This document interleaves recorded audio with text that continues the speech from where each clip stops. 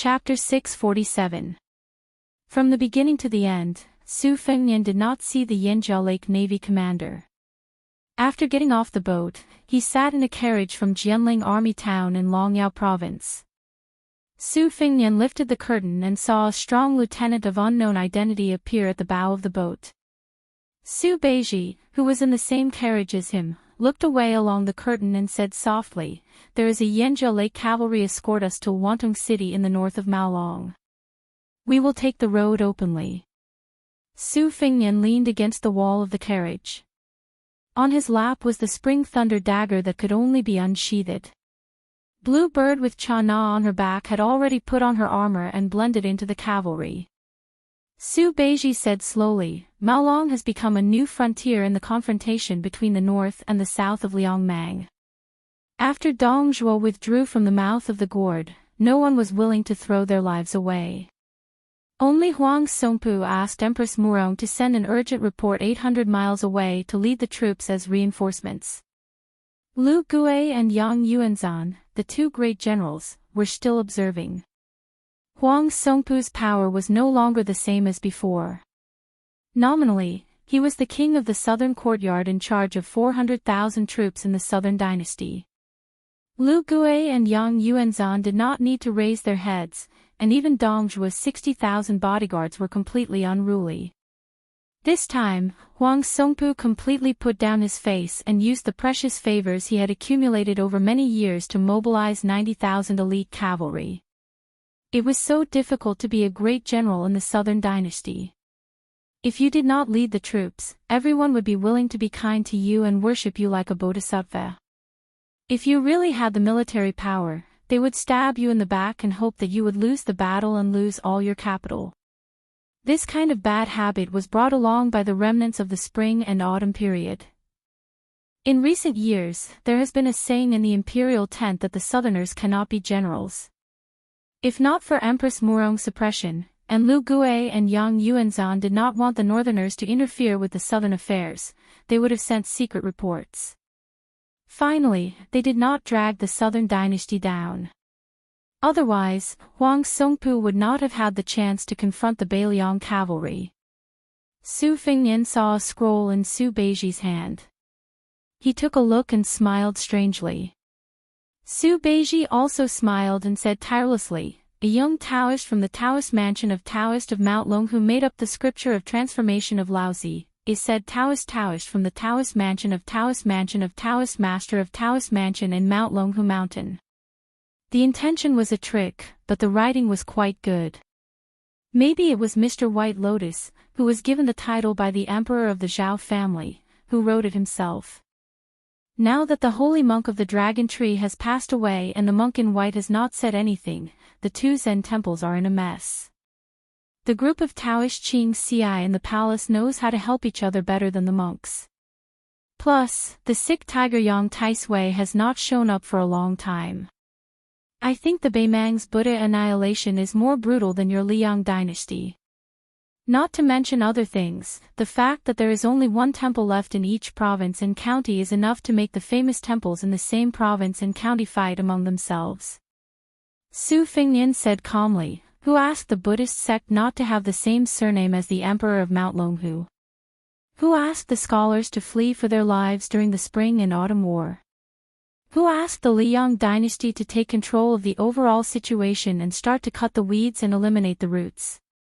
Besides, only in this way can the esoteric Buddhism of the western region see the hope of infiltrating the central plains. Only when Prince Xiao Kai crossed the sword garret and entered the plateau with the vase can he retreat unscathed and return with meritorious service. In this way, Beiliang's northern front is suppressed by Beimang, and Gu Jintang's former subordinates are involved in the eastern and southern fronts. Plus, there is the western region, which has been flirting with the imperial court, so we have enemies on all sides. Beiliang has suffered a great loss. Perhaps my master's many foreshadowing will be in vain." Su Beiji did not ask Beiliang about the layout of the retreat.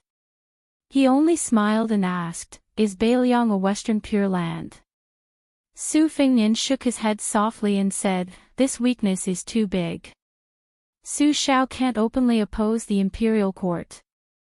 At most, he will turn a blind eye to the monks who fled into the country. This is already the greatest protection. Besides, a mountain cannot accommodate 2 tigers. No matter how big the temple in Bailiang is, it can't accommodate 2 monks chanting scriptures. The Buddhist sect of the western region has completely cut ties with Bailiang. This may be the reason why Zhang Julu pretended to be deaf and mute about the matter of eliminating Buddhism. He did not want to bear the evil reputation, but he wanted to take the benefits. As long as he can make Bailiang uncomfortable, he will do whatever he wants. If you don't ask, I can tell you. The western region and Shuzhou were originally the 2 dens of the cunning rabbit that my family worked hard to create. Now, one of them will be missing. Su Beiji frowned and said, whether that illegitimate son Zhao Kai can succeed is still uncertain. Su Fengnian still shook his head. I dealt with him during my 2nd journey and almost died at his hands. He is very cunning. With him in charge of the western region, he is like a new vassal king. Bailiang will definitely be unhappy. Su Beiji smiled and said playfully, Bailiang's big yellow sect Jean Lanting. Wasn't it your father who personally promoted him to become an official in the capital? How can he bite back? His death remonstrance may seem trivial, but in my opinion, it is far more ruthless than the old minister's bitter tears. Although he no longer has an official position, he has amazed the people in the imperial court with a single brilliant feat. Everyone in the court praises him, and some people even call him Jin Qingtian. It seems that Zhang Julu also has the intention to cultivate him. The Yan family became a relative of the imperial family, and the Jin family will be next. They will be able to take root in the capital in a few years. You Bailiang people are just a bunch of ingrates, but you all have good endings. Su Fengnian glanced at Su Beiji and sneered. Scholars all want to serve the imperial court. Have you heard of a few old Bailiang soldiers turning around and cursing Su Xiao? Su Beiji was speechless. Chapter 648. Su Fengnian bent down and took out a lacquered box from a bag by his feet. It contained a head smeared with lime. Su Beiji silently shifted his butt and hid in a corner, hiding far away. I heard from the old man in the sheepskin fur coat that the divine gate allowed one to become a land immortal. If it was a fake, it would take a long time to climb the divine gate. Fortunately, Old Li did not lie to me. There are only a handful of profound finger experts in the world. There are even fewer profound finger experts like you who have reached the peak. Those who died in such a humiliating manner like you are definitely even rarer. I don't know if I'll ever have the chance to use a strike like that again. I believe that if I were to do it again, I might not be able to use it even if I reached the true profound finger realm. You're really unlucky. Su Xiao once said that luck is also a form of strength. It's no wonder that your defeated opponent, Deng Mao, became one of the top 10 while you remained stagnant at the profound finger realm for more than a decade. As he listened to Su Fengnian ramble on with a head, Su Beiji could not take it any longer. With a pale face, he covered his nose and pleaded, "Can you close the box?" Su Fengnian lifted the box and handed it to Su Beiji, scaring Su Beiji so much that he slammed into the wall of the carriage. Su Beiji said angrily, "The dead should be respected. Raikun Diwu is a long-established senior of the Jianghu. Can you not trample on his head?" The white-haired Su Fengnian put down the box and continued to stare at the head that had died with its eyes wide open as he nagged. Although Mount Bubang has so many Ruan cavalry under its control and is destined to be Bailiang's mortal enemy in the future, the two of us should have minded our own business. I could have taken my maidservant and fled far away while you remained your general and mountain chieftain. Instead, you came to kill me. Who else should I kill if not you? This time, I went to Beimang to practice my saber. Every drop of divine will that I cultivated with great difficulty has been destroyed by your hands. Why don't you come back to life and let me slash you again? Hey, are you a man? If you are a man, then open your eyes and give me a clear answer. At the side, Su Beiji really couldn't stand this bastard Persimmon's nagging. He said angrily, "Can you stop for a while?" Su Fengnian bent down to pick up the box and extended it in front of Su Beiji. "Come, Su Juzi, say goodbye to the fifth raccoon." Su Beiji turned his head and bumped into the wall of the car. He even had the thought of killing someone. Su Fengnian closed the lid, put it back into the cloth bag, and laughed heartily. Su Beiji said angrily, "Is it fun?" Su Fengnian curled his lips and said, "Not fun." Su Beiji lowered his voice and said angrily, "How are you going to inherit the title of King of Bailiang in the future? How are you going to fight with so many strong opponents?" Su Fengnian lay horizontally in the spacious carriage and crossed his legs. He said softly, "I'll take it one step at a time. What else can I do?" Su Beiji wanted to smash this guy called Persimmon to death with the book in his hand. However, he inadvertently saw his white hair and silently stopped. Su Fengnian sat up and lifted the curtain. He waved at Blue Bird, who was wearing armor and holding a spear. When Blue Bird came closer with mixed feelings, Su Fengnian's face was fierce and angry. "If it wasn't for the fact that young master felt that you were beautiful, had a good figure, knew how to manage the household, and had outstanding martial arts skills, I really couldn't find a better girl or a more considerate maid than you. Otherwise, I would have abandoned you and run away in the Ruren Mountains. When you return to Bailiang, work hard to practice the 4-word formula. In the future, when you kill a few finger-profound realm experts, don't forget to say that you're this young master's maid before you kill someone. Remember." Blue Bird nodded lightly and smiled sweetly. The carriage returned to silence. Su Beiji read a few pages of scriptures that slandered Buddha. He couldn't help but raise his head and ask, "Is this how you treat all your servants?" Su Fengnian asked back, "Are you a master?" Su Beiji smiled and said, "I'm just a refugee. Of course I'm not a master. But you are." After Su Fengnian lay down, he looked at the ceiling and said softly, "That's why you'll never understand how Bailiang's 300,000 strong cavalry got to where they are today." No longer paying attention to Su Beiji, Su Fengnian finished humming that vulgar song for Mountain Patrol. Then he started humming a nameless song. "What's a hero? Chopping off his head to make a urinal. What's a hero? Does he know a unique skill like the monkey picking peaches? What's a hero? When you're penniless, can you conjure up a big flatbread?" Su Beiji, spoiled the mood, interrupted and asked, "Can I ask you something?" Su Fengnian stopped humming and nodded. Su Beiji asked curiously, "Do you still have the strength of a first pin?" Su Fengnian chuckled. "That's hard to say. As for me, I have a saber manual. Originally, I learned it step by step. After learning a move, I turned the page one by one. A while ago, I accidentally skipped to the last page. It's obviously a saber manual. The last page is called Blingxi, but it talks about the realm of the sword. What a coincidence. I have 12 flying swords on me. As long as they're not at the mysterious finger realm, I can kill one if one comes within 10 feet of me.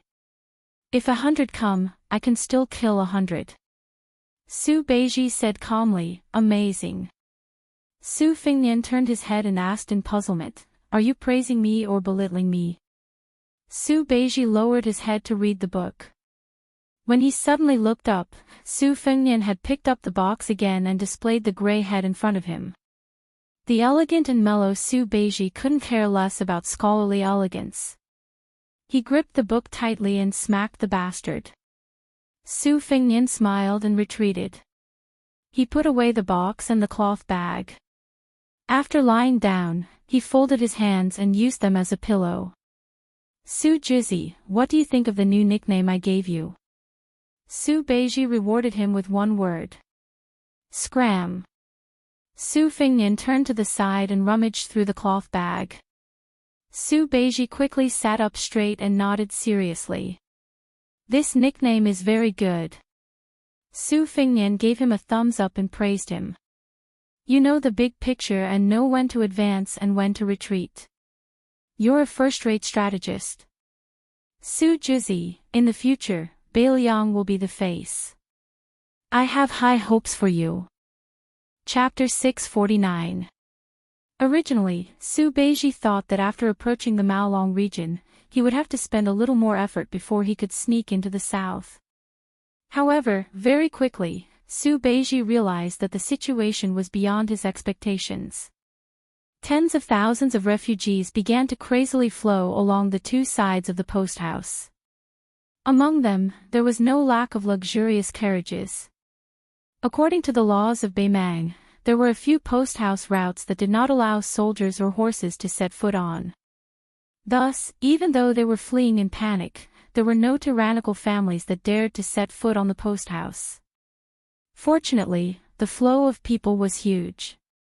2 flat paths had already been created on both sides of the post house. Carriages and horses could pass through without hindrance, only moving slowly. The post house routes of Beimang were interwoven like a net. The carriage that Su Beiji was in went against the flow. Behind him, there was an endless stream of cavalry that galloped from other post house routes to the south. Su Beiji ordered an Arrow Ridge cavalry officer to inquire about the situation. Only then did he receive an answer that made him even more flabbergasted. Even though Huang Songpu had personally led 90,000 elite cavalry to confront the Beiliang army, a group of Beiliang cavalry still directly slaughtered their way through the hastily set-up defensive line and headed straight for the capital of the south. Looking at their unstoppable sharpness, it seemed like they wanted to treat the 3 great generals as nothing and the 2 provincial decrees as decorations. They wanted to wipe out all the civil and military officials of the south. Historically, it had only been the northern cavalry going south that had this kind of boldness. Since this cavalry army whose numbers had yet to be determined were all white horses and white armor, it was naturally the Great Snow Dragon cavalry without a doubt. Their movement made Huang Songpu's already not that tight defensive line even more loosen. The great king of the southern courtyard, who had always held righteousness in high esteem, speculated that this was the work of Yin Qi, who besieged the city to attack reinforcements during the Battle of Huluku. Together with the great number of military towns behind him, none of them were soft persimmons that could be crushed under their feet. He only transferred out 20,000 light cavalry to chase after them, even strictly ordering them not to take the initiative to attack, placing more of his attention on building the defensive line and keeping a close eye on the remaining Beiliang cavalry. Moreover, for the first time, he used his status as the great king of the southern courtyard, a status that many of the influential figures of the southern dynasty didn't treat too seriously, to give Gu Serong and the other 2 provinces 2 sets of military orders that left no room for leeway. The common people of the southern dynasty couldn't care less about whether or not the general's plans were flawless, whether or not they had a card up their sleeves, or whether or not they would completely wipe out the Beiliang barbarians after the battle. They only heard that as long as those barbarians' horse hooves entered the city, they would massacre the entire city until it was empty. They also heard that even sharp weapons like the Beiliang sabers were continuously chopped until creases appeared on the heads of the barbarians. The 10,000 Long Xiang army was already this ferocious, so the 10,000 men of tile building and gentleman's pavilion were simply not enough to fill the gaps between the barbarians' teeth, let alone Su Rintu's 30,000 personal troops. If by any chance Su Yanwang personally came to Beimang, would the common people be able to drown Su Rintu to death with their saliva? Who the hell swore to us that as long as the Beimang armored cavalry was willing to go south and fight, they would be able to fill the Gongliang River with the corpses of the Beiliang's 300,000 armored soldiers, piling them up into a gigantic capital like never before? Which son of a bitch dares to deceive us in front of our faces again? I'm going to punch him until he's looking for his teeth on the ground. Su Beiji lifted the curtain and smiled as he introduced to Su Fengnian a group of cavalry troops with exceptionally solemn expressions outside the window. These are the troops from Huangxian town. The general leading them is surnamed Gu and his name is Luo. He's the son-in-law of the Longyao province's provincial magistrate. He's usually very arrogant and doesn't like anyone. It looks like he's really scared of you guys. The expression on his face is similar to that of someone who's ready to die. In the past few years, whenever the Bailiang army was mentioned, they would look askance and pout. Su Fengnian said flatly, "Foolish arrogance." Su Beiji laughed out loud and said, "Are you talking about me?" Su Fengnian frowned and said, "When you're in Bailiang, don't always talk about how your Bailiang is like. Bailiang has always been xenophobic. The military and the officialdom are similar. Let's not talk about the pros and cons of this kind of stubborn habit. In short, you have to take it easy." Su Beiji nodded and said, "I have my own plans." Su Fengnian muttered to himself, "Don't tell me they're really going to fight all the way to the imperial court of the South Dynasty. They must have eaten tens of thousands of pounds of bear's heart and leopard's guts. Who's the one leading the troops? It's not like Yuan's Wazong style." Su Beiji hesitated and said slowly, "Don't you find that Bailiang is a bit like the fields at the foot of the Ruren mountain that we saw?" Su Fengnian asked, "There's a shortage of young people and old people?" Su Beiji said slowly, "The king of Bailiang has 6 foster sons. Needless to say, Chen Jibao can be given the title of king anywhere. With his talent, he can even start his own army. Yuan's Wazong is worthy of being called a talented general. It's not difficult for him to take charge alone. He can easily destroy a city with tens of thousands of elite troops. However, it's hard to say if he can command the overall situation. Qi Dangua is just a brute who charges into battle and carries the royal flag of Su. Yi Shizhen is good at scheming. He is called the next young talent Zhao Chongling. In the end, he is still a strategist behind the scenes who needs to rely on others. Yao Jian is a feng shui master who is familiar with unorthodox methods. He has always stood aloof from worldly affairs. As for Chu Lushan," Su Fengnian smiled and said, "Among Su Zhao's 6 adopted sons, if you really want to talk about who can barely stand shoulder to shoulder with Chen Jibao, it's only him. He is a true all-rounder. As long as it's something he knows, he's proficient in it. My master is not famous because of Zhao Chongling. Chu Qiu and Chen Jibao are in similar situations." Su Beiji continued, "Wei Fu, Qing Dian, Xiong Shou, Ningame, these young and strong high-ranking military officers, compared to Chen Jibao, the gap is very big, much less those who are biased toward you, the heir apparent, are pitifully few. Therefore, other than Chen Jibao and Chu Lushan, Bailiang cannot find a third outstanding general who can stand up to Dong Zhuo alone." Su Fengnian smiled but did not speak. Su Beiji asked, "Is there someone else hiding?" Su Fengnian laughed and said, "Have you forgotten my second sister?" Su Beiji said doubtfully, "You also know that talking on paper and personally leading troops are 2 different things." Su Fengnian's expression changed dramatically. He clenched his fists because he knew who was leading the Great Snow Dragon cavalry to Nanjing. Su Beiji immediately guessed the truth. He said bitterly, "If she can return to Bailiang alive, I will be convinced." Su Fengnian exhaled deeply. His brows relaxed. He closed his eyes and leaned against the wall of the carriage. He said with a smile, "Then you can be convinced now. My second sister had memorized all of Beimang's military towns, villages, and post stations before the age of 14. Su Beiji thought carefully in his heart and then shook his head hard. After a long time, he asked, "Why?" Su Fengnian rubbed his face and said softly, "When she was young, she made a bet with my eldest sister. Second sister said that she would lead troops to Nanjing before the age of 30.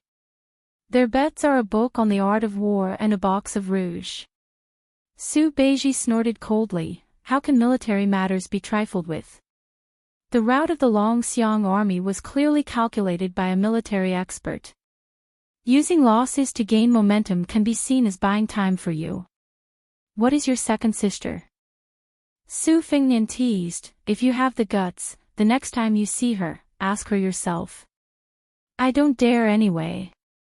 Su Beiji was stunned. You even dared to go to Ruoshui and kill the 5th raccoon, but you don't dare to see your second sister. Su Fengnian sighed. He had a headache. When he was practicing the knife, he didn't talk to her when he saw her. This time, he went in a big circle in Beimang. Wouldn't she chase after him with a sword? The cavalry went deep into the hinterland like a butcher dismembering an ox.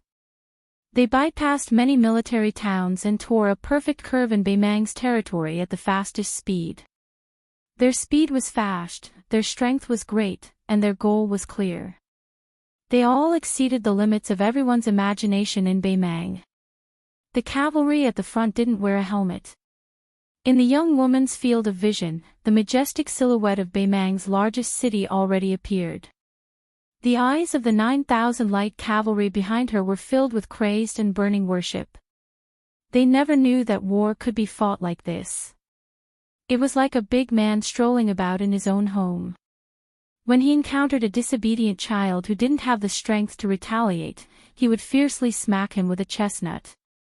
Every time they came into contact, it was just like she said, where and when they would cross swords with many troops.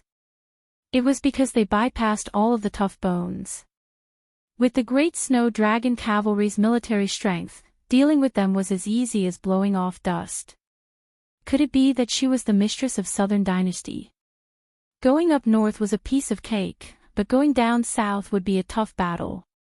However, this daddy has even seen Nanjing Manor's city gate, so why would I be scared of you bunch of grandsons?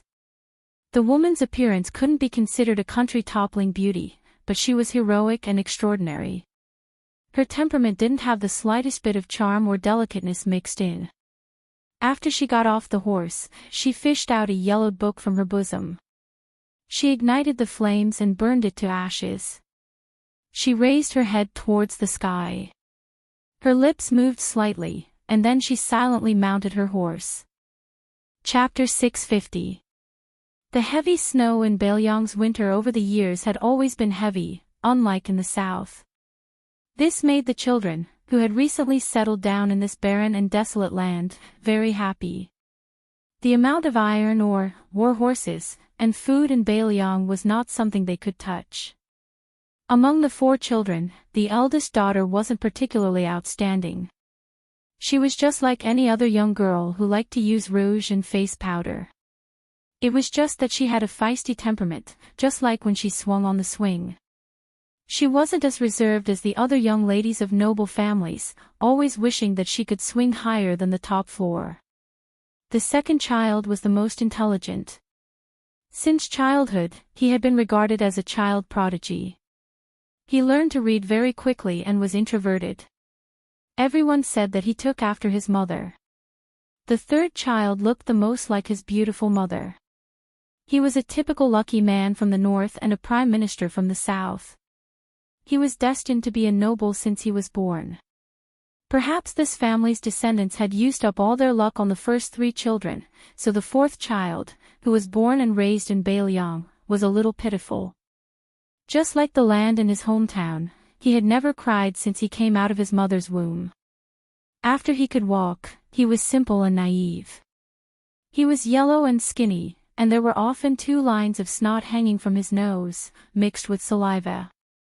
The servants in the mansion also thought that the mistress died because of him. In private, they liked the first 3 young masters from the bottom of their hearts. Only the 4th child, who was extraordinarily strong, disliked him. Some brave young servants would fiercely bully him when there was no one around.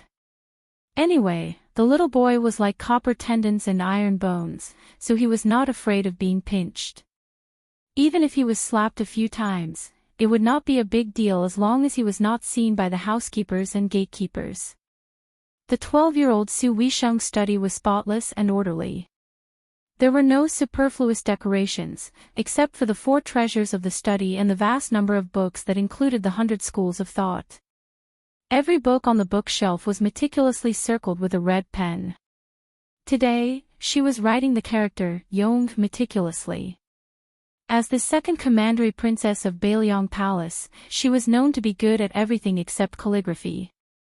This made Su Weisheng, who was always eager to outdo others, go to a dead end and swear to write a satisfactory regular script.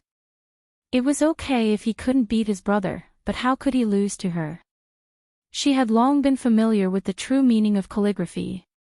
She didn't need others to teach her how to write. She knew very well how to write with a straight brush and a side brush to the point of perfection. However, when it came to her to write, it was always twisted like an earthworm. This made Su Weisheng, who had written more than 3,000 characters this autumn, a little annoyed. A handsome boy with red lips and white teeth carried a corpse that was smaller than him into the study.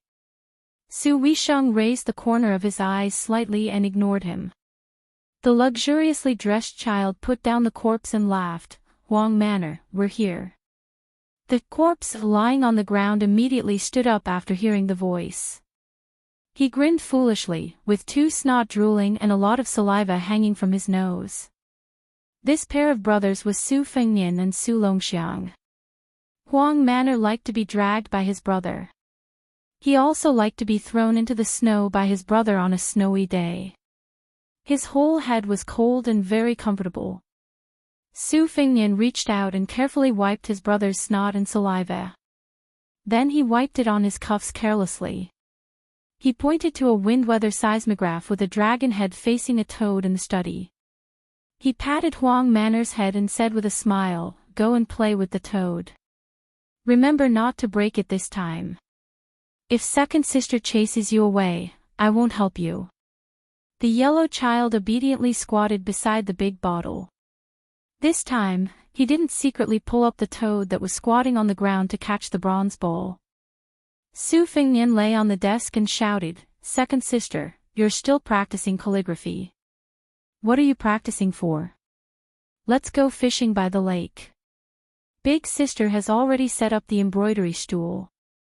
Su Weisheng, who was already a young girl, didn't even look at her brother Su Fengnian. Su Fengnian scratched his head and said helplessly, "You really don't want to go?" Su Weisheng said impatiently, "Write another 60 young characters. I still want to study." Su Fengnian, who was used to it, said, "Oh," and laughed. He grabbed the brush and spread out a large piece of paper. He scribbled a few dozen young characters in one breath before returning the brush to his second sister. "Look, you've already finished writing. Let's go play together." Su Weisheng glared angrily. The little heir of Bailiang Palace whistled and didn't care at all. Su Weisheng put down the brush and said coldly, "Just half an hour." Su Fengnian smiled and said, "Okay." The 3 siblings walked out of the study together. Huang Man was naturally dragged out by his brother. Su Fengnian asked, "Second sister, when is it going to snow?" Su Weisheng frowned and said, "The frost has just started. It's not even the beginning of winter yet. Besides, it might snow a few days after the light snow this year." Su Fengnian made a face and said, "Second sister, you're so smart. Why don't you just let the heavens snow earlier?" Su Weisheng reached out and pinched the little heir's ear hard. This year, Bailiang's first snow really did come 3 days after the light snow. The 2 young ladies and the 2 younger brothers were having a snowball fight.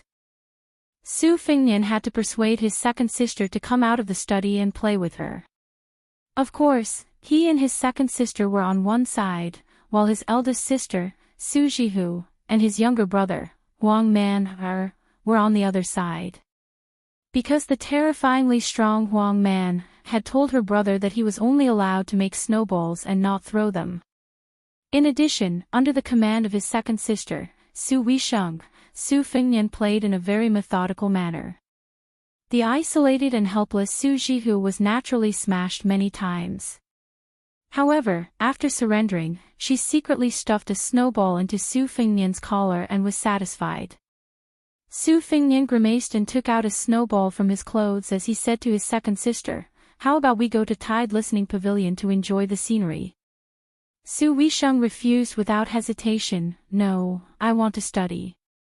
Su Jihu helped her brother take out a snowball and said with a smile, it's enough for a girl to marry a good husband. You've read so many military books. Don't tell me you still want to be a general. Su Weisheng glanced at this older sister who had been an enemy since they were young. She couldn't be bothered to speak and turned to leave. Su Jihu made a face at her younger sister's back. Su Weisheng seemed to have eyes on the back of her head. She paused and turned her head to say coldly, "How many more years do you think Su Fengnian will be able to play?" Su Jihu furrowed her beautiful brows. She put her hands on her hips and asked, "How do you know?" Su Fengnian sensed that something was amiss and knew that they would be implicated if they stayed any longer. He pulled Huang Man and hurriedly left the battlefield. Afterwards, he found out that his two sisters had made a bet. That year, the snow in Beiliang was exceptionally heavy. The young heir almost thought that the heavens were an old farmer who raised geese. Otherwise, why would there be so much goose feather snow? Su Fengnian was led by a man in a black robe into the military town of Maolong in a carriage. The taciturn man was the coachman himself. Maolong, who was patrolling the city, saw the man's token and stood still solemnly. The general's token. Beiliang was huge, and there were 300,000 cavalrymen, but there were only 9 tokens in total. The 6 adopted sons of the general each had 1 token. The other 3 tokens were in the hands of someone else. Su Fengnian recognized the general's token and the coachman's identity. He only had 1 title, ugly. He was one of Su Zhao's men of sacrifice from Earth Branch. In the Battle of the Concubine's Tomb, Yuan Zuozong was not the only one who survived. This man of sacrifice also survived. The number of people he killed was not much less than White Bear Yuan Zuozong. Su Fengnian did not reveal his identity as the heir and went to the general's mansion in Maolong. He just chose a secluded inn to stay in. The innkeeper had already fled for his life. However, with Blue Bird by his side, Su Fengnian did not have to do anything. Everything was comfortable. Su Fengnian said that he would stay here for a few more days. Ugly naturally had no objection. When this cold-hearted man of sacrifice first saw His Royal Highness, he also had a fleeting moment of absent-mindedness. When he wrote the 4 words in the secret letter, his hand trembled slightly. The heir's hair turned white. After waiting for 3 days, Su Fengnian left the city and went south. The carriage had not yet arrived at Gujuan town. Waves of iron hooves shook the earth. No less than 5,000 white horses rushed over like a line of snow.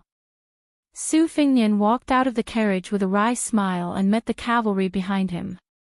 The first horse galloped and then slowed down. The woman rode the horse to a dozen steps away from Su Fengnian and looked down at him coldly. She originally had too many words of reprimand hidden in her mind, to the extent where she even wanted to give him a few horse whips, and then tie him up and bring him to northern Liang.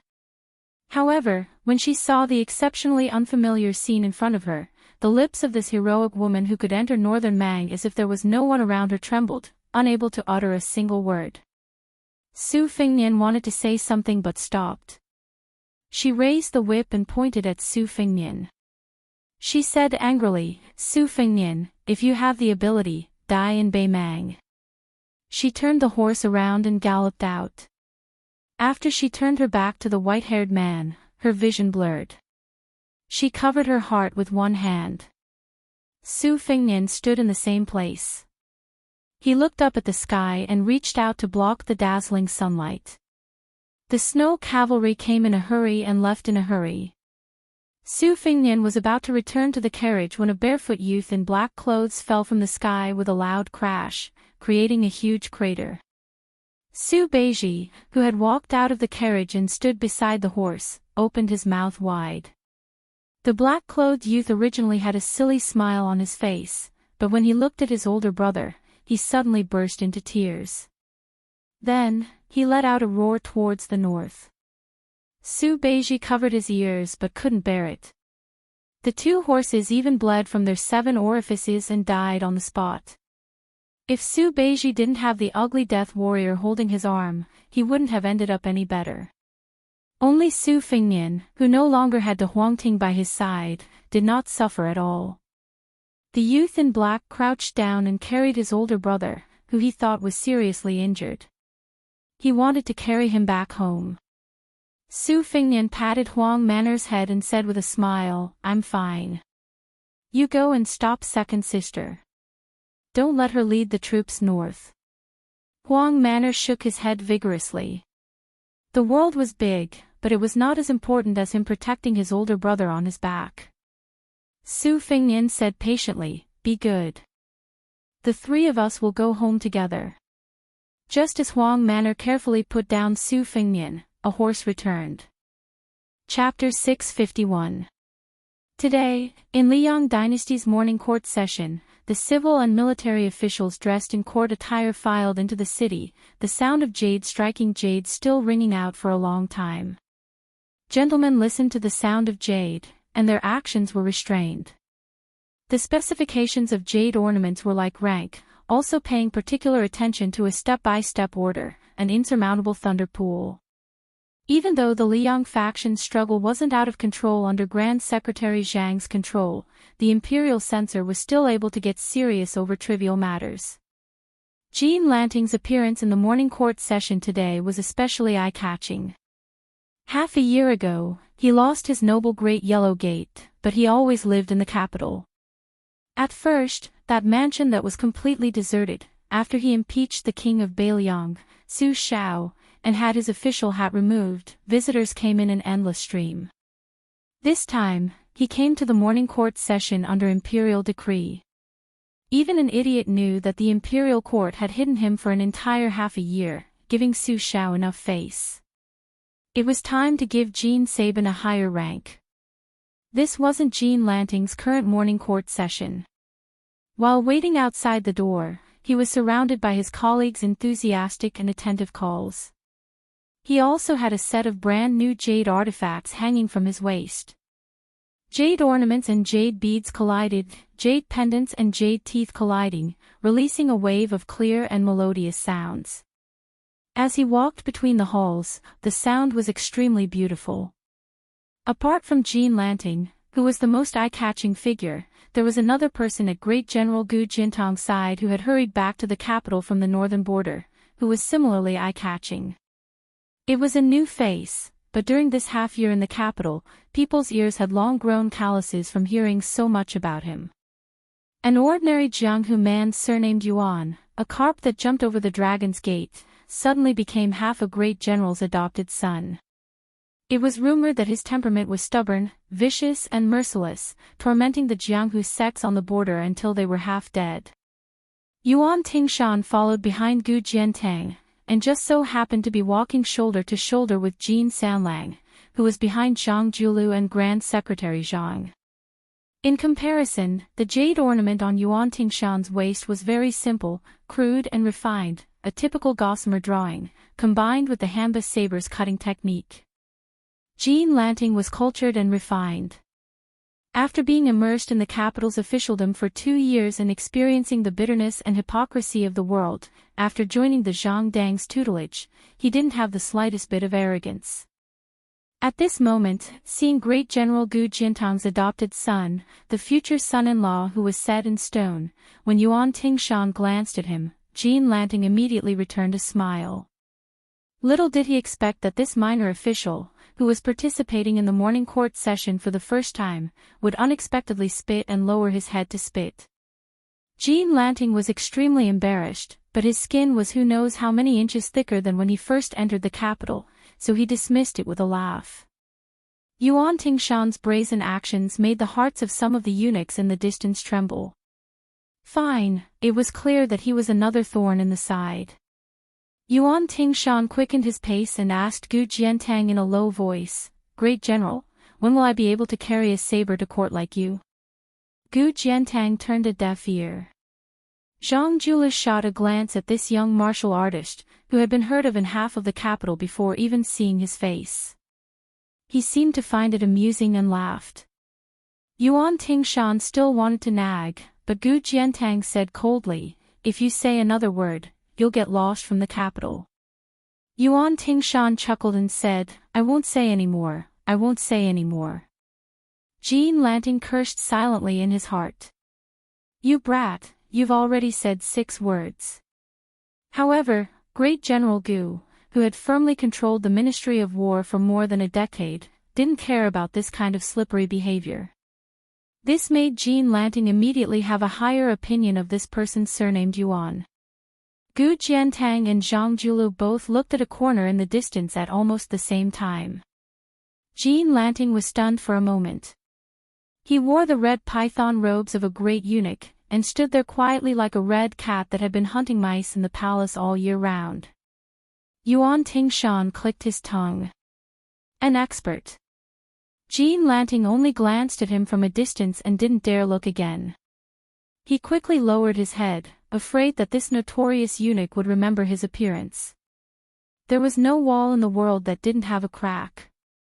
Presently, there was news from the palace that this powerful eunuch, the head of the court's 100,000 eunuchs, still held a revered position. He was no longer as unmoving as he had been for more than a decade. This was because a young eunuch who had entered the palace at a young age had been chosen by Empress Xiaoji. Together with a few servants, he could be said to have interacted with the emperor day and night. His name was Tonglu, and he had only recently been bestowed the surname of Song by the emperor. Song Tonglu came from the Directorate of Credentials of the 12 Directorates. His background was clean, and his master was the head eunuch of the Internal Affairs Bureau. For many years, he was one of the few eunuchs who could walk side by side with Han Diaoxi in the palace. Song Tonglu had never made a mistake in the matter of imperial edicts. He was kind to others and had a gentle personality. Other than the difference between his position and Han Diaoxi's, his personality was also the complete opposite. At this sensitive time when several princes in the capital were about to be made kings, the emperor was close to Song Tonglu, who had been promoted by the empress, and was estranged from Han Diaoxi, who was close to Prince Xiao Kai. This undoubtedly made the powerful officials and nobles smell a trace of blood. The number of people who wanted Han Diaoxi dead was no less than the number of officials who wanted Su Xiao to fall from power. Some of the officials in the capital who had quietly placed their bets on the princes were secretly glad that they hadn't wasted their energy on Xiao Kai, whose background was unclear. For the first time in more than a decade, the red python-robed eunuch who hadn't appeared in court gently turned around and walked without a sound. Han Diaoxi habitually walked in the shadows of the palace walls. It was impossible to see the expression on his clean white face. Chapter 652. Beimang didn't have a capital until Murong Empress usurped the throne. She used 400,000 soldiers and 900,000 people to build the capital. It took 9 years. The king of the northern courtyard, Su Huainan, and the father and son from the central plains, Zhang Rou and Zhang Lu, were responsible for the planning. Immortal Qilin and many geomancy masters also participated in the planning. After the new city was built, the royal family, nobles, and civil and military officials first moved in. Now, there were 30,000 prostitutes in Beimang. It could be seen that the capital of Beimang was magnificent and not inferior to the capital of Liang. It was just that after the capital was established, the empress still followed the ancient system of the 4 seasons of the tent, going out to patrol all 4 seasons. The Northern Mangs Painted Ash Conference, which had been criticized by the Central Plains for a long time, originated from this.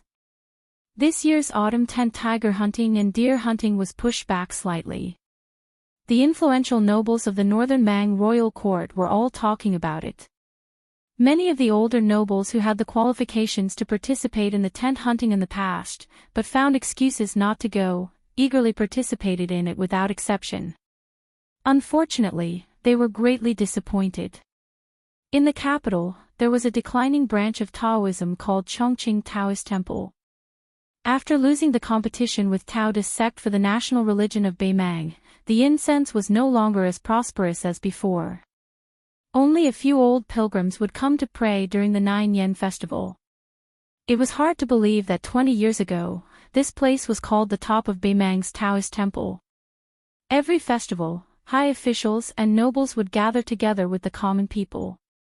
It was only because the immortal in the temple had opened a Taoist temple and immortals were willing to teach the art of longevity. These years, the Chongqing Temple could only rely on some scholars who were rushing to take the imperial examinations to stay overnight. Perhaps the Chongqing Temple's luck was really at its end. There had never been a scholar who was nominated after staying here. Over time, the 20 or so Taoists in the temple had been living more and more desolate lives. Fortunately, an old scholar came a few days ago and gave them a decent amount of silver. Only then were they able to eat. The old Confucian scholar who rented a dark and gloomy side room had a good conversational style. He often chatted with the old Taoist priests for an entire afternoon. When they were alone, the old Confucian scholar would flip through some of the scriptures that no one had been interested in for many years. He lived a leisurely and peaceful life. One day, a tall, sleepy man came to the Chongqing Taoist temple. He didn't even bat an eyelid as he swept the floor full of fallen leaves. The pilgrim asked twice in a warm voice. The little Taoist boy lazily picked up the broom and pointed to the old Confucian scholar's remote residence. The man walked over with a smile. After passing 2 courtyards, he found the old Confucian scholar sitting in the middle of the courtyard. The man respectfully said from the bottom of his heart, "Jing Yan greets the imperial decree of peace." The old scholar came back to his senses and smiled. He gestured for the newcomer of the chess and sword music school to sit down casually. Hong Jingyan put on a posture of listening attentively. The old Confucian scholar glanced at this proud student who had been deliberately suppressed by him. He said softly, "I know what you're here to ask for. I might as well be frank with you. If I were to shamelessly ask His Majesty for the iron cavalry of the Ruin 5 towns, I could also hand it over to you.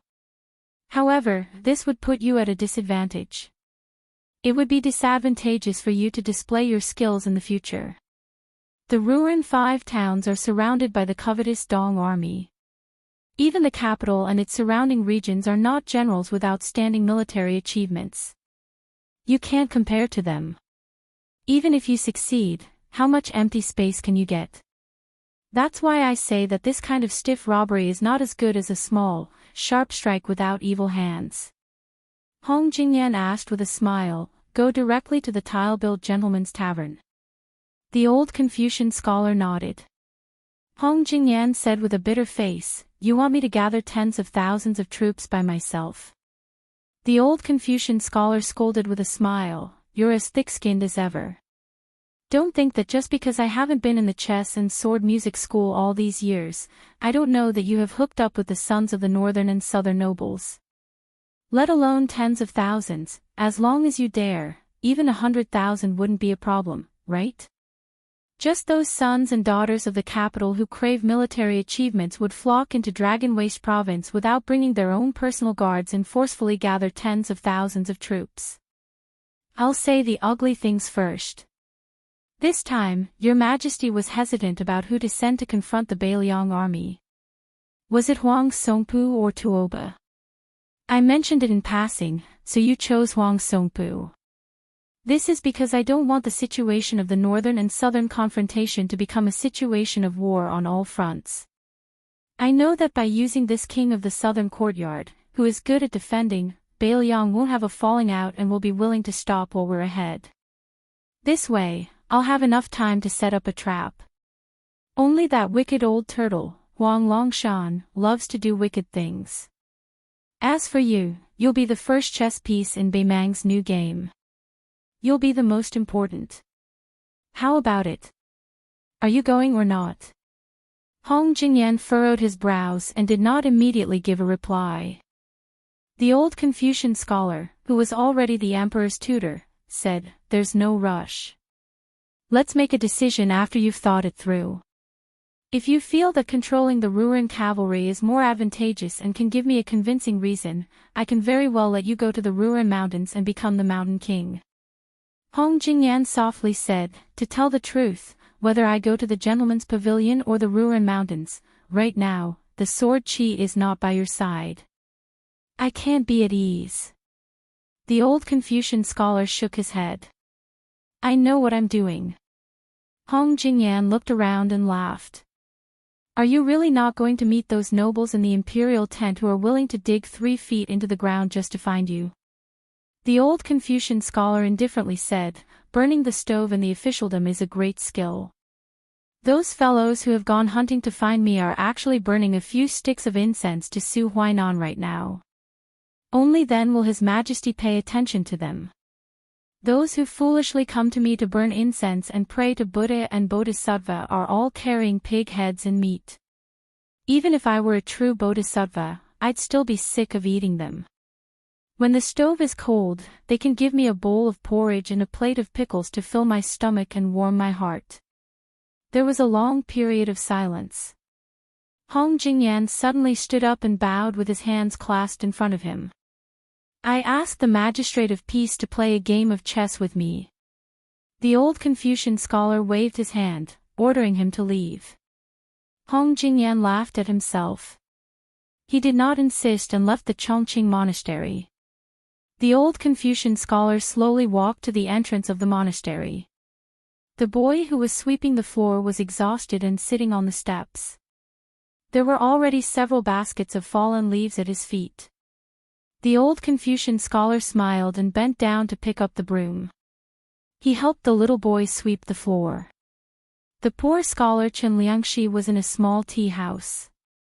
He muddle-headedly met a rich man from Beiliang who was talking about everything under the sun. He also muddle-headedly followed the hunchbacked and lame old man into a house. There were 2 jade lions in the house and a large plaque with golden words.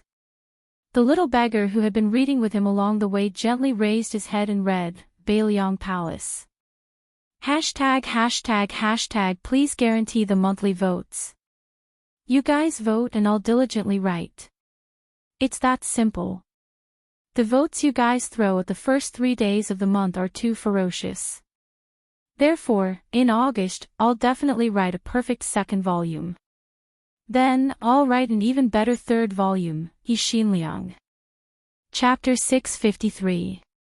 Seeing that the 2 horses were killed by Su Longxiang, Su Weisheng asked the crossbowman to bring 2 more horses. Ugly was not suitable to show himself, so Su Weisheng sent him to hide in the dark. Blue Bird drove the carriage. Su Fengnian sat in the carriage while Su Weisheng rode the horse outside. Su Beiji sat in the same room as Su Longxiang, his entire body feeling uneasy. Right now, Ren Tu's second son's infamy had spread far and wide in northern Mang. No one doubted his ability to break through enemy lines. Su Beiji was truly scared that a single word of disagreement would cause his limbs to be torn apart like a grasshopper's legs by this withered yellow youth. Su Fengnian lifted the curtain and said, I originally wanted to enter through Toppling Horse Pass. Which way do you want to go? Su Weisheng said calmly, I'm just giving you a ride. Father gave me tens of thousands of cavalrymen, not to send them to their deaths. Su Fengnian deliberately ignored the innuendo in his words and said with a smile, when we part, I'll give you a gift. Su Weisheng did not comment. She walked for 7 to 8 miles, stopped the horse and said, although there are no more than 1,000 Beimang soldiers near Gumaolong, there are still many horse stables left. Su Fengnian got off the carriage and handed Su Weisheng a bag. She said indifferently, it's okay. Other than Blue Bird and Ugly, there's also an otherworldly item wandering 100 miles away.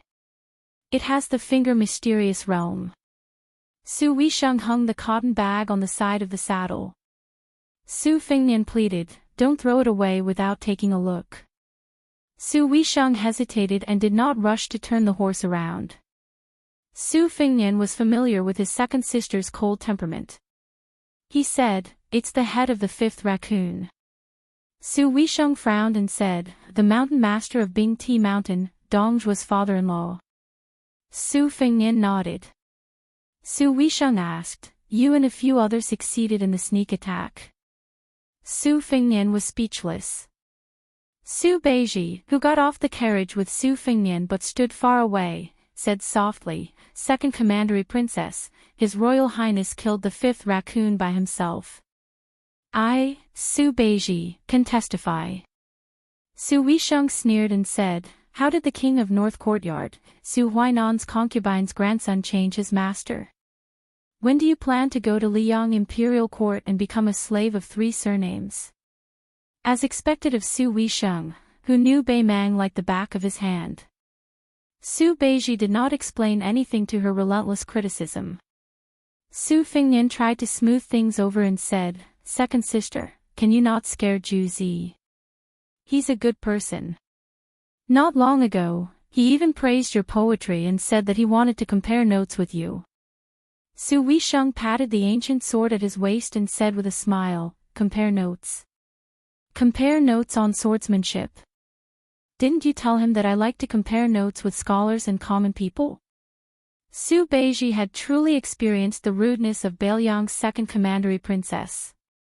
Su Fengnian said helplessly, all right.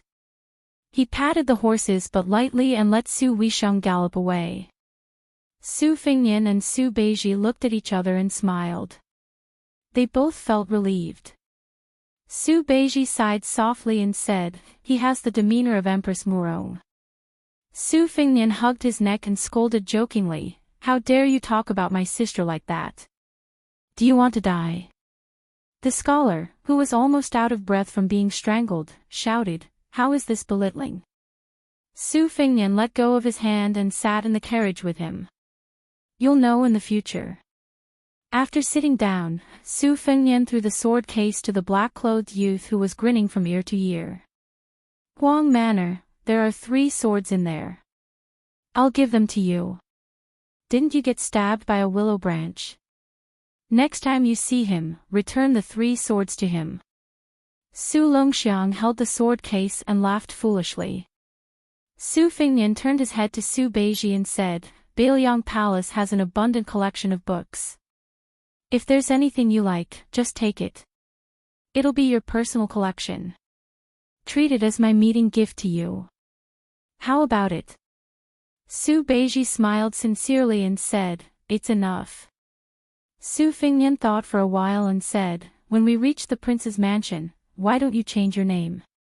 Su Beiji shook his head and thanked Su Fengnian for his good intentions. It was obviously not wise to parade around Beiliang with the identity of Su Huainan's grandson. However, there were some things that Su Beiji did not want to shrink back from. Su Fengnian said regretfully, "Su Juzi. What a delightful name." Su Beiji reminded him, "Your Highness, you don't have Diwu Raccoon's head anymore." Su Fengnian said, "Oh," and snapped his fingers. Not long after, a slender, snow-white wrist reached into the carriage curtain. When Su Beiji saw the happy face of the otherworldly item in the red robe, he had goosebumps all over his body.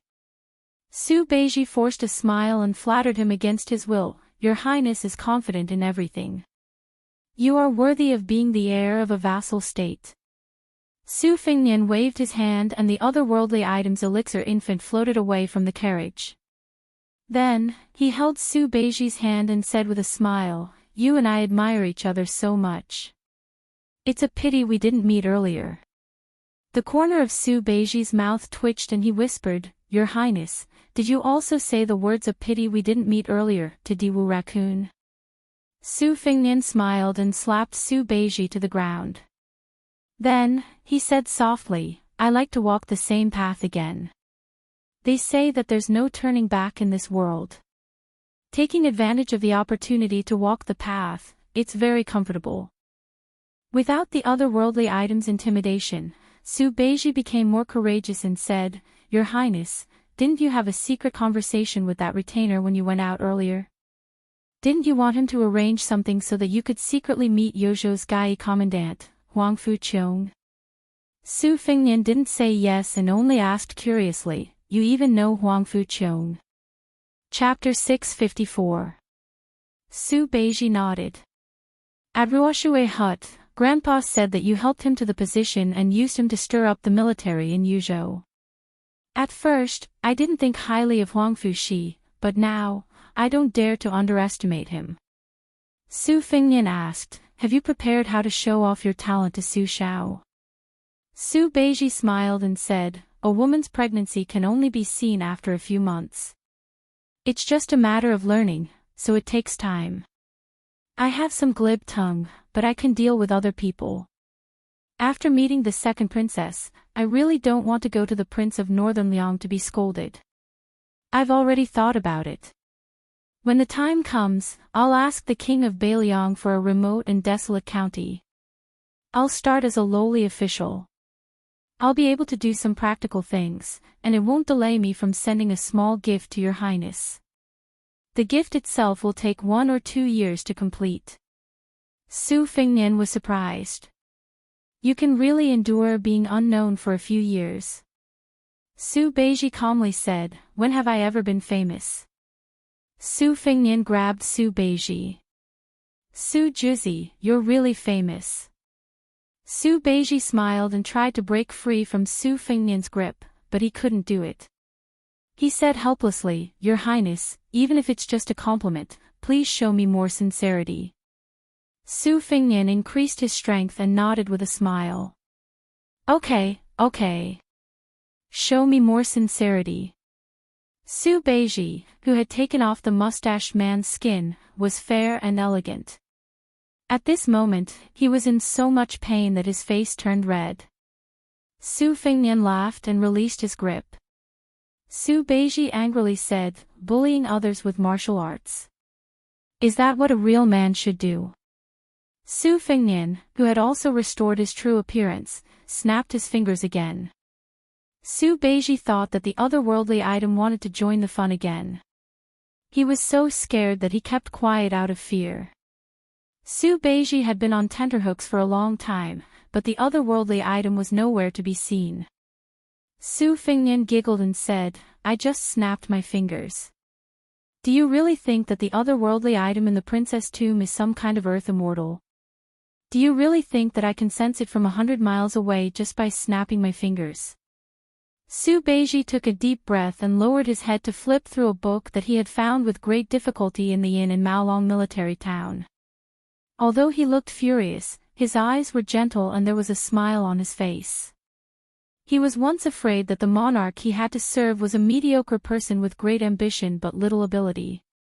However, he was even more afraid of meeting a master who seemed to be respectful and modest, who on the surface wished to sleep on the same bed and eat the same bowl as you, but in the depths of his heart, he only treated scholars as murderers. Su Beiji didn't want his knowledge to be wasted on reading people's expressions and guessing their thoughts. Su Beiji put down the book and said worriedly, before you came to Beimang, the Liang imperial court had already started to arrange for the princes to leave the capital and be infeft as county kings. County kings don't have military power, but they can participate in local, state, and county politics.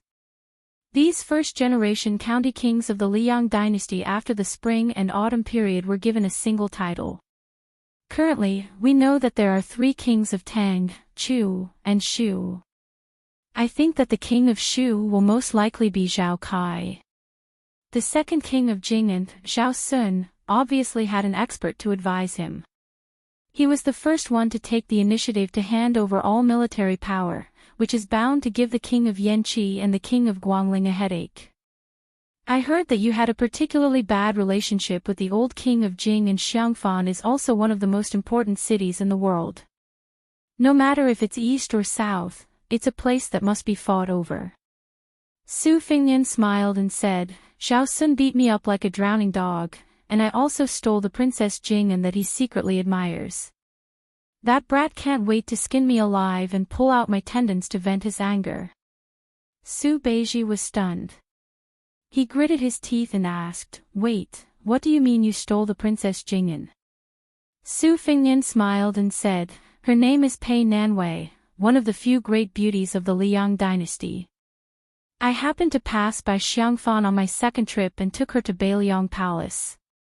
Su Beiji kicked Su Fengnian's calf. Su Fengnian didn't bicker with him. He patted the dust off and said helplessly, She's not your wife, what are you so anxious about? Su Beiji glared at him.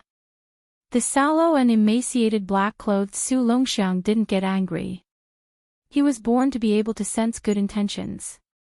Su Fengnian put away his cynicism and said softly, "Don't worry, I've done enough ridiculous things. From now on, I'll only be messing around in Bailiang." Su Beiji snorted coldly.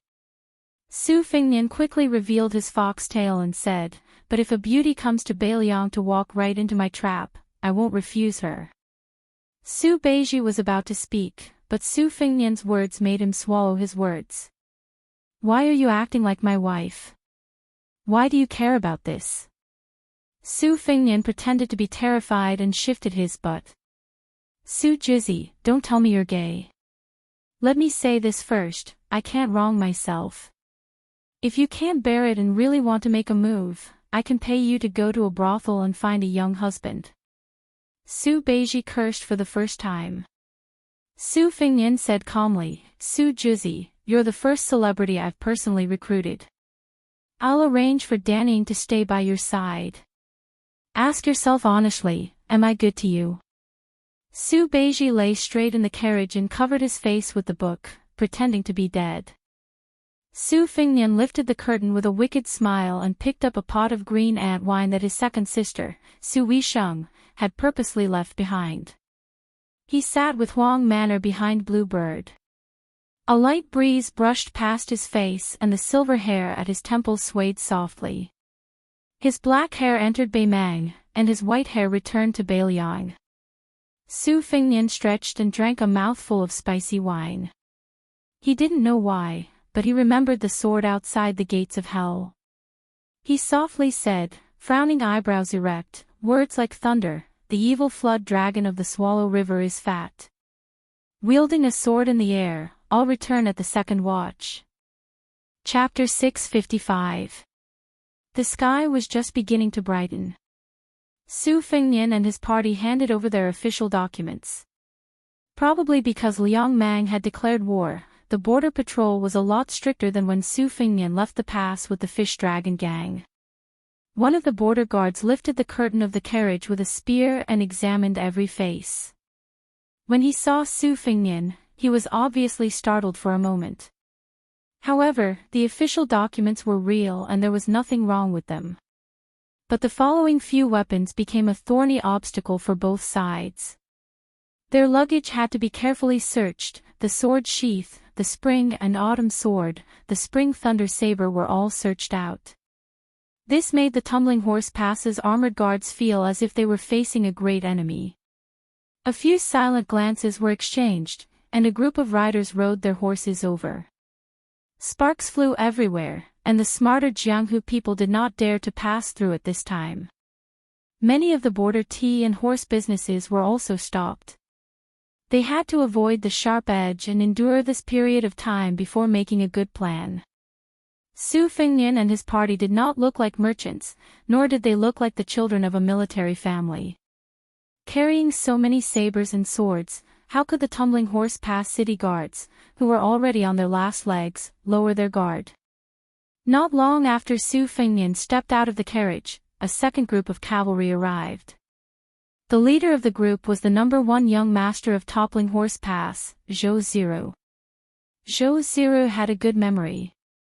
When he saw this familiar face that used to belong to that small gang, he frowned.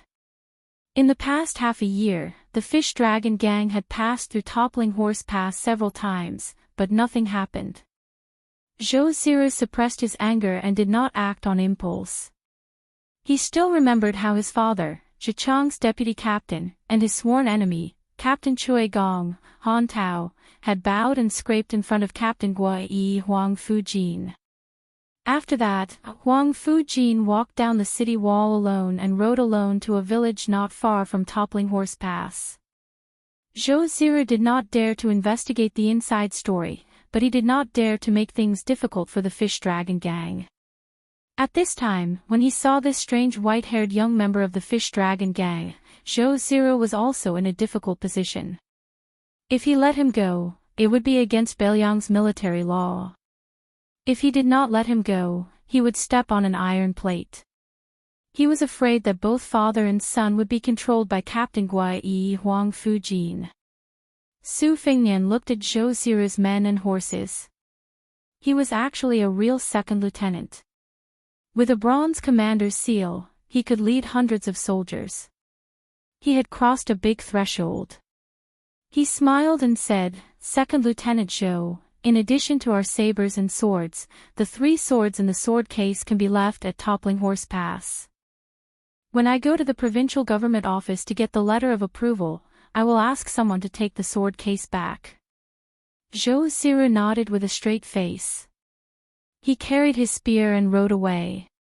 Su Fengnian sat back in the carriage. Su Beiji said in a low voice, "The Bailiang cavalry does have a reason to be the best in the world." The carriage moved slowly. Su Fengnian lifted the curtain and pointed out the window. He smiled and said, "In the past, there would often be martial artists from outside the village competing in martial arts on that declining stage to gain some good luck and prestige. Now, you won't be able to see it. Generally speaking, martial artists who know some small tricks won't advertise in the local area. The people in the village know everything about the outside, so it's not easy to cheat people of their money. If they dare to open a martial arts school or school in their hometown, unless the place is too small and they haven't seen the world, their skills can't be considered too bad. The local martial arts schools in Bailiang have always been more miserable. They have to live with their tails between their legs. Most of them have to rely on the government to do things. When I went out this time, I was following a small sect that had lost power in Lingzhou. Every family has their own difficulties. However, it also gave me a rough idea. Is it possible to support a school similar to the chess and sword music school outside of Bailiang and outside of Bailiang? One in the light, one in the dark. It's interesting to think about letting the puppets under me become the chief of the Wulin Alliance. Su Fengnian might have said it as a joke, but Su Beiji thought about it seriously. He said, "The imperial court has its laws, and the Jianghu has its rules. They might not be the same.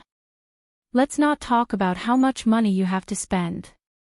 If you don't personally put in a lot of effort, can you really play it well?"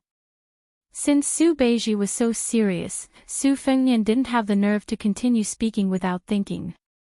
He followed along and said, "You can use other people's stones to polish jade. First, you can copy what the Empress of Beimang did. As for whether or not you can't acclimatize, you have to try before you know. You also know that the prince's mansion has an armory.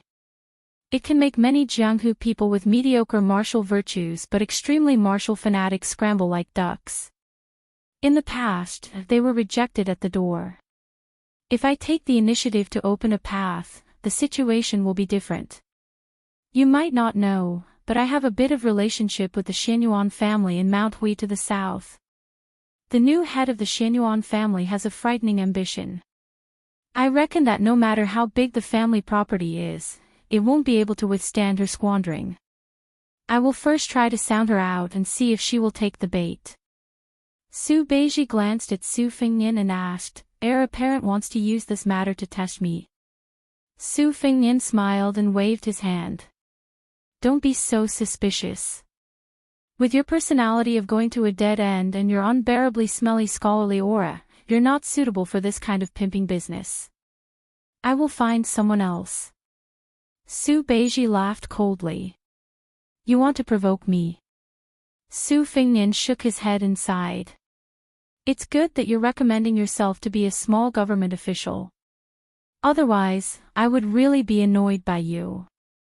I'm lucky to have met you now. A few years ago, when I met someone as talented and knowledgeable as you, who was also quite good-looking, I could beat down 17 or 18 of them in one go. Of course, I brought along my vicious servants and vicious dogs." Chapter 656. Su Beiji's mind wandered and he suddenly said, "Why do I feel that the future king of Shu will take another step forward? Although Western Shu has always been a place of defense, Zhao Kai himself is the leader of the forces in the western regions. If he can really kill two birds with one stone and cut off the connection between Beiliang and Xu Zhao, the Zhao family's decision would be very ruthless. If Zhao Kai, who has always been an insignificant figure in the imperial court, can really gain a firm foothold in the position of King of Shu, and if the position of Crown Prince is always empty, I think this is not a good situation for Beiliang. Su Fengnian smiled and said, Zhao Kai is going to the western regions. It's hard to say whether he will live or die. Su Beiji frowned and said, you can leave Beimang, but he can't leave the western regions. If there is such a thing as the Son of Heaven, then Zhao Kai, who is a prince, is much more suitable than you. Su Fengnian nodded and said, that makes sense. Then I will go and kill Zhao Kai, an eye for an eye. Su Beiji was surprised and said, really? Su Fengnian said calmly, I will personally bring people there. Su Beiji began to calculate in his mind. Su Fengnian had already noticed a detail.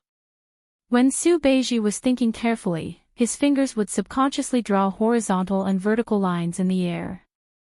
Su Fengnian suddenly thought of the unlucky phrase, extreme wisdom is bound to hurt.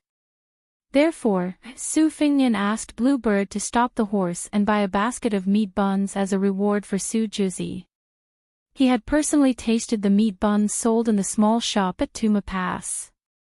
It was called good quality and cheap. Su Fengnian was waiting for Bluebird to return. Through the curtain, he saw a group of children jumping to the private school to study. Among them was Xiao Yusong. Su Fengnian smiled knowingly and took out a fake secret manual from the Wu family's 9 Swords ruins. He called Bluebird softly and asked her to give it to the obedient and filial child. Yusong, who was silently reciting poems, was suddenly stopped by a green-clothed elder sister. Then the beautiful elder sister handed him a book. On the cover, there were 4 big words, the art of the bowl. It was a divine art. How could it not be a peerless secret manual? However, the child was more shocked than excited. Moreover, although the child was young, he was very smart and knew that the Jianghu was dangerous. Moreover, his mother always said that he should not take advantage of others. Therefore, Yusong did not reach out to take the secret manual. However, some of the innocent children around him were cheering. They almost hugged the green-clothed elder sister's thigh and begged her to accept them as disciples. They thought that they could become masters in 1 day and be invincible in 3 days. Yusong refused to accept the secret manual. Even though Bluebird said that it was fake and not worth much, he still did not accept it. Bluebird, who did not have the experience of selling secret manuals, could only look at her master for help. When she looked at him, Yusong was overjoyed. He saw Brother Su. He ran to the side of the carriage and looked up at Brother Su, whose face was covered by the curtain. He smiled brightly and was about to say something when he patted his head. He carefully took out a few coins that he hid very well and went to the bun shop to buy 2 big meat buns. When he returned to the side of the carriage, he was not afraid of scalding his hands. He tiptoed and handed the buns to Su Fengnian. Su Fengnian held the curtain with one hand and took the meat buns wrapped in lotus leaves with the other hand. He smiled and said, "This is the money your mother gave you to buy the book. Aren't you afraid of being scolded when you go back?" The child shook his head vigorously and grinned, "Of course not. If my mother knew that Brother Su was coming back, she would be more generous than me. Our family is not poor now. My mother is good at embroidery and can make a lot of money a month. My mother also said that there is a place called weaving in the government and wanted to invite her to go there to make money." Su Fengnian knew that Huangfu Jin must have hinted to someone. The amount of hinting was just right. He did not treat the mother and daughter unfairly, nor did he disturb their peaceful life. Su Fengnian took a bite of the meat bun and pointed at Bluebird. He smiled and said, "This sister is my friend. I don't know if the secret manual is real or fake. Anyway, I don't need it, so I'll give it to you. If one really practiced this kind of secret manual, even if they had 100 copies, they would not be able to master it even if they worked hard for 10 lifetimes. However, it was not to the extent that they would damage their bodies. They were the most worthless introductory chants of some Jianghu sections. They outlined some stupid tricks that could be found on the streets. They could only be considered to have some benefits to strengthen the body. Okay. The child took the secret book with a smile, and then solemnly bowed to the green bird. He said in a methodical manner, "Thank you, fairy sister, for giving me this book." The green bird, who had a distant temperament, was also amused and smiled slightly. After receiving benefits, the child with a good upbringing naturally wanted to return the favor. His eyes filled with anticipation, he asked, "Brother Su isn't in a hurry to leave, right? Come to my house for lunch. My mother will definitely be happy. She always tells me that when I grow up, I have to repay her kindness." But my mother calls Brother Su as young Master Su. Su Fengnian shook his head and said, "It's no trouble. You still have to go to the private school to study. It's the busy time of the farm season. Your mother will definitely have to work in the fields. Besides, I'm in a hurry to leave Tuma Pass, so I won't stay." The child's face was filled with regret, but he did not stubbornly insist. Su Fengnian smiled and waved his hand. The carriage continued south along the road. On the way back south, the paddy fields of Tuma Pass had already turned from the green and yellow of the Ruren Mountains to a golden yellow. In the vast expanse of golden yellow that stretched as far as the eye could see, there was a young miss dressed in simple clothing that could not hide her graceful figure bending over to harvest rice. Originally, she did not have much land in the village. After she had more money, she could not bear the boredom and bought a piece of land here. The transfer of land deeds was an extremely complicated process. She had thought that the village side would not be able to get through, but she had not expected that the government side would be surprisingly easy to talk to. It was as if they were afraid that she would not buy the land. After she received the land deed, she had been nervous for a long time, thinking that there was a trap that she had not seen through. She had worked hard to save up some money. If she was cheated again, she would slap herself a few times and scold herself for being greedy and for suffering. Fortunately, it was already the autumn harvest and harvesting of rice. Behind her, there were many piles of golden rice that were her family's food. The young miss was filled with a joy that she could not tell others. She was born in Miji, a place that was filled with beauties. She was also an outstanding person in the surrounding 100 li. Many women who were not as beautiful as her had already become the concubines of officials and soldiers, or had been raised as canaries in large private mansions. She did not envy them. She only felt that it was very good to stay here, to stay by Yu Song's side. She straightened her back and wiped her sweat. But how was their benefactor, young Master Su? Her beautiful face turned red and she softly scolded herself for being shameless. Chapter 657. They passed through the western region with the silver vase in hand. Zhao Kai walked the same path as the white-robed monk who traveled thousands of miles to the west. In Zhao Kai's party, in addition to the 200 valiant Yulin guards, there were also more than a dozen imperial bodyguards with yellow belts and golden sabers around their waists. Half of them were young men and half were old men. Any old man who was picked was an outstanding talent in the Wulin 10 or 20 years ago.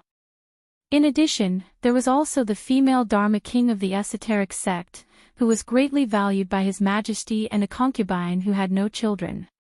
After shaving off her 3,000 strands of worry, not only did her appearance and bearing not lessen, but it also made her face, which was hard to tell whether it was gentle or dignified, even more bewitching. She was indeed worthy of being the 6-pearl bodhisattva with the 6 signs. Zhao Kai had just passed through the world's most dangerous Jiangha, which was known as the Yellow Crane Flying Sword. He rubbed his butt and looked back to ask the female bodhisattva beside him, "Did the Taoist master's mansion of Longhu Mountain's beard transformation scripture go from here to the western region?" It was also said that after the old lord left 3,000 words, he turned into Buddha and crossed the quicksand to the west. Why didn't I feel any celestial aura or Buddhist aura? The woman who once led the ghosts out of Xiangfan in front of the crown prince of Bailiang and the old god of swords Li Chungang did not ride a horse. She insisted on walking like an ascetic monk. She said flatly, "There is purple qi coming from the east and going to the west.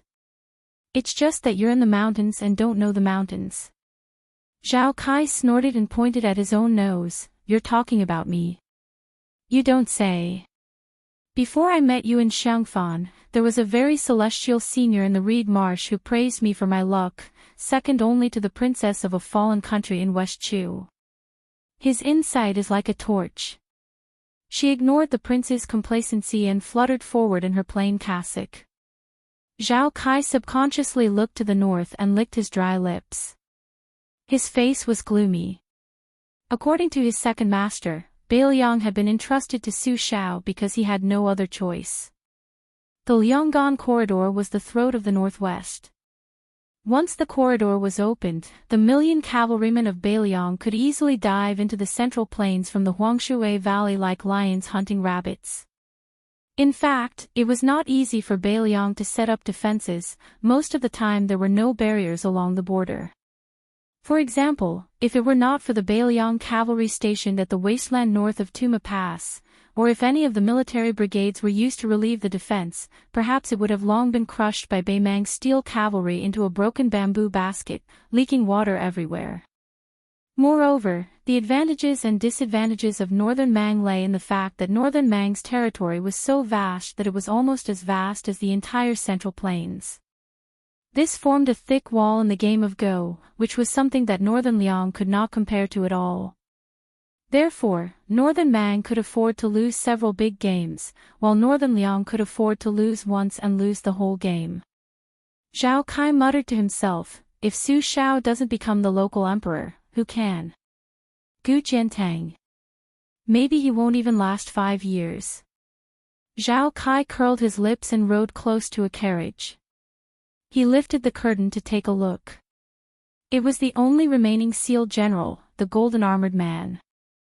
Zhao Kai laughed. "A great master is much more generous than second master." Zhao Kai put down the curtain, a haze that lingered in his heart. From mocking and slandering Buddha to destroying Buddha, second master, who had the potential to become the world's Buddha, had been indifferent and did nothing. In recent years, he had simply disappeared. His great master seemed to be in danger in the palace. He had no choice but to go west this time. After all, when the tree moved, the person would die. Zhao Kai, whose throat was almost smoking, swallowed hard. He thought of the peer who was destined to be his life and death enemy and said softly, "Do you dare to come and kill me?" He looked back at the sword gate, which should be the easiest place to set up an ambush.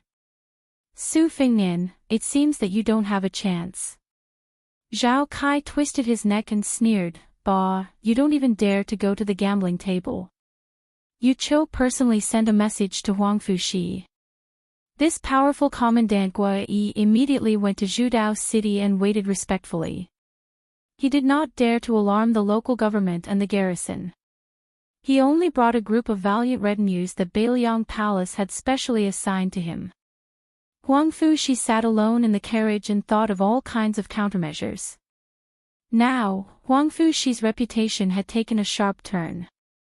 As a top warrior of a top sect in Jianghu, he had risked his life to fight Bailiang Palace.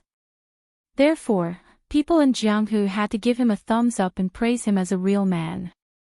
After he joined Bailiang Palace and became a lackey, people in Bailiang all scolded him as a good-for-nothing. For the sake of his promotion and wealth, he had sacrificed almost all the lives of his entire clan and smashed the golden signboard that he had painstakingly accumulated for several generations. However, the honor and disgrace of Jianghu were one thing, but the military and political affairs of Bailiang were completely different. Everyone in Yuzhou was afraid of this jackal. Huang Fuxi's official position was not low. He was the real Commandant Gua Yi, a first-class general with real power in Yuzhou. In addition, Huang Fushi had diligently walked through the vast Yuzhou like an old farmer checking his crops. Although the fence-sitters in Yuzhou might not have good moral conduct, they were not necessarily all good-for-nothings who only knew how to flatter. Among the many commandants who joined Huang Fushi, there were many young men who had made great military contributions. These guys had tied themselves together with Huang Fushi and had already grown up. The several generals in Yuzhou who had the same official position as Commandant Guai finally realized that Huang Fushi did not come to Yuzhou purely to fish for profits, but he was determined to compete with them for military power. In the officialdom, there was a carrot and a pit, and each pit was worth a fortune. When you crossed the line and wanted to take over a few more pits, it was more painful than the hatred of snatching a wife. Over the past half a year, several generals who were in cahoots with each other had teamed up to trip up Huang Fushi. Commandant Guai also resolutely fought back. The two sides were fighting fiercely. If it were not for the war in Liangmang, they might have fought with real swords and spears. Chapter 658. Rumor had it that a general had said, "Even if you, Huang Fushi, are the new favorite of the great general, can you not follow the rules and blindly snatch territory? Back then, I went through fire and water with the great general. Is the great general someone who likes the new and hates the old? If we really fall out, at worst, we will all be tied up and brought to the king's mansion. I don't believe the great general will favor a guy like you, whose family is as dirty as a toilet." There was a brocade box beside Huang Fushi. Inside it was a rare folding fan carved by a famous master. Bamboo Blade City was famous for its bamboo carvings. It was popular in the city for officials to give each other books and fans. This fan cost Huang Fushi 3,000 taels of silver. It was made by Huang Wenho of the Jinsher family. Within the bamboo fan, there were more than 10,000 words. The words were small and had the charm of a famous calligraphy. Huang Fushi came from a powerful family in the martial arts world. When he was young, he was also an elegant young master who excelled in music, chess, calligraphy, and painting. His vision was naturally top-notch. The reason why he chose the bamboo fan, other than the fan's elegance, was that Huang Wenho was praised by fans in the industry for his vision. However, Huang Fushi knew that this old man who did not show off was a genuine martial artist. Huang Fushi bought the fan with no less money than Huang Wenho. However, if Huang Wenho was not willing to work for him, then the 3,000 taels of silver would be the price to buy his life. Huang Fushi intuitively felt that Beiliang's Jianghu would be taken over by someone sooner or later. He was just feeling the stones to cross the river and explore the way. It would be best if he won the bet, but if not, it was fine to spend some money. Huang Fushi did not even care about his face and family, so why would he care about those worldly possessions that he would not bring with him when he died? Huang Fushi smiled lightly. He had been waiting outside Bamboo Blade City for an entire morning and did not lift the curtain once. If I, Huang Fushi, dare to go bankrupt on the gambling table, would you generals with dead wives dare to? The carriage slowly turned around and drove into the city. Only then did Huang Fushi lift a corner of the curtain. He looked at the simple carriage in front of him and gently put it down. The carriage stopped at the entrance of an ordinary inn in Bamboo Blade City. Huang Fujin got off the carriage, leaving behind the elite retinue that would never be loyal to him in this lifetime, and quietly followed. Along the way, Lieutenant General Guai did not look sideways. They followed him to a quiet single-family residence in the backyard. After Su Fingnian sat down, he asked Blue Bird to buy some dyes. His current appearance was too unbecoming. He beckoned Huang Fujin, who was standing at the door, to enter the house. The burly general prostrated himself on the ground without any hesitation, the brocade box placed beside his hand. Su Fingnian didn't pretend to be amiable and approachable. Su Beiji helped him take the brocade box. Su Fingnian opened it and took a look. With a snap, he opened his folding fan and squinted his eyes. He smiled and said, "It's a piece of art." One look and I can tell it's the work of someone from the Jinling school. Huang Wenho. Then wouldn't General Huang Fu have spent a year's salary on it? Huang Fu Jin said softly, as long as your highness doesn't mind dirtying your hands. Su Fengnian waved his bamboo fan, feeling that it was too romantic to wave a fan in autumn. Thus, he tossed it to Su Beiji, who was quietly drinking tea at the side. Only then did he say, Huang Wenho is very reputable in Bamboo Blade City. Don't look at him as a scholar who migrated from southern Tang to Beiliang. In these years, he has mingled well with both the black and the white. The prince's residence has a notice with his name on it. If you didn't report your name and didn't use the title of an official to pressure him, this old man might not be willing to sell you this fan, right? His fan is said to be able to exchange for a 7th grade official in Bamboo Blade City. According to the market price in Yuzhou, how can a few thousand taels buy it? Huang Fujin said calmly, I did report my name before Huang Wenho handed over the fan. Su Fengnian asked with a smile, was there a reason? Huang Fujin replied, many of the big ruffians in Bamboo Blade City have acknowledged Huang Wenho, who is proficient in feng shui, as their master. I was wondering if this local snake was tactful. After all, Beiliang is your highness's Beiliang. Since they are making a living here and are so fat, they should at least put in some effort when they need to. One cannot forget one's roots. However, your highness, please be at ease. When I went to the Huang family, I didn't pull a banner.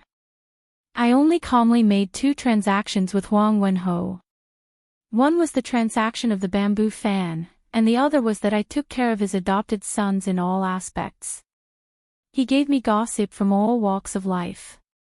Of course, it's inevitable that there will be bloodshed when necessary. At that time, both I and Huang Wenho had spoken openly, so it can't be said to be bullying others. Su Fengnian and Su Beiji, who were still talking about that Jianghu matter not long ago, looked at each other and smiled.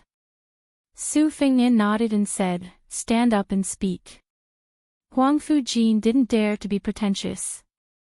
He stood up and lowered his eyelids, looking at the tips of his feet from beginning to end. Su Fengnian smiled and said, I'll read the secret letter you sent to Wutong'an on time when I go back. If I'm satisfied, I should be satisfied. Su Fengnian smiled and had Huang Fujin sit down. Commandant Gua Yi, it's not appropriate for you to speak while standing. Huang Fujin shook his head and said in a low voice, I don't dare to be impudent when I speak while standing. Su Fengnian joked, you learned this from our Beiliang's administrator, didn't you? 3 times you see, 3 times you don't see. One of them is that you don't kneel until you see Prince Liang. Huang Fujin was speechless. Using words to express loyalty to His Royal Highness, whose temperament was unpredictable, was futile. It was better to do things while standing. Su Fengnian waved his hand and said, go do what you need to do. Huang Fujin retreated step by step, his palms slick with sweat, and gently closed the door. Su Beiji's eyes were almost glued to the words engraved on the fan. Without raising his head, he asked, this is Yozhou's Commandant Gua Yi, Huang Fujin. Su Fengnian grunted and said, how about I give you the fan? Su Beiji said without the slightest trace of politeness, sure, deduct it from my salary. Su Fengnian rolled his eyes and said, it's easy for you to say. How many years will it take? Su Beiji carefully stared at the fragrant yellow bamboo cloud and said matter-of-factly, until I die. Chapter 659.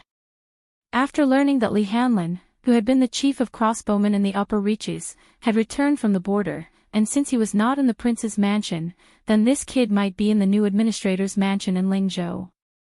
Su Fengnian took a slight detour and entered Lingzhou, which was even more romantic than Liangzhou. In the past, every time Li Hanlin was the master of his own territory, he would entertain his friends who had grown up with him. Not once had he disappointed Su Fengnian. They would visit the best brothels, drink the most expensive wine, deal with the most domineering playboys, and flirt with the most beautiful women. Su Fengnian still remembered that other than Yan Qiji, that old-fashioned bookworm, Kong Wushi had his first time here. After the event, the courtesan had given him a very solid red packet, which made Kong Wushi so embarrassed that his face turned red. He was so moved that he almost wanted to marry the courtesan, who only knew a little about the ways of the world, in a sedan chair. Su Fengnian had to persuade this stupid ox not to do anything stupid. Su Fengnian's hair had been dyed black by Blue Bird, and he rode on a horse. When Su Fengnian first entered Beimang, he had paid attention to the post, the beacon, and farming. Su Beiji was the same. He only sighed. Compared to Beimang, Beiliang is still too small. If its territory was a little bigger, for example, if it could swallow up Shishu and Nanzhao at lightning speed, Su Beiji did not continue speaking. After Su Fengnian and his younger brother Huang Man'er met, they did not speak much. In these years, the two brothers had spent more time together than apart. They had said most of what they could say. Those who were truly close did not need those seemingly passionate words. If they met Li Hanlin, Su Fengnian could guarantee that this brother's first words would be, "Brother Feng, Tiger Hill House, let's go." Huang Man'er had clearly grown up a lot. He smiled less and was more silent. Occasionally, there was a trace of determination between his brows. Speaking of which, it was strange. Ever since they were young, Huang Man had never been close to their second sister, Su Weisheng. One of them was extremely intelligent, as if she had a mind of her own, while the other was simple-minded, as if she had no mind of her own, so they couldn't get along. However, Huang Man and their eldest sister, Su Jihu, were only relatively close. Ever since they were young, Huang Man'er's heart had always been in sync with her older brother, Su Fengnian. This time, when Huang Man'er came down from Mount Longhu, he actually knew to go to Shangyin Academy to visit his second sister. He even gave his beloved tiger Kuei to Su Weisheng. This made Su Fengnian feel very surprised. Before reaching the capital of Lingzhou, he found out from the conversations of the people in the tea houses and restaurants that Li Hanlin, the great calamity Li, had a change of heart after being trampled by a warhorse. He had really earned great military merits at the border. This time, when he returned to his hometown, he did not even go to the brothel. He did not stay at home for more than a few days before leaving with his fellow soldiers. This made the frightened people of Lingzhou sigh that they did not understand the ways of the world. Of the 4 young masters of Beiliang, other than His Royal Highness, who was still frivolous, Yan Qi, who was originally somewhat talented, had gathered the relatives of the emperor. He had also benefited from Jean Lanting's resignation and became a noble Jean Lanting. Of course, this was only a small Huang family. The great Huang family had a small Huang family with enough qualifications to replace Jean Lanting. Kong Wuqi had entered the imperial army. Now, even Li Hanlin, who was endlessly spoiled by the administrator, had great accomplishments. The people of Lingzhou sighed with emotion and felt rather helpless.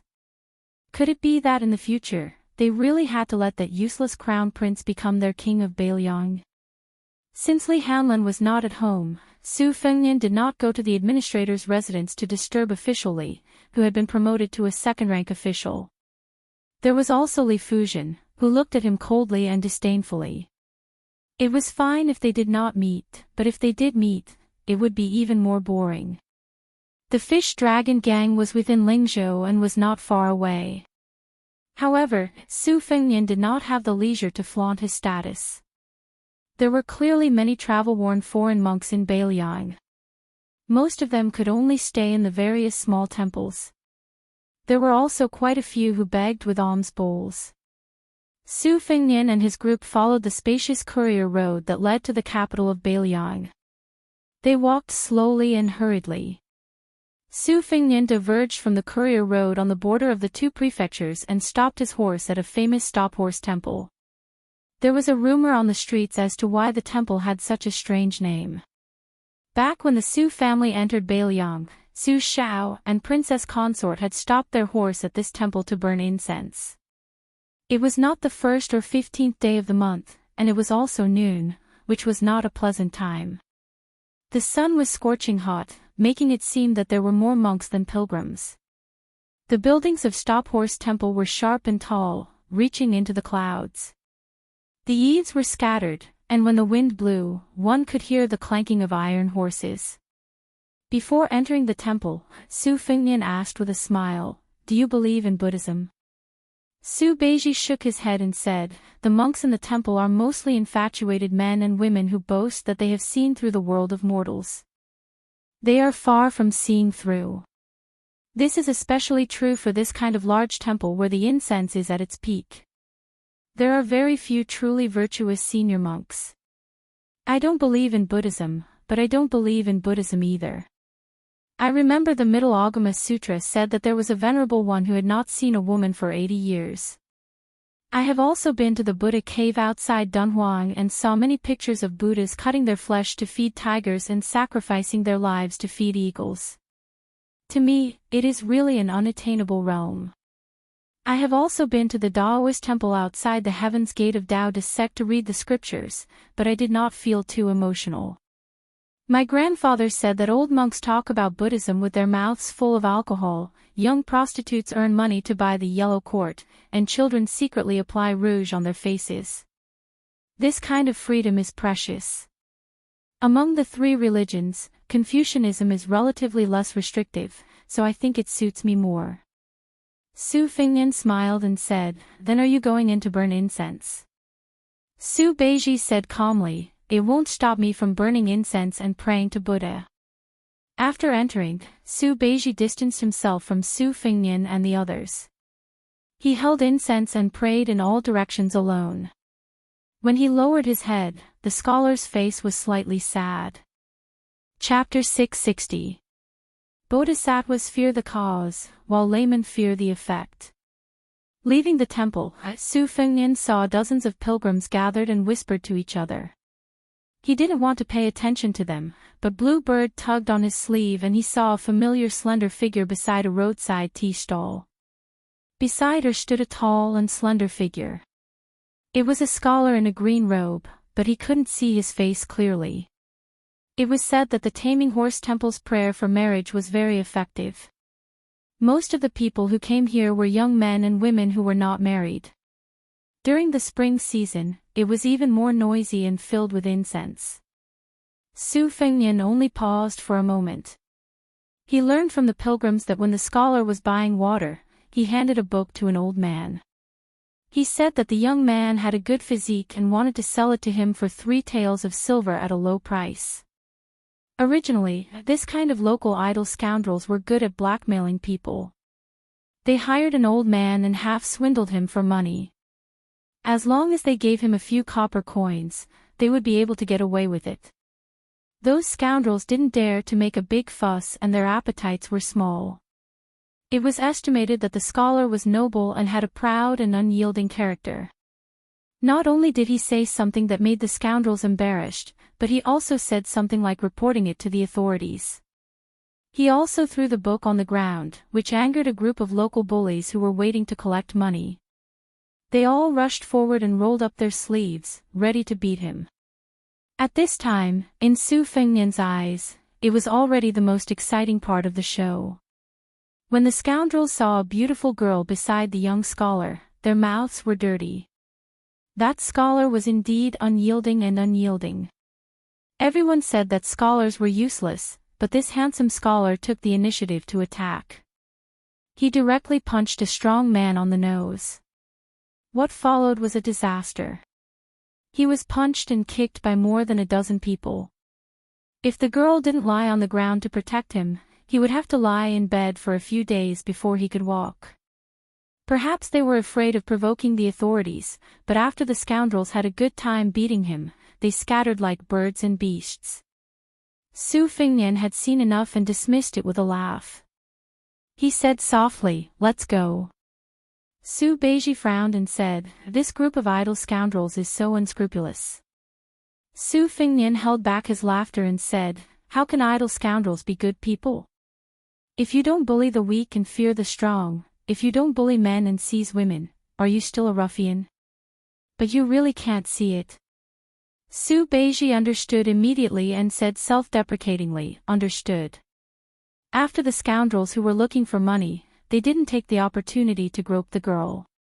It's against all common sense. This was a trap set and scoundrels, together.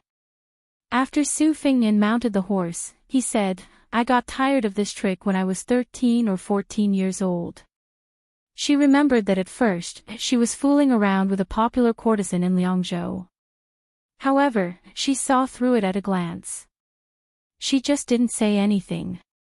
Naturally, I'm not like this girl from a respectable family, crying her heart out and wishing she could give herself to him.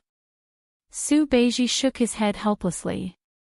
Su Fengnian said calmly, but you can't not believe it. That girl is the daughter of Beiliang's administrator, Li Gongde. That scholar made a big profit this time. He didn't spend more than 10 taels of silver, but it's more useful than writing 300 famous poems. Su Beiji turned his head to look at the girl who was helping the scholar up. She looked like a weeping beauty. Su Beiji laughed softly and said, You're not going to expose it. Aren't you familiar with Li Hanlin? You've known her for many years. Su Fengnian said self-deprecatingly, that would be a loss of virtue. In front of Bodhisattva, I'd break up a pair of well-matched scholars and beauties. Su Beiji urged his horse to Bluebird's side and asked for a few banknotes. Bluebird saw that her young master only had a curious expression and didn't intend to refuse. She handed over a stack of banknotes to Su Beiji. Su Beiji galloped away and stopped the group of scoundrels in the distance. He gave them the banknotes and said a few words. Then, the scholar really received a solid beating. Su Fengnian rode side by side with Su Beiji. He asked, What did you say? Su Beiji laughed and said, I said I'm Li Hanlin's helper. Li Degongzi has long disliked that kid, so he asked me to come forward and ask you heroes to help. Su Fengnian nodded and said, This explanation is really watertight. The scoundrels fought without any fear of repercussions. Even if that scholar had relied on the Li family's chicken and dog to rise to the heavens as an official, when he found out about this story, he still did not dare to cry out for injustice. He had forked out money to hire someone to beat him up. It was too sullen. Are you being mean? Bluebird smiled knowingly. Su Beiji said calmly, Since ancient times, scholars have been the best at killing scholars. After galloping out for a moment, Su Beiji suddenly felt somewhat regretful. He asked, We gave them more than 300 taels of silver. Isn't that too much? Su Fengnian laughed aloud and pointed his horsewhip at this scholar whose belly full of evil tricks was far better than the other fellow. He was starting to really admire Su Beiji. #### first. I don't understand. Is there such a thing as number one? The monthly votes are within the rules. Everyone can fight for it. I don't have any objections. Whether you win or lose, it's your own ability. However, is it difficult for an author to quietly write a book and for readers to quietly read a book? Who's more hardcore? Who's more loyal? Who's more loyal? Who's more ferocious? You even F** King said you prepared 1 million. Others are fighting for monthly votes with you. Are they just shining your shoes? The little fish in the pond. You should be happy in your own group. Why do you have to make such a fuss? Fine, I'll fight for number 1. P.S. Let's talk about this month's update. 5,000 words per day for this month. Take 1 day off every week. Chapter 661. The autumn wind was chilly, and the green ant wine was in high demand. The willows at the intersection of the 2 relay roads outside the city were particularly thick and strong. Under the shade of the willows was a clean wine shop. The wine seller was an old man in his 50s. As business was getting better, he let his son and grandson, who were busy farming, come here to help with the business. Originally, it was more suitable for the daughter-in-law to do the odd jobs. After all, only a woman could put her face down and bargain with the customers. The old man was a simple man. After doing business for more than 10 years, he was still shy and could not open his mouth. However, a few years ago, his daughter-in-law had caused a disaster by offending a group of drunken and troublemakers. The old man did not dare to let her suffer. Even now, he still had lingering fears. At that time, if it were not for someone passing by the wine shop who could not stand the sight of those dandy young men in bright armor, he would not only have to pay to avert the disaster, but also his daughter-in-law's chastity. Even now, when he thought about it, the old man still felt guilty and uneasy. He felt that he was useless. Later on, when he heard that those young men who relied on their connections to join the army were probably the personal guards of the Crown Prince of Bailiang, the old man accepted his fate. However, it was a pity that the great general was like a tiger father and a dog son. When he was drunk in private, he would curse a few words about the ways of the world. He thought that when the great general passed away one day, he must not let the Crown Prince be the king of Bailiang. Everyone said that General Chen Jibao was invincible on the battlefield, but he was kind to the soldiers and the people. The old man and some of the old farmers in the neighborhood who were about the same age also thought that General Chen was good at fighting and would not be bad if he became the king of Bailiang in the future. Today, the old man was in a good mood and took out the homemade green ant wine that he could not bear to drink. Green ant wine was not expensive to begin with. High officials and dignitaries could afford to drink it, and the common people also did not lack the money to buy it. Only black market merchants who were blinded by greed would drink it. However, there were also good and bad green ant wine. Generally, it was sold in bulk by the caddy and by the bowl. Although the old man was kind, he was not willing to lose money and take out the mellow-aged wine. The main reason was that the old rich man who was sitting there drinking wine was his benefactor. That year, if it was not for this old man who stopped that group of lawless soldiers, his daughter-in-law would have been dragged to the barracks by those bastards. Today's jar of green ant is free of charge. In the old man's opinion, elder brother Su, who was drinking, couldn't be a rich gentleman. He was dark and skinny. He probably worked hard to earn money. However, he was dressed well. At least his clothes looked like silk and satin. It was comfortable to look at. After dealing with a table full of customers, the old man finally had some free time. He draped a wet towel over his shoulder and sat at the table next to him. He smiled and said, "Brother Su, why don't you call nephew Yuan over for a drink? I haven't seen you guys for 2 years. What's wrong? Are you afraid that I'll go bankrupt from drinking?" A tall man with a dignified appearance stood at the edge of the shade. The old man remembered clearly that he was the one who had taught those little bastards a lesson. Later, he learned that he was old brother Su's adopted son, surnamed Yuan. The old man had been selling wine here for many years. He had seen many children of rich families come and go, but none of them could compare to this young master Yuan. Old brother Su had such a good character and appearance as his adopted son. Good people are rewarded. However, today was different from the few times they had met before. Old brother Su had brought a pair of people with him. One was a young scholar, and the other was a well-behaved little girl. It was strange that young Master Yuan wasn't sitting at the table to drink. Could it be that the scholar was old brother Su's biological son and granddaughter? They didn't look alike. However, the old man wasn't a gossipy woman. He didn't mention this. The rich man waved his hand and smiled. He doesn't like to drink and is arrogant. Even if I personally persuade him to drink, he will say that excessive drinking will make things worse. His reasoning is always better than mine. I can't win against him. Brother Huang, let's just let him be. Old Huang smiled and nodded. It's fine, it's fine. Not drinking is better than drinking. Unlike young Master Yuan, my son isn't cut out for great things. He always sneakily drinks a few mouthfuls when I'm not paying attention. I'm too lazy to scold him. We're already so old. We've thought things through. The old man with the surname Su drank a mouthful of green ant wine. He took a deep breath and snorted.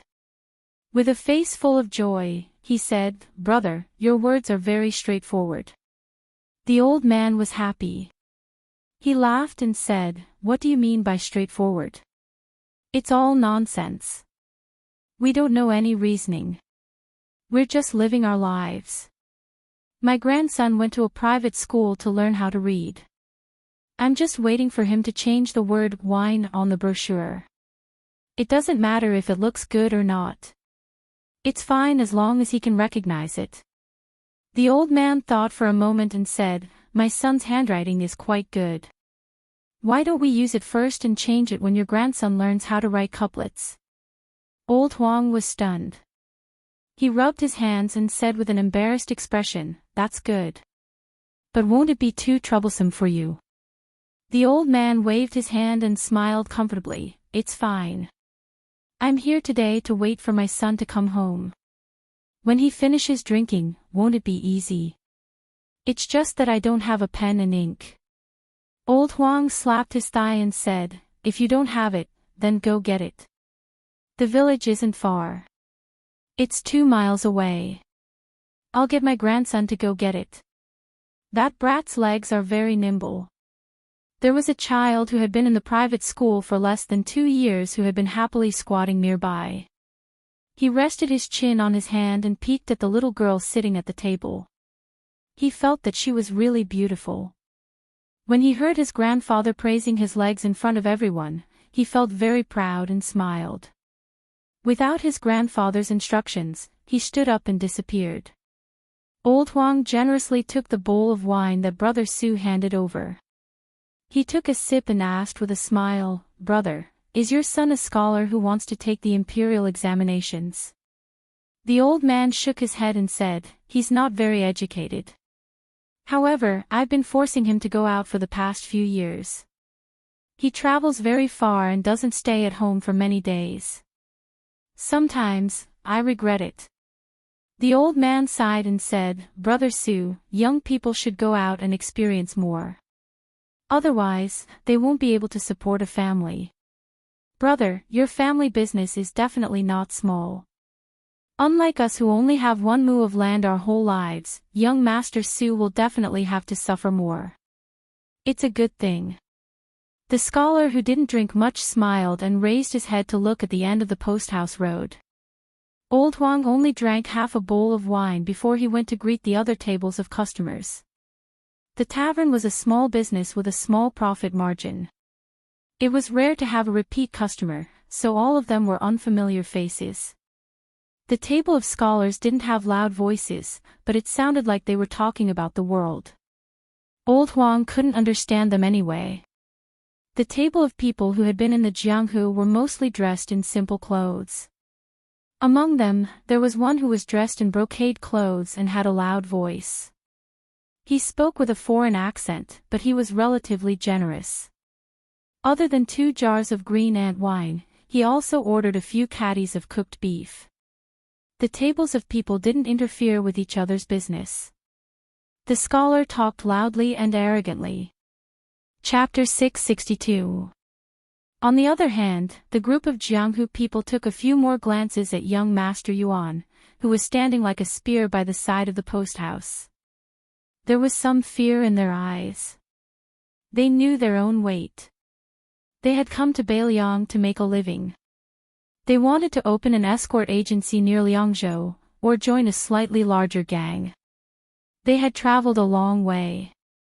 They had left their hometown in Liaodong because they had been bitten black and blue by a mad dog who also had the surname Yuan. Their original gang had been strangled by that brat, so they definitely had some tricks up their sleeves. They were definitely not those so-called invincible fighters who fought all the way from the village head to the village head, from the east to the village head, and from the east to the village head. They were also not boxing masters who dared to call themselves grandmasters. The reason they had chosen Bailiang as a place to stay was because they knew that the king of Bailiang had brought prosperity to Liaodong. Although Bailiang had suppressed Jianghu quite a bit, at least there was some incense burning there. Furthermore, they were just a few small fish and a few small shrimps. They had not done anything against the country's laws, so it should not be difficult for them to make a living. However, since they were unfamiliar with the place, they had to be careful.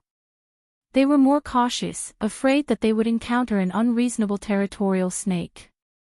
They had heard about young Master Yuan from the conversation between the old man in the wine shop and the rich man.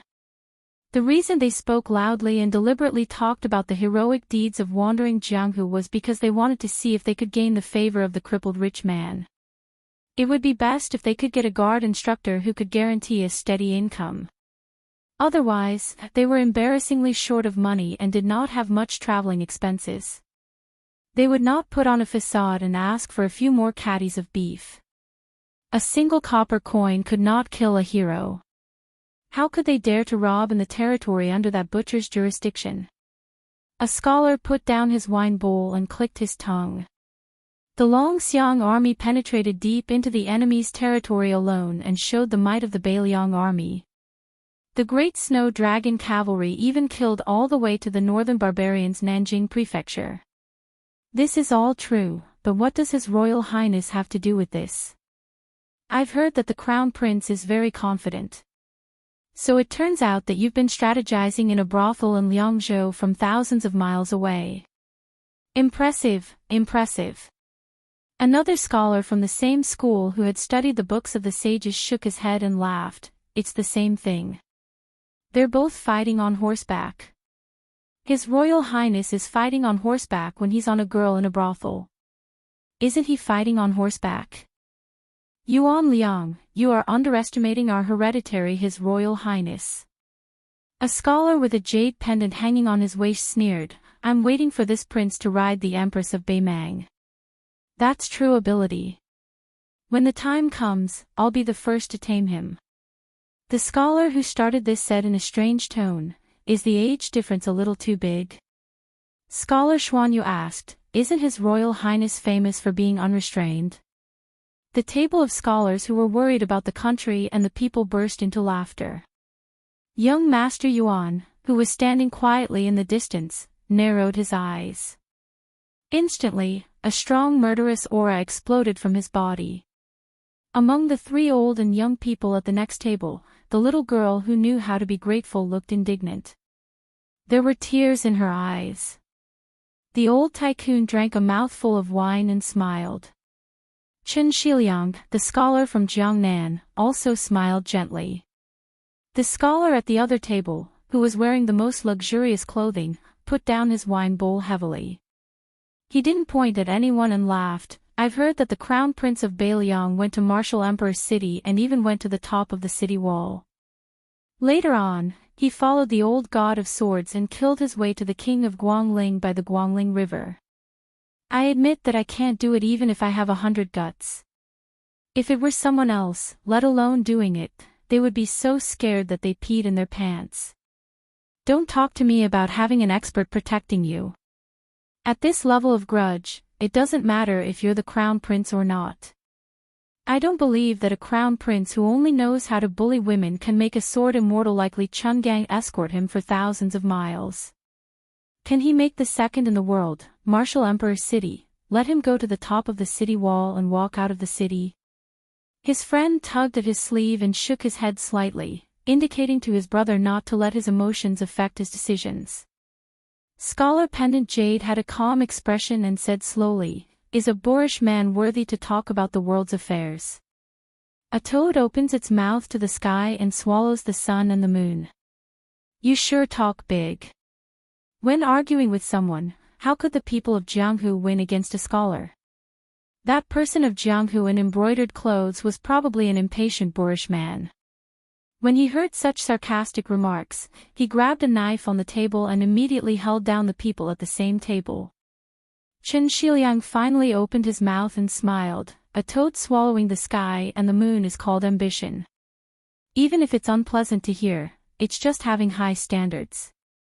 But a frog at the bottom of the well looking at the sky is petty. A scholar shot a glance at this shabby scholar in white clothes and sneered, "Who do you think you are?" Chen Shiliang said calmly, "Let's not talk about me first. Even if you read a few sage books, you're not even a thing. If I were your father, I wouldn't have ridden your mother. What's the use of giving birth to you?" The little girl covered her mouth and laughed. She secretly gave Brother Chen a thumbs up. Chen Shiliang touched the little girl's head and ignored the scholars who were so angry that their chests almost exploded. The rich man glanced at the people of Jianghu and greeted old Huang with a smile.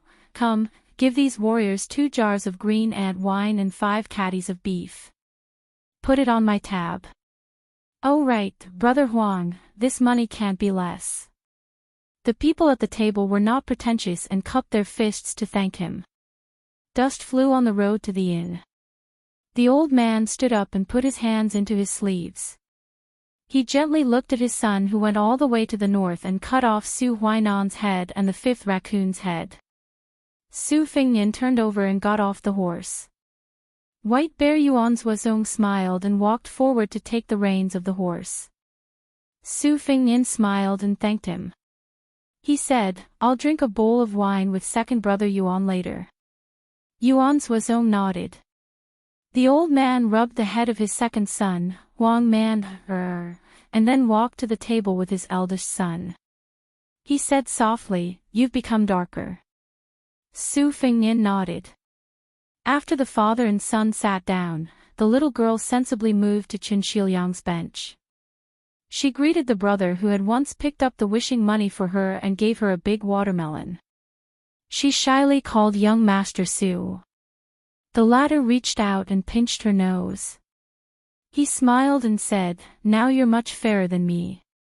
In the future, there will be a lot of handsome young masters lining up to admire you." At the table, the old man sat alone on a bench. Chen Shiliang and the little girl sat on another. Su Fengnian and Su Longxiang sat together. Su Beiji sat on the last bench. Yuanzuozong stood and drank a bowl of wine. He stood back to his original position. Su Shao asked with a smile, "Oh right, I boasted to the tavern's owner, Brother Huang, that your handwriting is not bad. I want you to write the word wine so that I can hang it on a pole to attract customers. Is that okay?" Su Fengnian drank a bowl of wine and wiped the corner of his mouth. "It's okay." The little boy hurriedly brought a brush, ink and a small piece of satin that was carefully stored at home. Su Fengnian raised his arm and wrote. But he wrote very slowly and neatly. Old Huang was naturally satisfied and thanked him repeatedly. When Su Fengnian returned the brush and ink, he stood up and said with a smile, "No need, no need." He even joked that his father must have come here many times to cheat wine. It was just a small matter.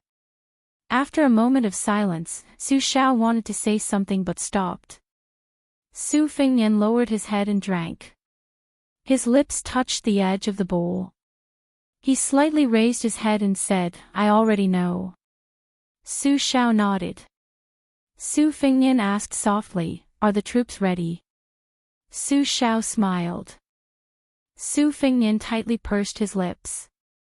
"I won't enter the city first. I'll go later." Su Shao sighed in his heart. Su Fengnian drank another bowl of wine and gently stood up. Su Shao raised his arm to Yuanzuozong. Su Beiji bowed deeply to the old man before sitting down. While sitting down and drinking, he and Chen Shiliang looked at each other almost at the same time. They looked at each other but quickly moved away. Su Fengnian mounted the horse and galloped to the northwest. There were 800 white horses of the Phoenix Battalion ahead. They were going to kill Prince Shao Kai. Su Shao sat down and drank. Old Huang came closer and joked, "Young Master Su is really handsome. You don't look like old brother Su at all." Su Shao asked Old Huang to sit down and laughed. "It's good that he doesn't look like me. If he looks like me, it will be difficult to find a wife. He looks like his mother." What a blessing. The old wine seller had a deep expression on his face. Su Xiao stood up to pay the bill. After much persuasion, he finally handed it to the old man. Before he left, he said, "Those people who caused trouble here back then were not from the Feng battalion. I have to tell you about this, brother." Old Huang smiled. "It doesn't matter. We can't afford to offend anyone. We just want to be safe." Su Xiao said softly, "I don't know if I'll have a chance to drink here again." Old Huang said anxiously, "You're treating me like an outsider. Brother, you have a few jars of green ant wine." Su Xiao patted Old Huang's shoulder and left the wine shop. Old Huang stood at the edge of the wine shop and suddenly realized something. He turned to his son and shouted, "That word, replace the old one and hang the new one." Chapter 663. Everyone in Bailiang knew that there was a group of elite light cavalry outside the capital city. Most of them were sons of rich families, and some of them were descendants of generals. Their father's generation didn't have a high position, and their numbers were always maintained at around 800. Due to the lack of a leader and the restriction of rules, this cavalry rarely showed themselves. Only last year did they choose 5 people from each of the 20 bids to make a total of 100 cavalry. Then, they carried back the bodies of more than a dozen of their comrades who died in battle and brought back many boxes of martial arts manuals from a place called Mount Huey's Bull Gang. The outside world didn't pay much attention to them. His Highness had done a lot of ridiculous things over the years, wasn't it? What could a mere 800 cavalry do? Wang Chong had once asked Lieutenant Yuan Meng this question in private. Yuan Meng told him that when Chu Lushan's General Chu led his troops to Shu, he only had 2,000 to 3,000 men. Even so, he was still able to crush western Shu, which was surrounded by natural barriers. Cavalry Wang Chong's good brother, Lin Heng, died in the Battle of Xiangfan City's Reed Marsh. He was pierced through by Wang Mingyin's halberd. When they were crossing the gates of hell, they were on duty together. Lin Heng saw that person sitting at the bow of the ship and flicking his saber with his fingers. Lin Heng even said that the person wasn't just for show. Although Wang Chong's martial arts weren't as good as Lin Heng, who always said that his saber skills would be better than Gu Jintang's, he didn't believe it at the time. Later, outside Xiangfan City, he was killed by Wang Mingyin, one of the few experts in the martial arts world. After seeing that person draw his saber, Wang Chong finally believed it. However, Lin Heng died. But Wang Chong didn't hate that person. Because that day, when they faced off against King of Jing and's 1,000 cavalry, that person took the lead and lightly stabbed a fierce general of the Qingzhou army to death. After that person gave the order to withdraw his saber, he didn't say anything to calm the soldiers down. He just personally bandaged Wang Chong's wound. Wang Chong wasn't a rash person. The reason why he entered the Phoenix Battalion was because his father, who had been a lieutenant in Chengdu, said that there would be a day when he could earn merits with a clear conscience. Wang Chong naturally didn't feel that he was going to throw his life away. Is my life not a life? Why should he work for you? My father isn't that bad either. After he came down from the Bailiang army, he was at least the head of a county's army. But after that trip to the pugilistic world, not to mention Wang Chong, even a ruffian like Wang Donglin had changed after returning to Bailiang. If anyone in the Phoenix Battalion said anything bad about that person, Wang Donglin didn't waste his breath. He went to the training ground and had a horse battle. He won 3 battles in a row. In the 4th battle, he used a wooden spear to poke someone off his horse.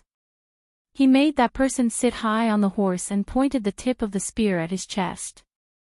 Before Wang Donglin could open his mouth, the other lieutenant, Hong Shuwen, who had traveled the pugilistic world with him, flipped over and got on his horse. He then poked that person off his horse and asked him if he was convinced. Hong Shuwen was one of the most ruthless people in the Phoenix Battalion. He was outstanding in both horse and infantry battles. Even Field Officer Yuan said that this kid was a dog that didn't bark. When he bit someone, he didn't know how to hold back. Very quickly, no one in the Phoenix Battalion dared to speak ill of this young man who had never stepped into the military camp. It wasn't that they didn't want to say anything, but they didn't dare to. Damn it, Hong Shuwen had fought with a few people in private. Field Officer Yuan always said that he would punish him, but after the fight, he didn't say anything. There were even people who saw Field Officer Yuan giving special treatment to Hong Shuwen, teaching him a few spear techniques. Everyone finally understood that Field Officer Yuan had also switched sides with that fellow. Moreover, after that incident, the famous Great Halberd Ningame of the Bailiang army would occasionally visit the Phoenix Battalion's encampment to look for Wang Chong and Wang Donglin's cavalry. During this time, he even took in 2 anonymous disciples. Although they didn't officially acknowledge each other as disciples, it was close enough. He taught them how to throw the short halberd. When he was free, he even took out money to treat these nameless soldiers who didn't have any military achievements to drink. This made others very envious. After all, Ningame wasn't an ordinary character. He was one of the 4 fangs of Bailiang. He was on the same level as Dian Xiongzhu, a first-rate general who commanded 6,000 Iron Stupa cavalry. Although the hearts of the 800 people in the Phoenix Battalion were currently scattered, everyone was worthy of the Bailiang saber at their waist. In terms of individual strength, they definitely wouldn't lose to any of the elite troops in Bailiang. Especially for a bastard like Hong Shuwen who fought as if he was eating. He should have become an elite crossbowman long ago. The 800 light cavalry held their breaths and waited quietly for the arrival of that person. They only knew that they were about to embark on a long-distance raid. They didn't know who to kill. They didn't know how many soldiers the enemy had. They didn't know if they would survive after the battle. Su Xiao sat in the carriage. The coachman was Spear Immortal Wang Xiu's junior brother, Han Lao's Han. Chen Shiliang and the little girl followed him into the carriage. Su Beiji was left behind to enter Liangzhou's prefectural city and follow the coachman to the king's residence. He rode on horseback, accompanied by several old retainers whose auras were as long as rivers. The carriage suddenly stopped. Su Beiji suddenly saw the king of Bailiang lift the curtain and wave at him. Su Beiji sat in the carriage. He wasn't trembling with fear, but he still felt all sorts of emotions. The hunchbacked old man in front of him and Huang Sanjia had destroyed the principles of the spring and autumn annals. They were even said to have broken the backs of millions of Confucian scholars. Su Beiji really couldn't imagine that the butcher was an old man who talked and laughed with peddlers. Su Xiao leaned against the wall of the carriage with his hands in his sleeves. He said to the grandson of his old friend, "Don't hold a grudge about Su Huainan's death. Of course, if you really want to hold a grudge, you should hold a grudge against me." Su Beiji knelt on the ground and lowered his head. Su Beiji doesn't dare. Su Xiao smiled. You don't dare. Chapter 664. Su Beiji's back was immediately drenched in sweat, but his tone didn't change. He kept his gaze down and said slowly, "Since Su Beiji came to Bailiang, he will work for Bailiang wholeheartedly. But if you want me to have no grudges, Su Beiji is not a saint, so it's impossible." Su Xiao nodded and said, "That's true." "Very good." Su Beiji was silent. Su Xiao said softly, "Let's sit down and talk. Speaking of which, we are still distant relatives. You can call me Uncle Su in the future." Su Beiji sat down cross-legged. Su Xiao asked, "This time, Prince Xiao Kai went to the western regions. As expected, the 800 Phoenix barracks will meet him at the throat between Jianghe and Lusha River. Besides a powerful Dharma king of the esoteric sect, Xiao Kai also has 200 elite Yulin cavalry and 16 imperial golden saber guards. As for the secret forces, Bailiang spies didn't find out much. Do you think this assassination is worth it? Even if it succeeds, what are the pros and cons?" Su Beiji asked calmly, "May I ask how many soldiers in Jianghe have rebelled?" Su Xiao frowned and said softly, rebelling. The old man smiled and said, let's do as you say. Jianghe has been a top strategic town since ancient times. Its importance can be ranked in the top 10 in the entire Liang dynasty. It has a total of 16,000 soldiers, half of which are infantry and half of which are cavalry. The 8,000 infantry are mostly former subordinates of Gu Jiantang, but there are also some subordinates of King Yan. As for the cavalry, there are 3,000 of them. They are just west of Jianghe, killing a group of bandits. Su Beiji continued to ask, how many of the remaining 5,000 can come out in an emergency? Su Xiao said, more than half, still 3,000 soldiers. However, the prerequisite was that they had Gu Jiantang's tiger seal, which was the Minister of War's tiger seal. Unfortunately, I have some old subordinates on the way to the sword pavilion. They're old, and they might not be able to deliver military intelligence quickly. Su Beiji shook his head and said, I dare say that it is not these 3,000 soldiers who will make a move, but the other 2,000. Because even if Gu Jiantang is willing to issue this order, there will be a woman in the imperial palace in the capital who will stop it. Su Xiao frowned. Oh. Who would have the courage to do that? Su Beiji said indifferently, the son of the Zhao family, to be more precise, is Han Diaoxi, who wholeheartedly wants to help Zhao Kai become the emperor. It was very likely that this eunuch, who seemed to be losing his power in the inner palace, would personally come to the capital. Moreover, Han Diaoxi's actions would mean that he is truly going downhill from the imperial palace. After all, it is a taboo for the imperial family for a eunuch to participate in the struggle for the throne. Moreover, the current emperor is not a muddle-headed emperor. No matter how great the friendship he has with a personal eunuch before he sits on the throne, he can't afford to squander it like this. Even if the son of the Zhao family really wants to let Zhao Kai succeed the throne, Han Diaoxi will have to give up his position. Su Xiao nodded. That makes sense. Chen Liangxi, who had been holding the little girl, looked down at her and smiled knowingly. She didn't know why Brother Chen was smiling, but she smiled at him out of habit. Su Beiji sighed from the bottom of his heart. Even if the heir is determined to kill off Zhao Kai and the 200 imperial guards, I'm afraid it will be a battle of backups, like the mantis stalking the cicada. Su Xiao suddenly laughed loudly and pointed at Chen Shiliang. Then he said to Su Beiji, you two, great minds think alike, but there are still some small differences. Su Beiji didn't look at Chen Shiliang.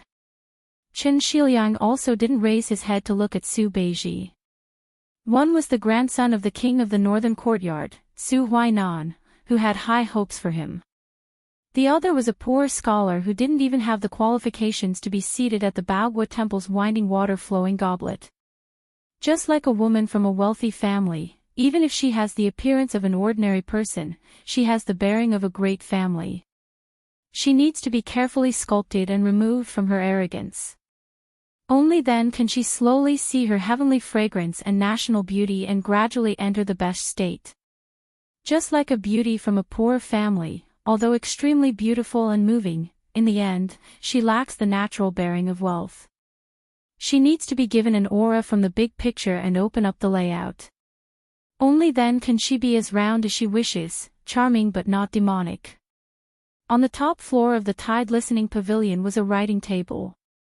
There was a piece of fine paper on which a scholar had written a few comments from Su Beiji and Chen Shiliang before his death. Su Xiao said softly, you two are much luckier to meet Fengnian than those scholars who met me. Su Xiao laughed softly. In the future, I'll have to trouble you two in Beiliang. It's already difficult to establish a business and preserve one's achievements. If you really want to rely on those who preserve their achievements to fight for a new country, it'll be even more difficult. The two of them were both stunned and frightened. A rare hint of loneliness appeared in Su Xiao's eyes. After entering the city, you two should first go to Fengnian's grave to toast someone. He valued the two of you greatly when he was alive.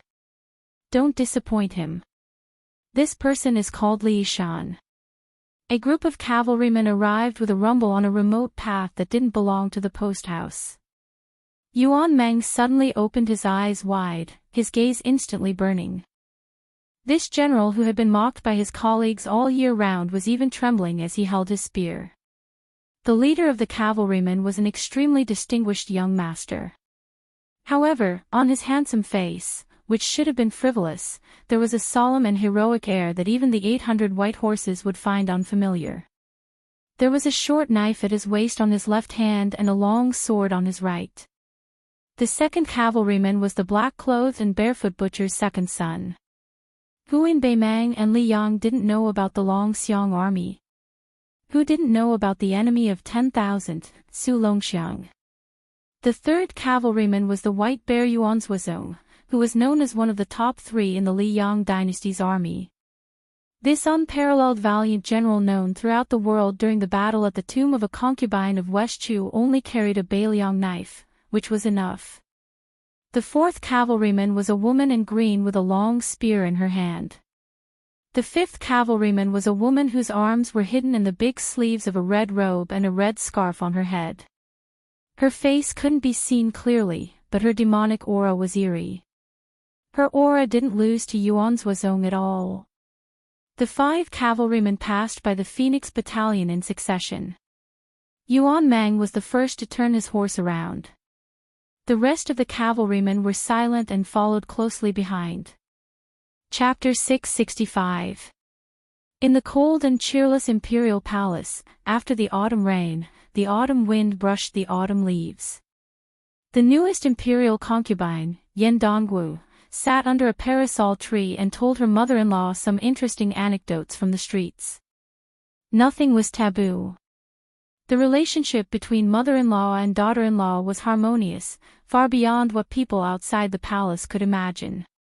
This talented woman of northern Liang, who was only slightly overshadowed by Su Weisheng, smiled as she spoke of the matter of writing a poem on a red leaf. That gentle, courteous, and thrifty, scholarly prince immediately picked up a piece of wudong leaf that had just drifted down and didn't have time to sweep it away. He stood up with a serious expression and bowed with his hands clasped in front of his chest. "Wife, please write a poem for me." Empress Xiaoji, who was sitting to the side, was wearing a phoenix coronet. Although her appearance was average, she was extremely dignified and elegant. She was deeply respected by the emperor. For so many years, they had treated each other with respect. In addition to working diligently, the emperor of the Zhao family would occasionally personally draw her eyebrows when he was in the mood. As for Zhao Zi's method of managing the harem with both strength and gentleness, it really made all the favored concubines' hair stand on end. Not long ago, there was a concubine who was banished to the cold palace.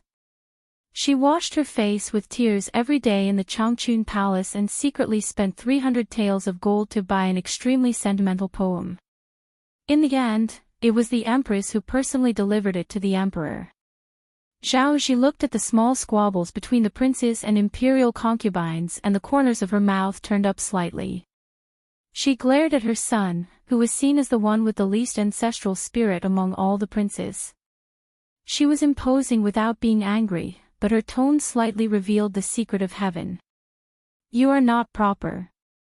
You are much less talented than your own wife. You also do not know how to improve." The prince, who was famous in the capital for his elegance, said helplessly, "A woman's virtue is to have no talent. Mother, you should teach Dongwu a lesson. She is full of talent. She is more than qualified to be the chancellor of the Imperial College or the Dehuang sect." Yan Dongwu copied Zhao Ji and glared at her husband, who spoke without thinking, and pinched him under the table. Zhao Ji reached out and slapped her son's forehead. "Are you scolding me indirectly? Or are you scolding me and Dong Yuwu together?" When the prince smiled, his handsome face would be filled with a heartwarming warmth. It was very warm and intoxicating. Such an elegant man, born in a royal family, could make the noble ladies in the capital go crazy for him. Back then, he married the Beiliang girl, Yan Dongwu, who happened to be the daughter of a Beiliang civil official. It really made the entire capital feel incredulous. However, reality proved that the two of them were a perfect match. Yan Dongwu had appeared at the palace banquet several times, and no one could find any fault with him. This made many old foxes who had lived in the capital for a long time feel gratified. The prince held Yan Dongwu's cold hands and faced Empress Xiao Ji. He smiled and said, "I have scolded both of you. Both of you are very talented. You are also a good-for-nothing who brought shame to my mother. You are the two women I love the most in the world. I love my mother more when I am with my mother. When I am at home, I love my wife more." Zhao Ji joked, "If Fengya heard this, let's see how you deal with it." The prince sighed sadly. "This stupid girl. I have been worried for nothing for 20 years. These years, she has come to find you more often than I have." Zhao Ji said calmly, "When she gets married and suffers some hardship, she will know who really cares for her." The prince shook his head and said, "I can't bear for her to suffer. It hurts so much." Zhao Ji smiled again. "Your wife is still here. You don't need to think before you speak. How can you love your sister for a lifetime? Besides, it is useless to rely on your love." Yan Dongwu said softly, "Princess Sui Zhu's personality is really good." Zhao Ji nodded. The prince reached out and held a yellow leaf. He sighed, "It is so cold in autumn." Thunder rumbled in the gloomy sky without warning. The prince frowned and said, "It sounds like winter thunder." Zhao Ji, who liked the clean scene in her field of vision, gently brushed away a leaf that had just left the branch on the table. She raised her head and squinted at the west. The prince listened to the thunder and smiled as he quietly threw away the autumn leaf in his hand. After Su Xiao granted him the title of king, Gu Jiantang, who destroyed the spring and autumn kingdoms, took charge of the Ministry of War with the rank of first-rank general. He was one rank higher than the other 5 ministers and became the nominal head of the military in the Liang dynasty. Apart from the 6 vassal kings, in the imperial court, only Grand Secretary Zhang Julu and the leader of the remnants, Sun Shiji, were on par with him. Last year, he rushed to the northern border of the empire to personally take charge of all border matters and rarely participated in court meetings. However, no one dared to write a memorial to remove the title of Minister of War because they empathized with Great General Gu's hard work. The Ministry of War was still the watertight general's camp of the Gu party. As a first-class important minister of the border, as well as the leader of Gu's party, apart from his previous night duty in the palace, Gu Jiantang almost never had any private contact with Zhang Julu. When he returned to the capital this time, he made an unprecedented visit to Grand Secretary Zhang's residence, doing so openly, not caring if the emperor suspected that the civil and military officials were of the same mind, or if the other officials in the capital were in cahoots with each other. This type of official taboo that the powerful ministers of previous dynasties feared like a tiger, on Gu Jiantang's side, it became a trivial matter. The great general came out in casual clothes, even bringing along the newly appointed guerrilla officer Yuan Tingshan, who might be his adopted son or son-in-law.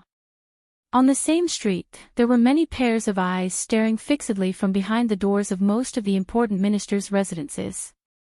When Minister Gu walked out of the blue-eyed Grand Secretary Zhang's residence in large strides, they quickly reported to their masters who were waiting for news.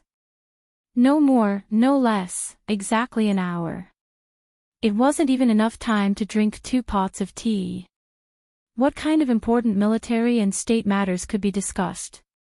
After entering the mansion, Yuan Tingshan, who had been wandering around aimlessly, followed the great general into the carriage. He didn't find any clues from this world's #1 bladesman's face. His expression was as indifferent as a white steamed bun, making Yuan Tingshan, who wished for nothing more than a heavenly thunder and earthly fire fight, feel extremely regretful. Yuan Tingshan had an impatient temperament where he couldn't sit still for even half a moment.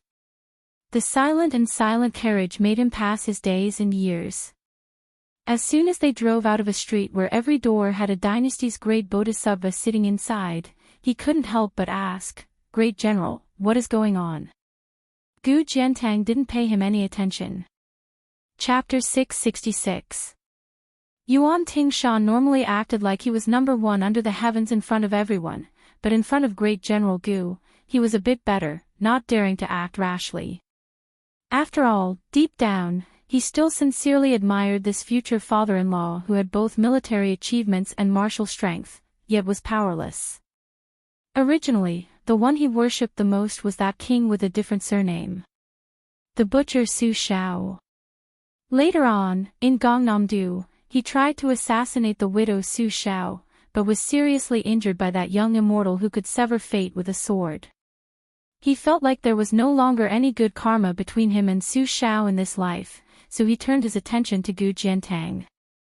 Yuan Tingshan could only mutter, "If you don't want to say it, then don't say it. I don't feel like guessing." Gu Jiantang calmly said, "You don't need to worry about the northern Jianghu, I will send you to Ji province." Yuan Tingshan's brows furrowed tightly. Ji province. The old nest of the valiant martyr Han family. I heard they were executed for the sake of Grand Secretary Zhang's prestige. Great General, at the time, you also contributed quite a bit, right? Gu Jiantang gave Yuan Tingshan a look out of the corner of his eyes.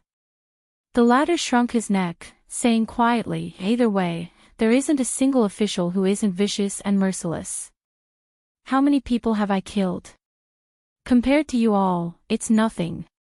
Gu Jiantang's tone didn't fluctuate at all. "When you arrive at Ji province, you don't need to report to me when you kill people. When you arrive at the imperial court, I will help you stop the impeachment." Yuan Tingshan was pleasantly surprised. "Really?" Gu Jiantang closed his eyes. Yuan Tingshan said with a laugh, "When there is a great battle to fight, you better not let this old one get promoted to a high official, or else when the time comes, Bailiang won't be able to bear the consequences. This old one has a death grudge with that surnamed Su and His Royal Highness." Gu Jiantang closed his eyes, saying with a sneer, "Just based on you." Yuan Tingshan's hands held the back of his head, leaning against the carriage wall, his expression gloomy. "That day will come. Let's see whose blade can take more lives." Gu Jiantang slowly said, "There might not necessarily be a chance." Yuan Tingshan said in shock, "Great General, what do you mean by these words?" Gu Jiantang put on a fake smile, which made the fearless mad dog Yuan feel a chill run down his spine. "Sit on the mountain and watch the tigers fight. But this time, those sitting on the mountain will all come down the mountain." As the throat of the dynasty that controlled the West, Jianghe housed a sizable number of war elite troops. They had both infantry and cavalry, and the 8,000 infantry were mostly mountain-top powers from the Spring and Autumn War. Most of them were the old subordinates of General Gu Jiantang, and the King of Yen was slightly fewer. The 8,000 cavalrymen were in a complicated situation where three parties were vying for supremacy. Among them, 3,000 cavalrymen were orphans without parents. The leader, Wang Ji, was a general who rose to his position after the spring and autumn period. He often led 200 to 300 elite cavalrymen into the hinterlands of the western regions to hunt. His hands were so bloody that they were almost black, and he was not very popular among his peers. Currently, he was leading 3,000 cavalrymen to kill a group of highland bandits.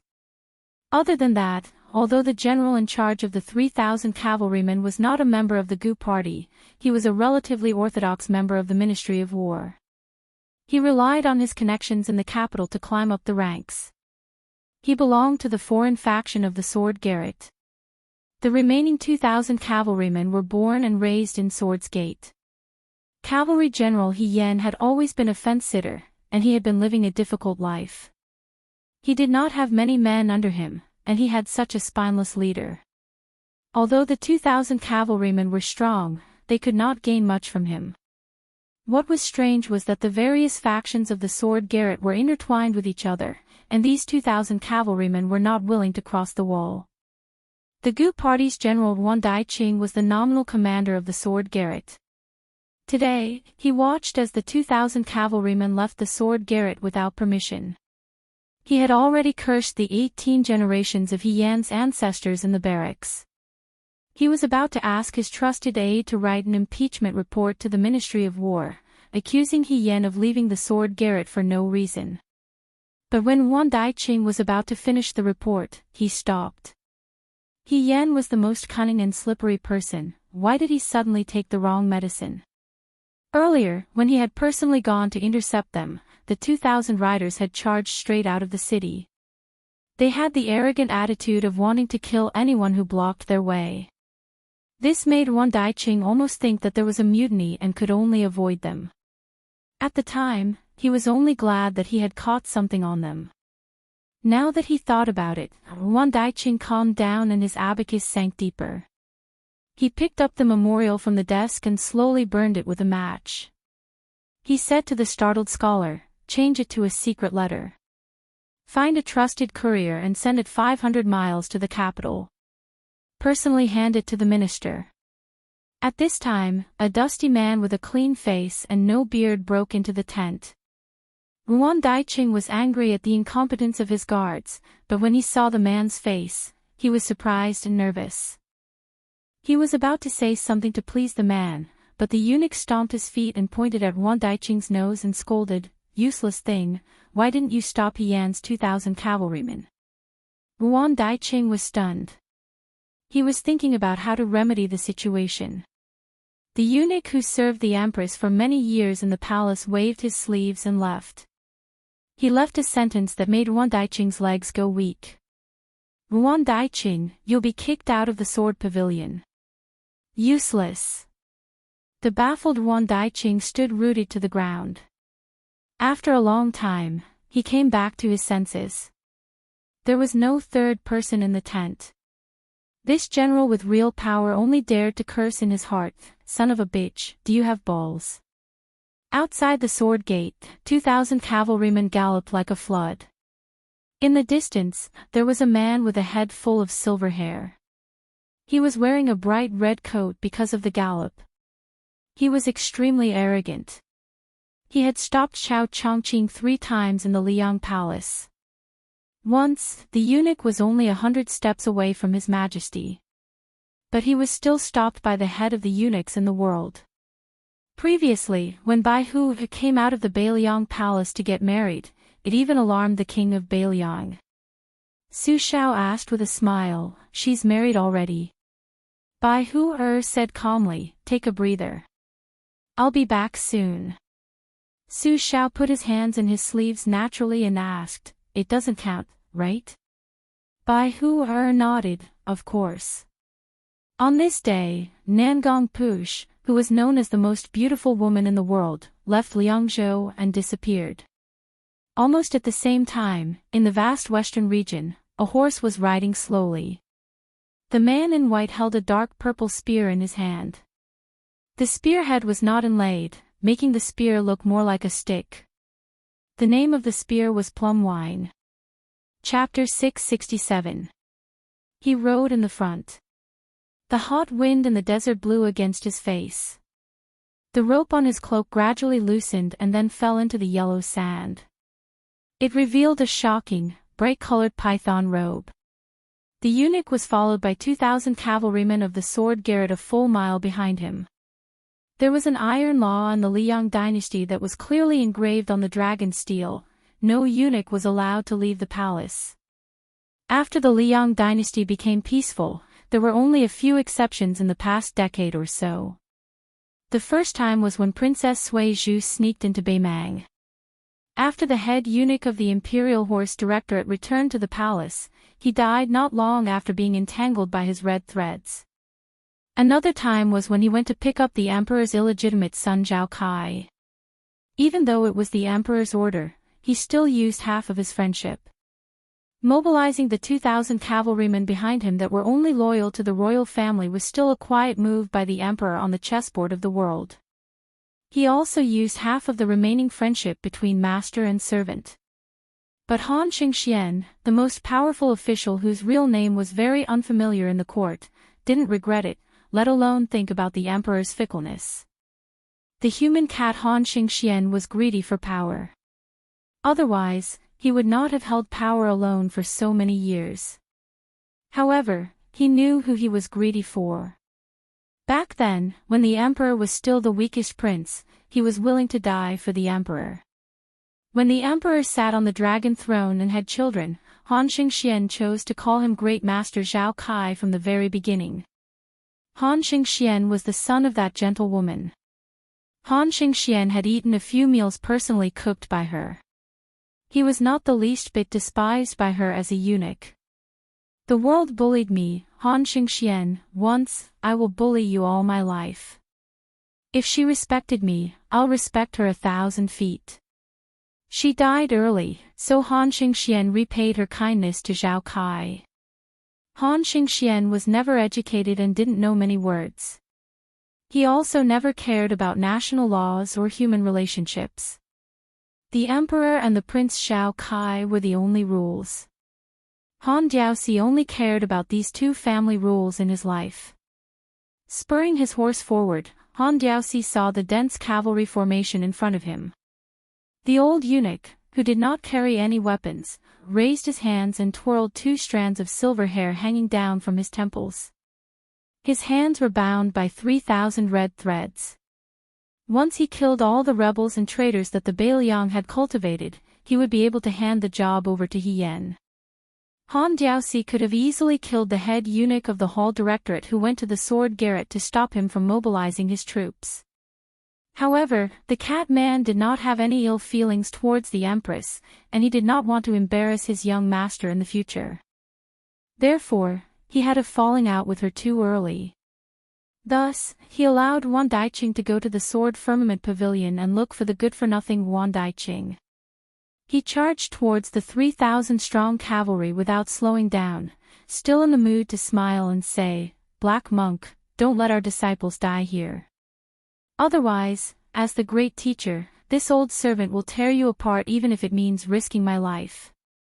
Wang Ji, the cavalry general on the opposite side, did not relax even when facing Han Diaoxi.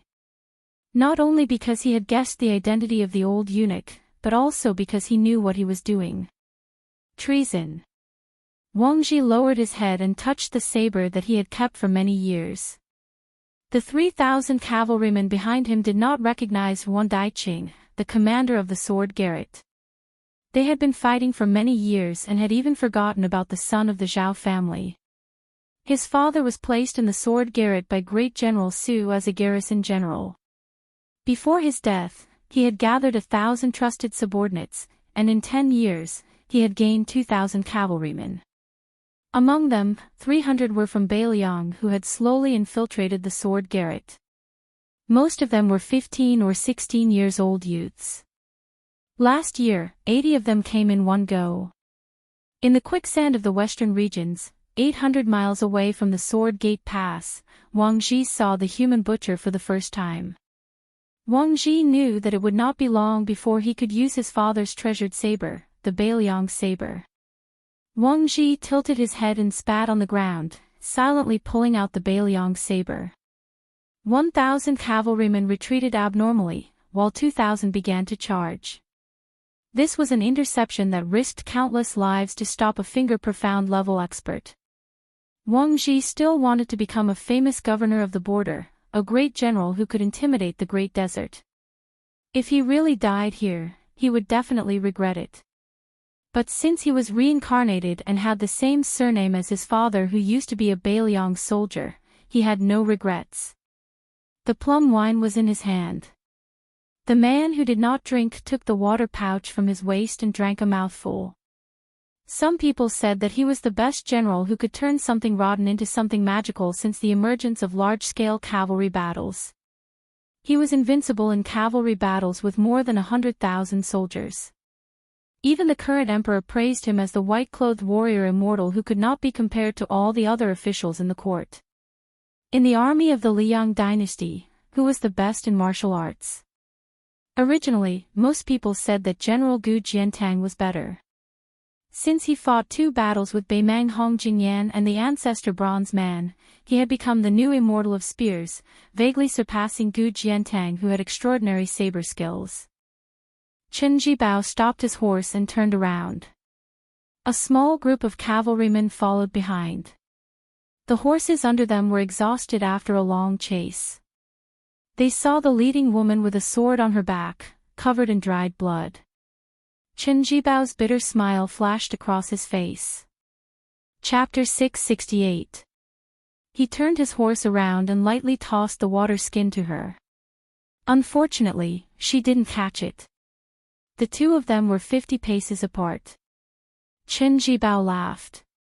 You guys don't even consider physical strength. Even 2,000 riders may not be able to stop me.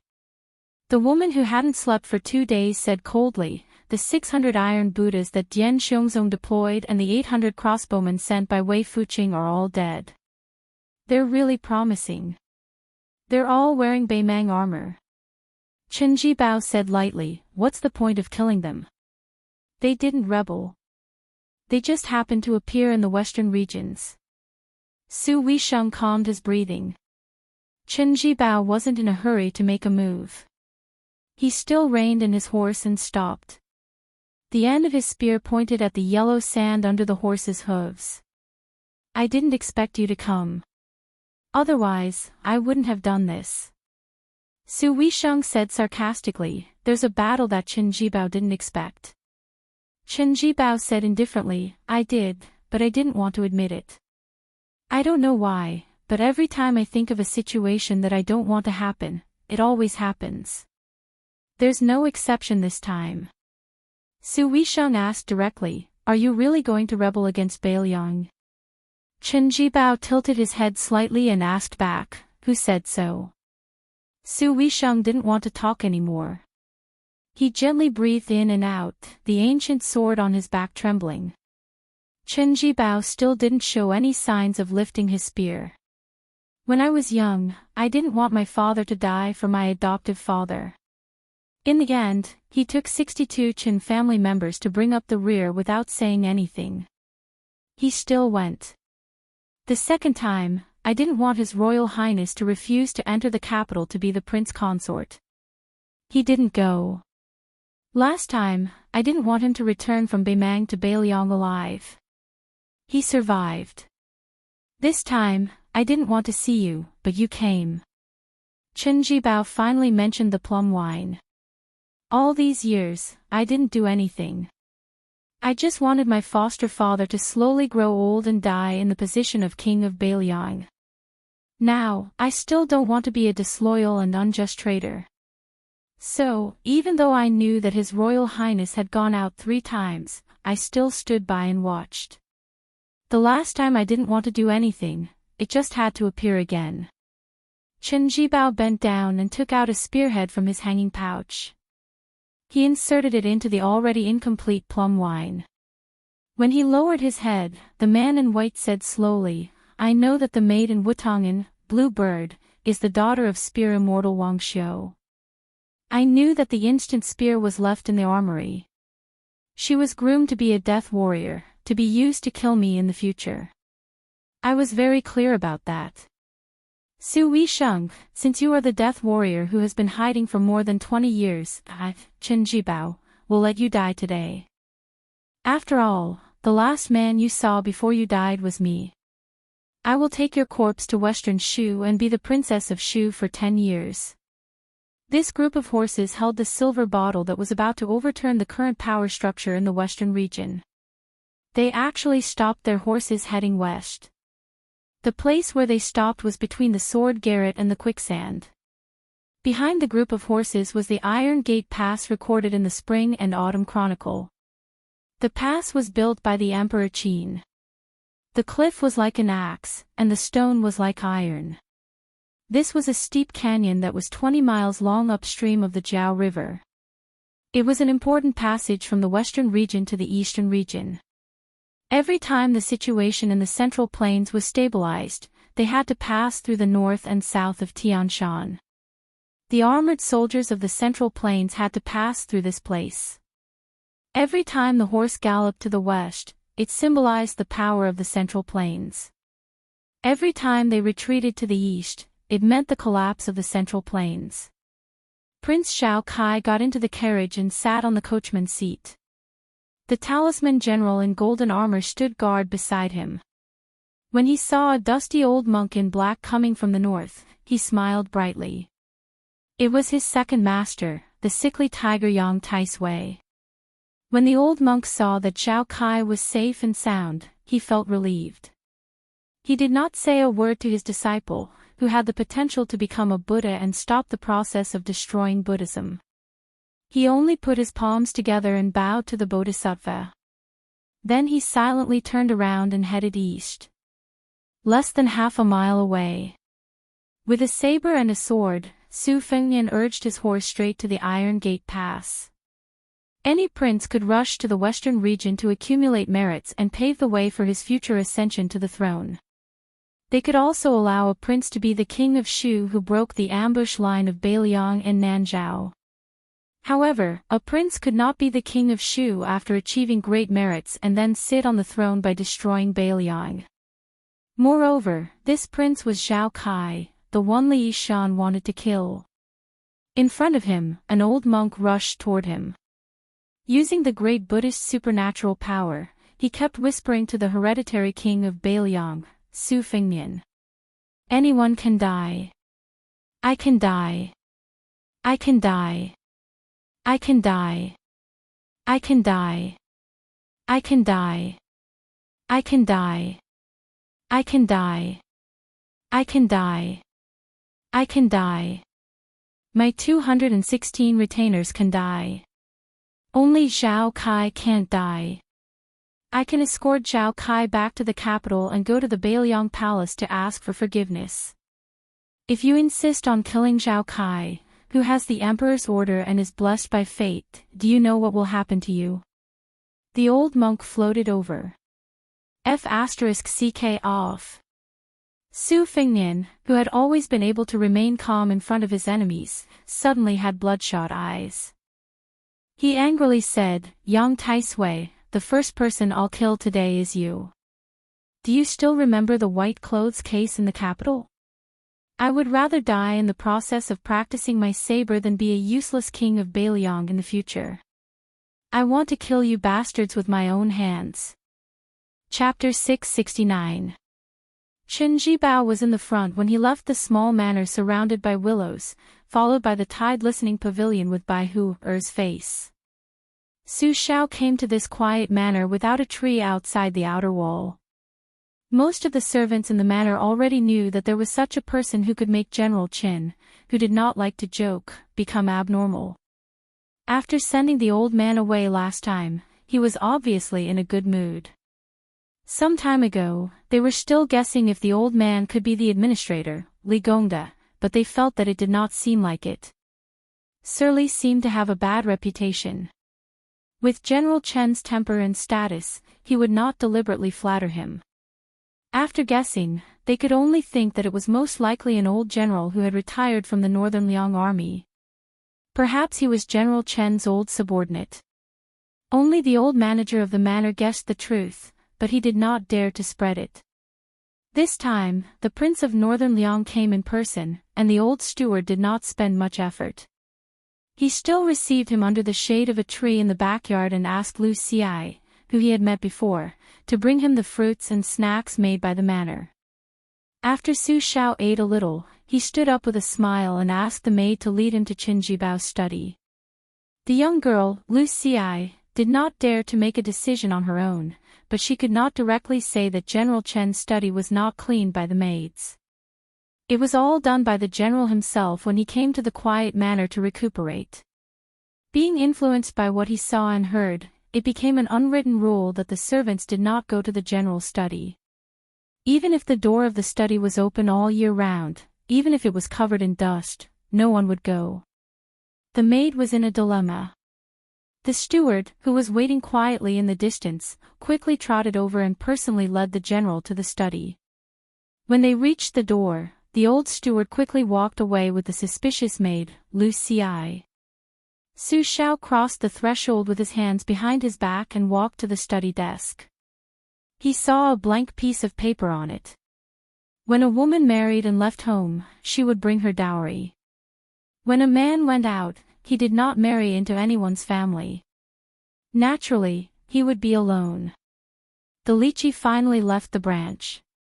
Su Xiao put the paper in his sleeve and said softly, "This is good." Su Xiao looked around. The bookshelves were filled with precious military books and historical records that had been collected.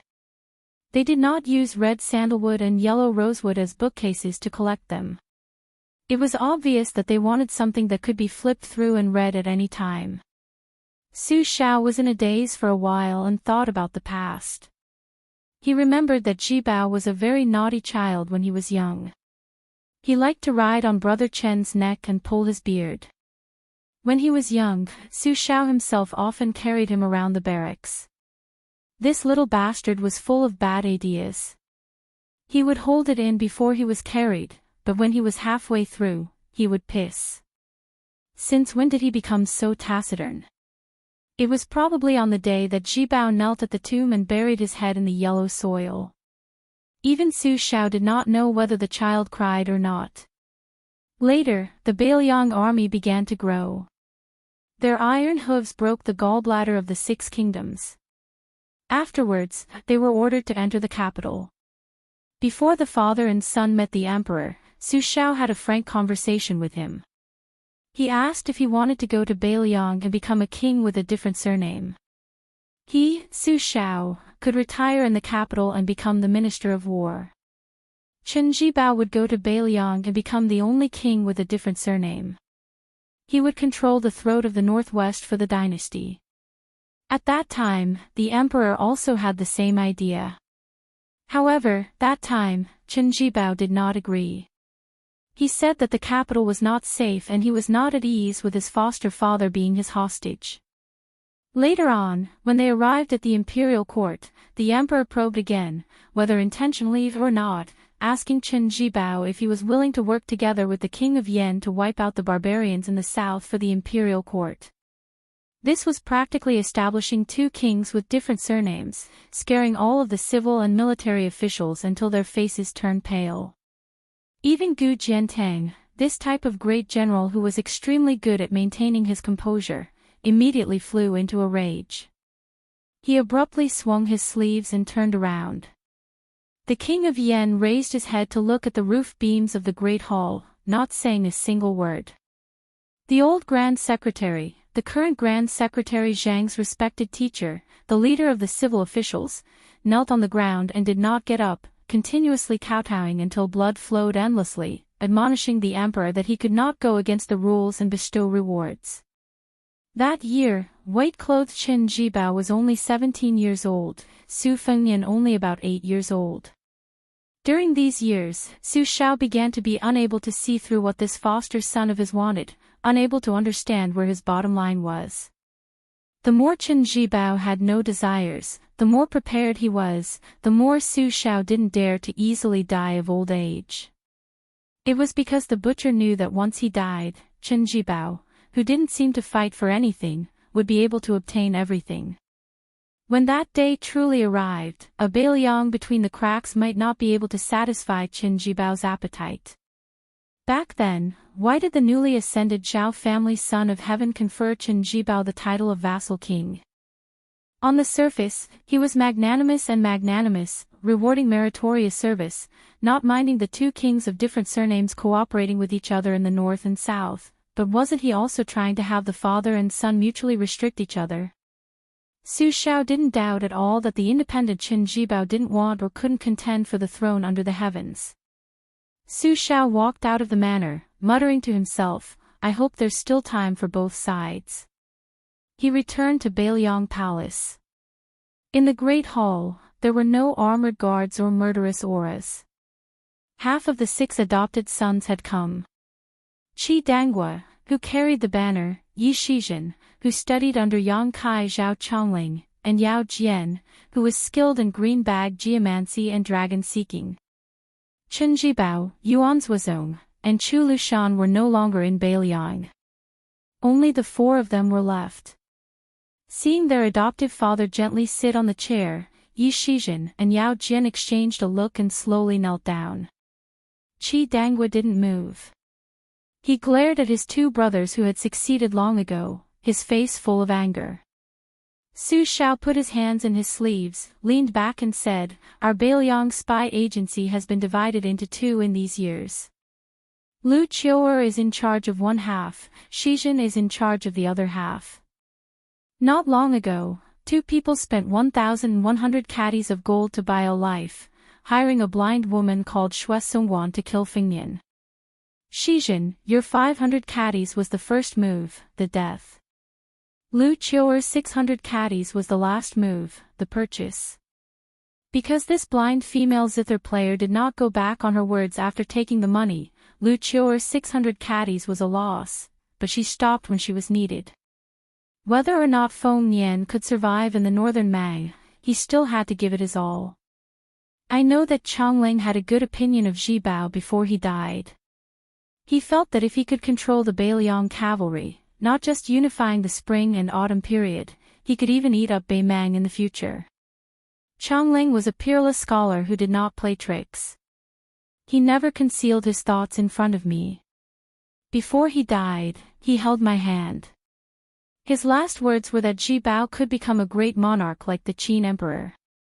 So Shizhen, you inherited Chongling's will. In these years, I could not find out who did not do it personally, and I did not want Lu Qiuer to find out. But I know who was adding fuel to the fire. Also, this was Ishan's original intention for me to hide. I do not blame you for this. Shizhen, you just wanted to fight for your master, prove that Li Yishan was wrong, and prove that Li Yishan was not as good as Xiao Chongling. In these years, the hearts of the old subordinates of Beiliang have been scattered, especially those old people who urged me to become emperor. They still have resentment that has not dissipated.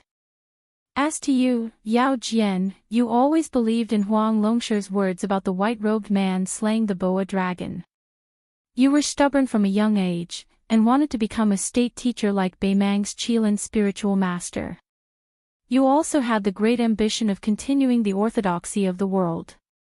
If I had advised you openly, the relationship between father and son would have been long gone. You would not have been able to run all over Beiliang with Fengnian in those years, so I endured and did not say anything. Su Xiao was really old.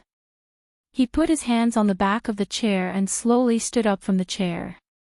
The young general who was not afraid of fatigue and death every time he took the lead was actually so difficult. In the end, he said, "Now it's hard for me to say that I'm definitely right and you guys are wrong." Su Xiao walked out of the hall. Qi Dangwa was guarding the door with his back to Yao Jian and Yi Shizhen. Yi Shizhen was the first to stand and stumbled over to pick up the jug of wine his foster father had left behind. He held 2 wine cups in one hand, and raised the jug to his nose with the other to sniff. The tearful scholar smiled and said softly, "See, I told you it was green ants, but you had to bet with me that it was yellow wine. Yellow wine needs to be warmed. You do not find it troublesome, but I do." Yao Jian did not stand up and just sat cross-legged. Yi Shizhen sat in front of him and poured 2 cups of wine. Yi Shizhen raised a cup of green ants and used his sleeve to wipe his tears. He said with a smile, "What, old Yao, you are not willing to part with your rooms of books?" The expressionless Yao Jian gripped the wine cup and shook his head. "What is there to be unwilling about? It is good to leave them for Fengnian. In the past, he liked to steal books when he was young. This time, he does not have to worry about being scolded by me. Whether I live or die, I am only one person. But you, on the other hand, are you not worried about that family?" Yi Shizhen laughed out loud. "Of course I am.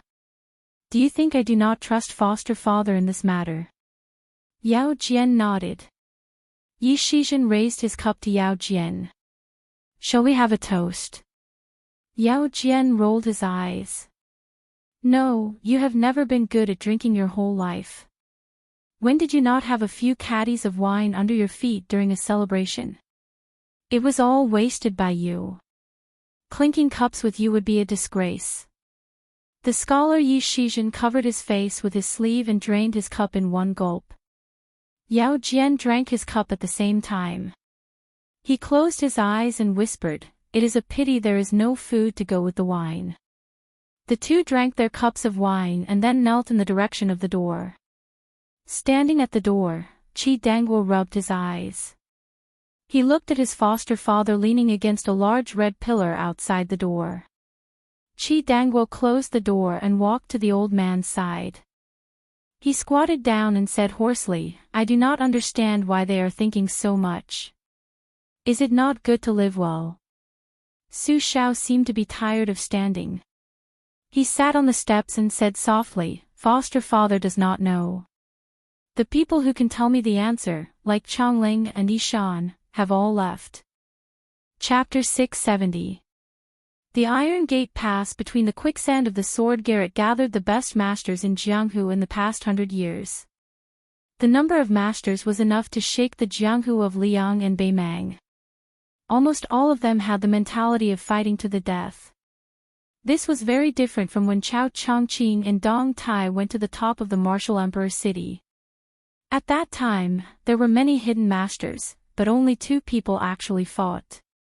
They just watched from the sidelines.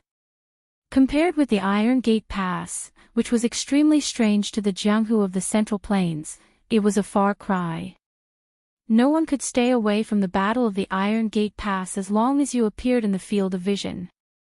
Among the masters who had appeared in person, there were Chen Jibao, who came late with a stick of plum wine, Han Diaoxi, who was known to be good at killing celestial phenomena with his mysterious finger, Yang Taisui, the sick tiger who once stepped on half of the Dragon Tiger demon-slaying platform, White Bear Yuanzuozong, the 3rd person in the Liang army, Su Fengnian, who was at the False Realm with his mysterious finger, Su Weisheng, who carried the red dragon sword, Bodhisattva of Tantric Buddhism, Golden Armor Man, who used to be one of the 4 grandmasters, Su Longxiang, who was born as King Kong, and Blue Bird, who held the instant spear. They were doing the shocking business of plotting and quelling rebellion. The people who were killing each other were the princes who were likely to sit on the dragon throne and the next king of Beiliang. This was a chaotic battle that would soon determine the future of the western region and western Shu in Beiliang. No one dared to say that they would be the last one to laugh and survive until the end. Su Fengnian rode in the front. 12 flying swords with perfect sword embryo formed the Thunder Pool sword formation that he stole from Dong Tai, the god of Peach Blossom Sword.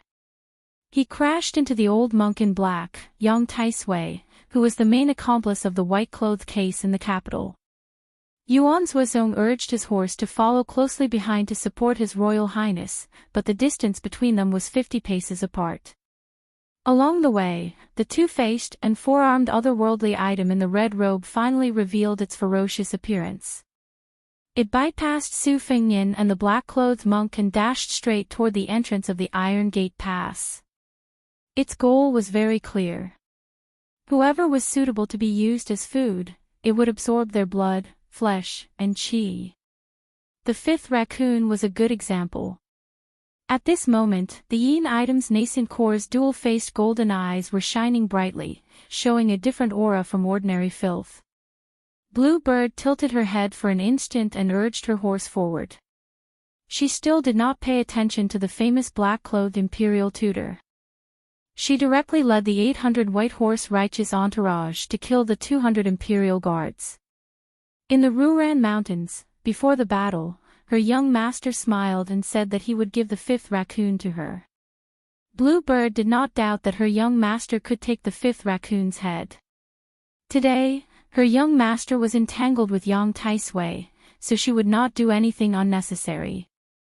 The black-clothed young man had already abandoned his horse and walked on foot, but his body was like rolling thunder on the ground, far surpassing the galloping horse. Once again, he showed what it meant to take the lead in a battle. Wang Chong of the Phoenix Battalion stood side by side with the warhorse and His Royal Highness. He subconsciously glanced at them and clenched his spear, whispering, "Lin Heng, watch carefully." This time, His Highness single-handedly took on the bald donkey Yang Taisui. He didn't let us down.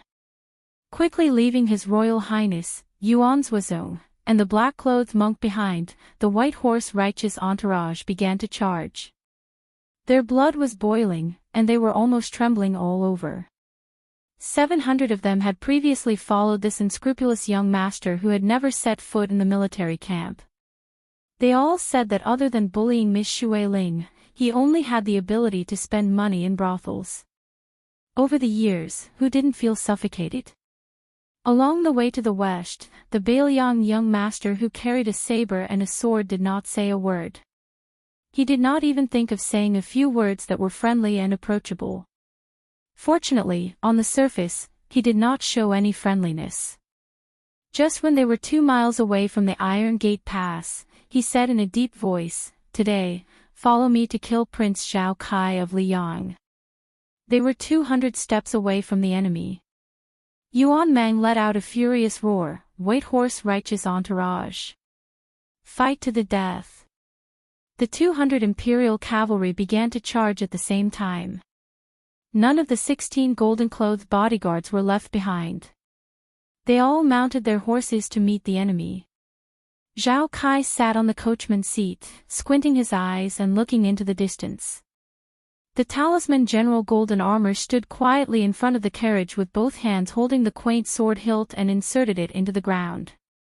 This ferocious sword was exchanged with the lives of the whole family of a famous swordsmith. The puppet in the golden armor was a great guru who was skinned by Han Diaoxi. Its combat power alone was enough to crush the other 4 abandoned talisman armors. The female bodhisattva of Tantra in a snow-white cassock made a mudra in front of her chest with one hand and held a bottle with the other hand. The yellow sand spun crazily a few feet above her palm and gathered into a tower. It gradually formed a star vortex. Zhao Kai held the horsewhip tightly and stood up. He took a deep breath. "Will I die here?" The sturdy horsewhip in his hand suddenly broke inch by inch.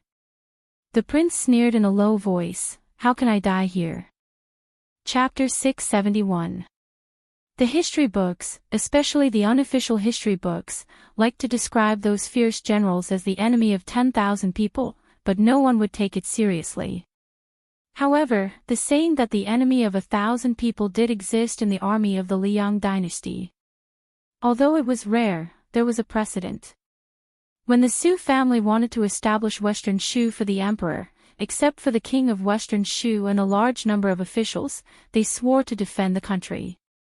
They would rather die than surrender to the Liang dynasty, and they would rather die than flee to the imperial city.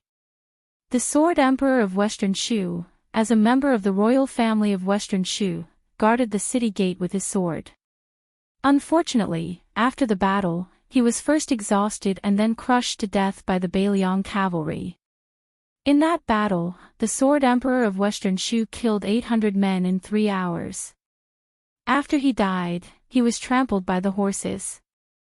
Then, Chu Lushan put a flag on the corpse. The long chaotic wars of spring and autumn caused the soldiers to gain a lot of experience in fighting against top-class martial artists in the martial world. They had to exhaust their opponents before their morale collapsed and not give them a chance to catch their breath. These precious experiences that were gained by piling up corpses and lives were passed down from the old soldiers to the new soldiers, generation after generation. Wang Ji, as a general of the Sword Garret, was in the south of Western Shu where the Sword Emperor died. Needless to say, Bailiang had Qin Jibao and Yuan Zhuozong who survived in the imperial concubine's tomb. They could be said to be worthy of being the enemy of 1,000 people. Naturally, they often used these brilliant figures as imaginary enemies to train the cavalry. However, the fierceness of the red python-robed eunuch and the craftiness of his killing methods still made Wang Ji a little unprepared. Han Diaoxi rushed in a straight line, his red python robe fluttering in the wind. Thousands of red threads appeared on his hands, and he could easily take people's heads and cut them into pieces. Except for Wang Ji's Bailiang saber cutting off some of the red threads and a few capable generals who luckily survived, no less than 30 cavalrymen were strangled by this human cat. Fortunately, the cavalry battle formation did not pursue multiple rounds of killing from the beginning. They wanted to be firm. Even if they had to give up a part of the advantage of the cavalry's impact, even if they had to give the 2,000 cavalrymen behind Han Diaoxi an innate advantage, they had to try their best to circle around and stop this old eunuch. The secret order Wang Ji received a few days ago was very simple. It only had 2 words: delay. With what? In addition to conserving 1,000 of his cavalry to prevent them from being defeated by the 2,000 people who knew each other well, the 2,000 cavalry that participated in the battle also did not swarm forward like a swarm of bees. Instead, they were divided into 20 cavalry groups of 100 men, striving to advance and retreat with a sense of propriety, so that the advantage of numbers could be fully utilized to the extreme. Wang Ji had already had 3 hurried exchanges with Han Diaoxi. The first time, he used his saber to block the enemy, and the other 2 times, he bent down to pick up the spears of his fallen comrades. The last time, he threw his spear back to chase after the red cat and threw it behind him. One of the spears was actually wrapped around the back of the spear as if it had grown eyes, directly twisting the spear into pieces. Wang Ji threw the spear for the 3rd time, directly abandoning the man and killing the horse. The frighteningly red cat unexpectedly reined in the horse and leapt into the air, dodging the flying spear. It even pulled the heads of the surrounding 5 cavalrymen into the air. Wang Ji's eyes were bloodshot as he cursed, "Mother f***, you're not human at all." Behind Wang Ji, there were 8,000 horse hooves stomping on the ground. Wang Ji made a hand gesture, and the 1,000 cavalrymen who were motionless split apart like a flood, bypassing the reef in the middle of the river and rushing towards the 2,000 cavalrymen led by He Yan. In addition, the 6 cavalry groups that were on the periphery could not immediately surround the killer cat to engage in a fierce battle. Wang Ji carelessly rubbed his cheeks, spat out a mouthful of bloody saliva, and said fiercely, "If I don't die this time, no matter what, I will ask the king of Bailiang to be the general of 10,000 cavalrymen." Chen Jibao said that he wanted to kill Su Weisheng and bring her body to Western Shu to proclaim himself as the king. He did not have the slightest intention of showing any mercy, nor was he sloppy at all. Every time the plum wine came into contact with the ancient crimson feather sword, this famous sword would explode with a series of clear and melodious sounds like the roar of a dragon, trembling and melodious. Every time they collided, Su Weisheng, who was holding the sword in her right hand, would violently shake her right sleeve. The profundity of the plum wine was not limited to this. Every time Chen Jibao struck out with his spear, it seemed gentle, without the slightest bit of anger.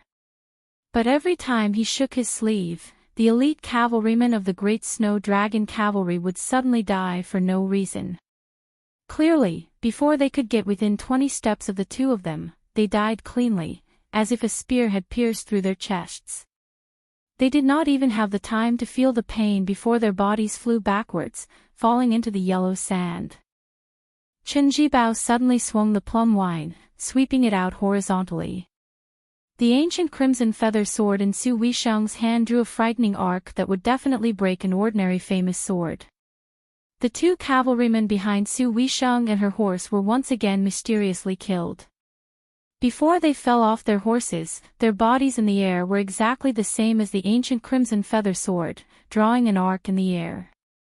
Lightly taking back the plum wine, Chen Jibao pointed at the ground, and the tip of the spear spun out a flower.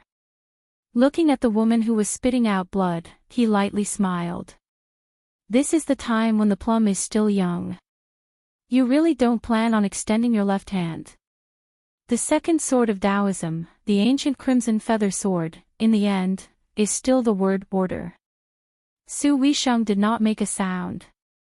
Chen Jibao turned his head to look at the Iron Gate Pass. "I originally wanted to go there and cut down the python and dragon, and then enter Shu alone. This way, no matter who it is acceptable." The plum wine in his hand gradually turned a deep purple. Su Weisheng threw the ancient crimson feather high into the air. High into the clouds, it attracted the heavenly thunder. Su Weisheng was just about to blurt out the word order. A spear pierced through the abdomen. Chen Jibao pulled out the plum wine, drawing a stream of blood from the woman's body. His face was expressionless. Su Weisheng was still trying his best to say the word order. Then, the white-robed man spun to the end of the spear and knocked him off his horse. It seemed like he was showing mercy, but in fact, this plum turning from green to purple was the real killing move. At this moment, a woman was flying south on her sword. Behind the woman was a green-robed Confucian scholar leisurely following. The young woman was extremely beautiful, and the way she rode the sword was like a carefree immortal. She fiercely glared at Su Weisheng, who was her second mortal enemy in her life, and said coldly, "I'm just watching. Don't expect me to make a move." On the other hand, the middle-aged Confucian scholar who had dominated the world chuckled and said, "The plum wine goes best when it's purple." Qiao Chongqing floated over and supported the woman whose soul was swaying unsteadily. He pressed down on her heart meridian, gently inserted a pill, and gently put her down. Only God knew if she was dead or alive. He was just doing his best. In fact, it was still difficult to escape death by forcefully attracting the heavenly tribulation. Death warriors deserved to die. If it wasn't for the fact that he had scouted this place and the yellow sand was thousands of miles long, even the land immortal Qiao Chongqing wouldn't have been able to catch up. Qiao Chongqing stood up and stretched out his hand, asking, "Confucian sage Chen Jibao, can you fight?" This white-robed warrior immortal, who no one in the world knew had quietly entered the saint realm, raised the plum wine that was surrounded by a vast purple aura and said calmly, "Please." Chapter 672. The night duty area of the Minister of Governmental Affairs was located on the east side of the palace's Longshan Gate. Below the palace walls was a row of low-tiled houses. Compared to the grandiose style of the Hall of Governmental Affairs' two provinces, it truly seemed extremely shabby. Tonight, the current court's Grand Secretary Zhang Julu was personally on night duty in the palace. Of the three high officials, because West Chu's Grand Tutor Sun Shiji had been transferred out of the capital to become the administrator of West Chu's old territory, the Minister of Governmental Affairs of the three provinces was originally vacant.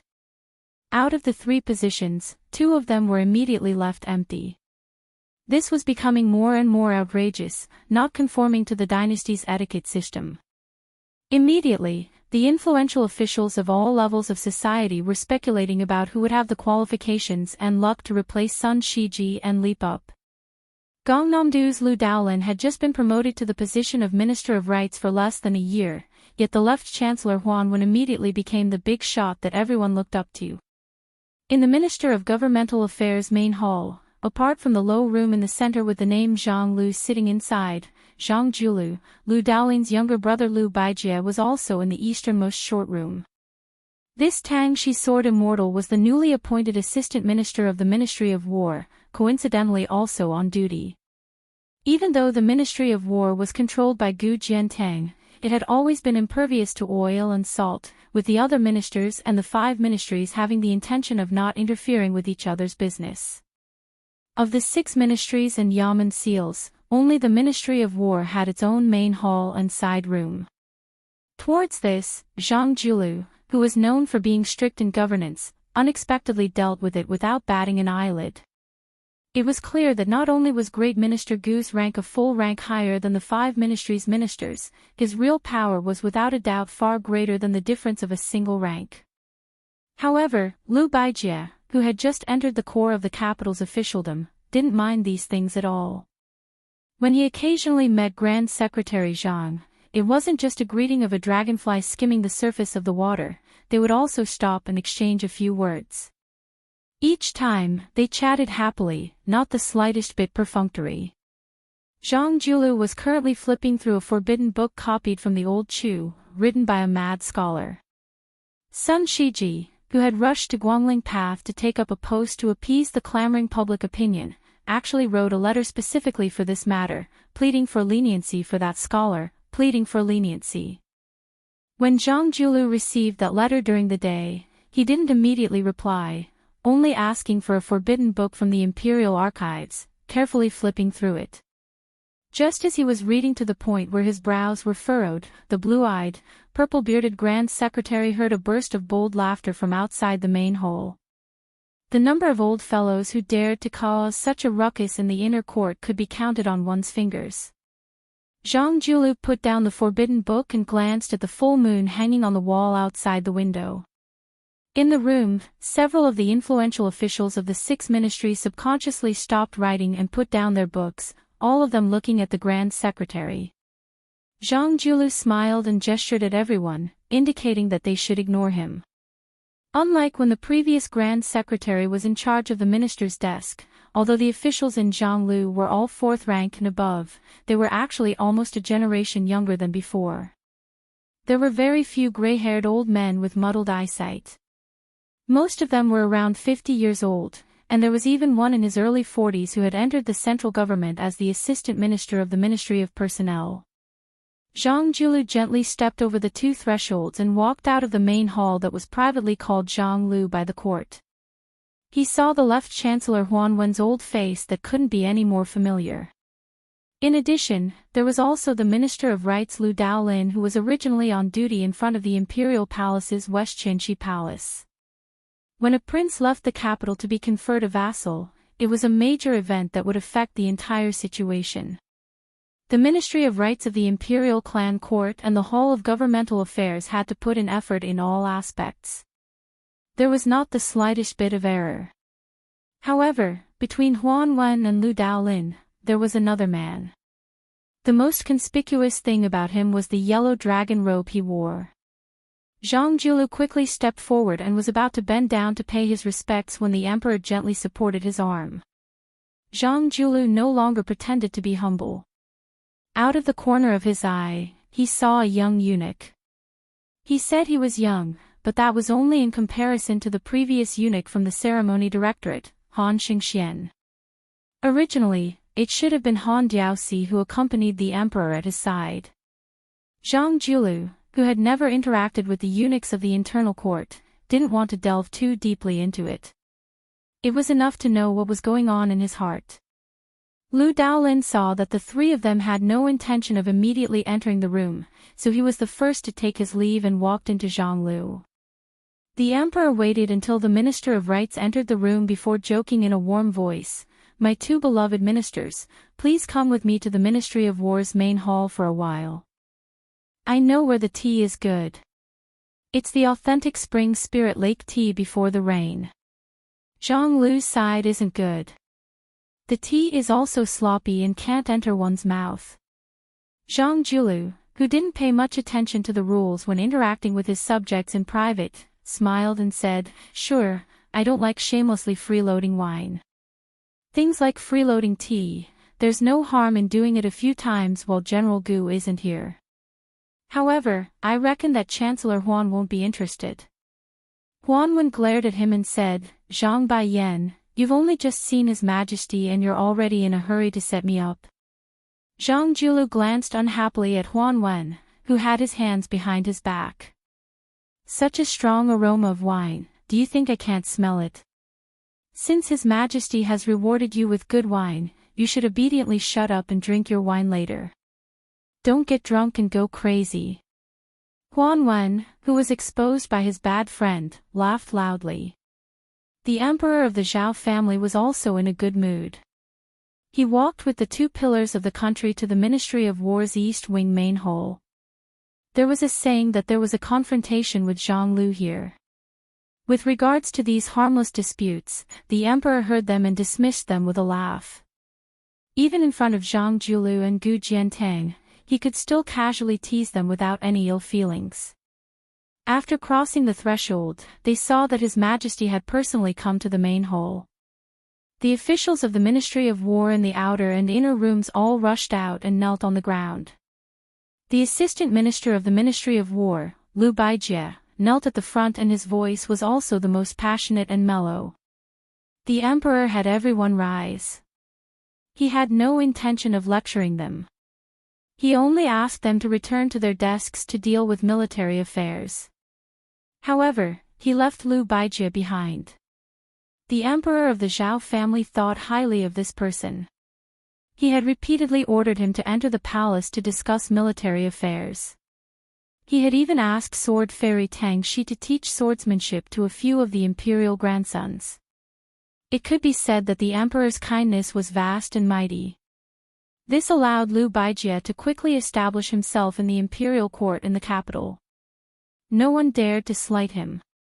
There was a huge painting of mountains and rivers hanging on the wall of the outer room. The emperor had the three dignitaries sit down and drink tea. He himself stood under the painting and picked up a slender red sandalwood pole. For the time being, he did not point out anything on the painting. Zhang Julu drank a mouthful of the goddess of spring bilyaconch, which had become a tribute tea because of a poem. He whispered to the left chancellor of the Imperial College, who was sitting on the chair next to him, "Drink further away. The aroma of the tea is all washed away." Huanwen retorted, "The room is only so big and the wine is so fragrant. Where do you want me to go?" After he finished speaking, he asked the attendant in the main hall to ask for an extra cup from the spring kiln. He handed it to the assistant minister of the Ministry of War, Liu Baijie, and said with a smile, "Sword fairy Tang Shi, let's drink to our heart's content. It's 2 against 1. If someone has to scram, it should be that blue-eyed guy. Isn't that right?" Liu Baijie, who had the bearing of a scholarly general, took the cup with a smile and said softly, "I'll drink the wine. But if it's not right, left chancellor, I really don't dare to say." Zhang Julu laughed angrily, "Each one is more slippery than the other. The left chancellor who carries the wind and moon on his shoulders? The sword fairy Tang Shi who is generous and unsophisticated? Why does it change when it comes to me?" Chapter 673. The emperor, who had left his servants and eunuchs outside in the middle of the night, turned around with a smile and asked, "Julu, tell me more about the imperial examinations North and South rankings and the selection of soldiers. I have read the memorial. Although I can recognize all 60,000 words, there are still many parts one don't understand.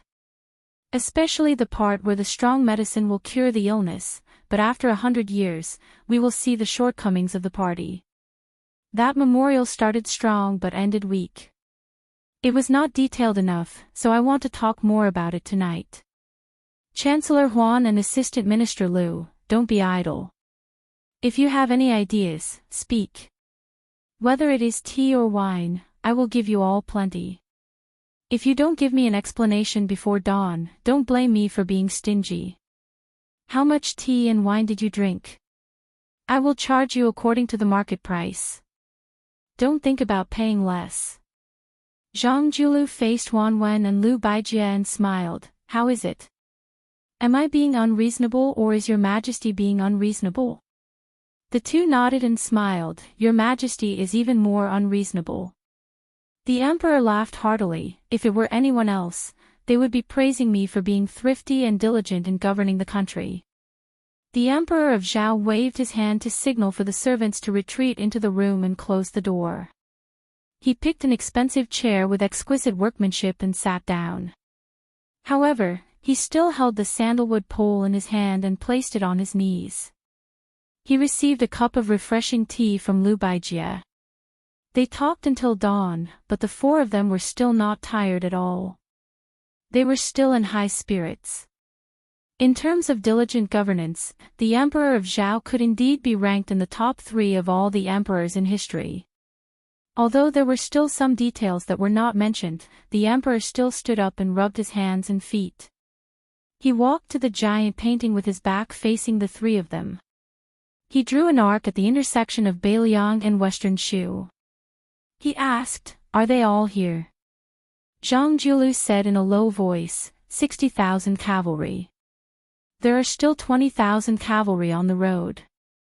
The emperor, who was using the wooden pole to point out the country, smiled and said, "There is not much difference between 60,000 and 80,000, unless 60,000 is 600,000. Zhang Julu nodded.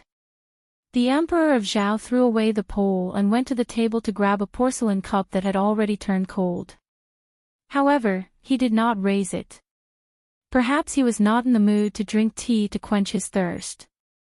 Or was he afraid that his subjects would see the details of his trembling when he raised his cup? He looked down at the teacup and asked softly, "Do you?" Zhang Julu calmly shook his head and said, "Don't worry, Your Majesty. They won't fight." When the Zhao family's son heard this clear answer, he smiled and put down the teacup that he had never lifted. He raised his head and said, "You guys should rest early too." After Liu Baijia and the two old officials saw His Majesty out of the main hall, they returned to the room alone and inadvertently looked at the table. There were still some ripples in the cup. No one would believe that a large net had been cast on the border of Bailiang. It could be said that all the old subordinates of the Gu party had come out. 60,000 men and horses had rushed to set up camp in one place under the pretext of redeployment. There were even 20,000 cavalry who had rushed into the border from Jizhou. The momentum was so great that it could not be concealed at all. The 60,000 men and horses that were already in place were led by Kai Nan, a former subordinate of General Gu Jiantang. They had formed a loose defense line on the border that went against the common rules of the art of war. This defense system was like a child's play. Not to mention the cavalry in the north that had shocked the two dynasties, even the ordinary cavalry of the Duke of Guangling and Duke of Yanqi could be destroyed in one go.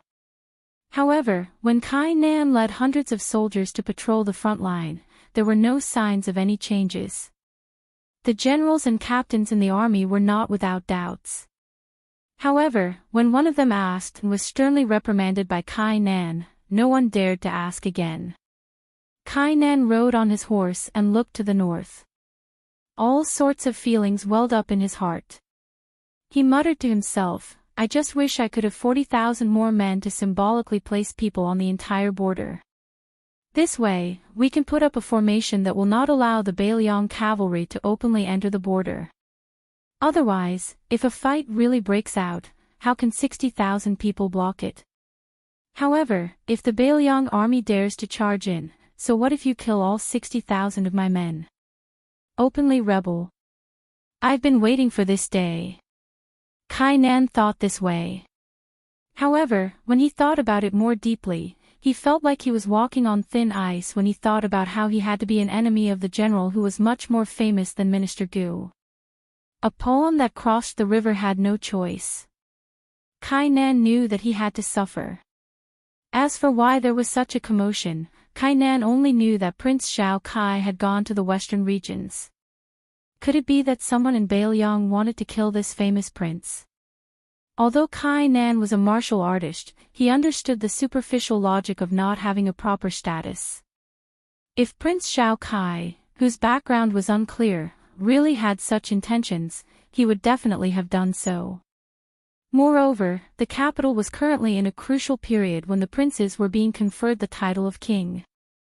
If Xiao Kai could really gain power in the western regions, Kai Nan did not need to think to know that he would definitely become a king with real power. If he went to western Shu and became the king of Shu, then that would be interesting. A scout quickly rushed back. His face was pale. After dismounting, he knelt on the ground and said in a trembling voice, "The Bailiang cavalry has arrived. I don't know the exact number, but there are at least 10,000 of them.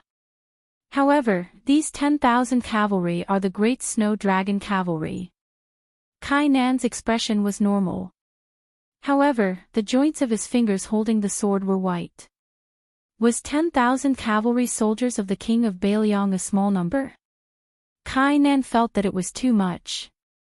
Gritting his teeth, Kai Nan ordered a trusted general behind him, pass down the order. "Within 100 miles, gather the troops here." Kai Nan looked into the distance. Yellow sand rolled in his field of vision.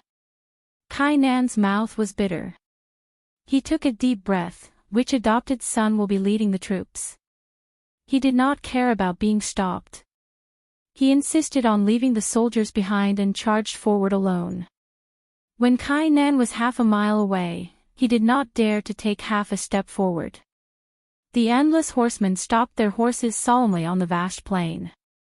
Kai Nan could see a royal flag with the word "Su" flapping in the wind. A rider stepped out of the formation and slowly advanced.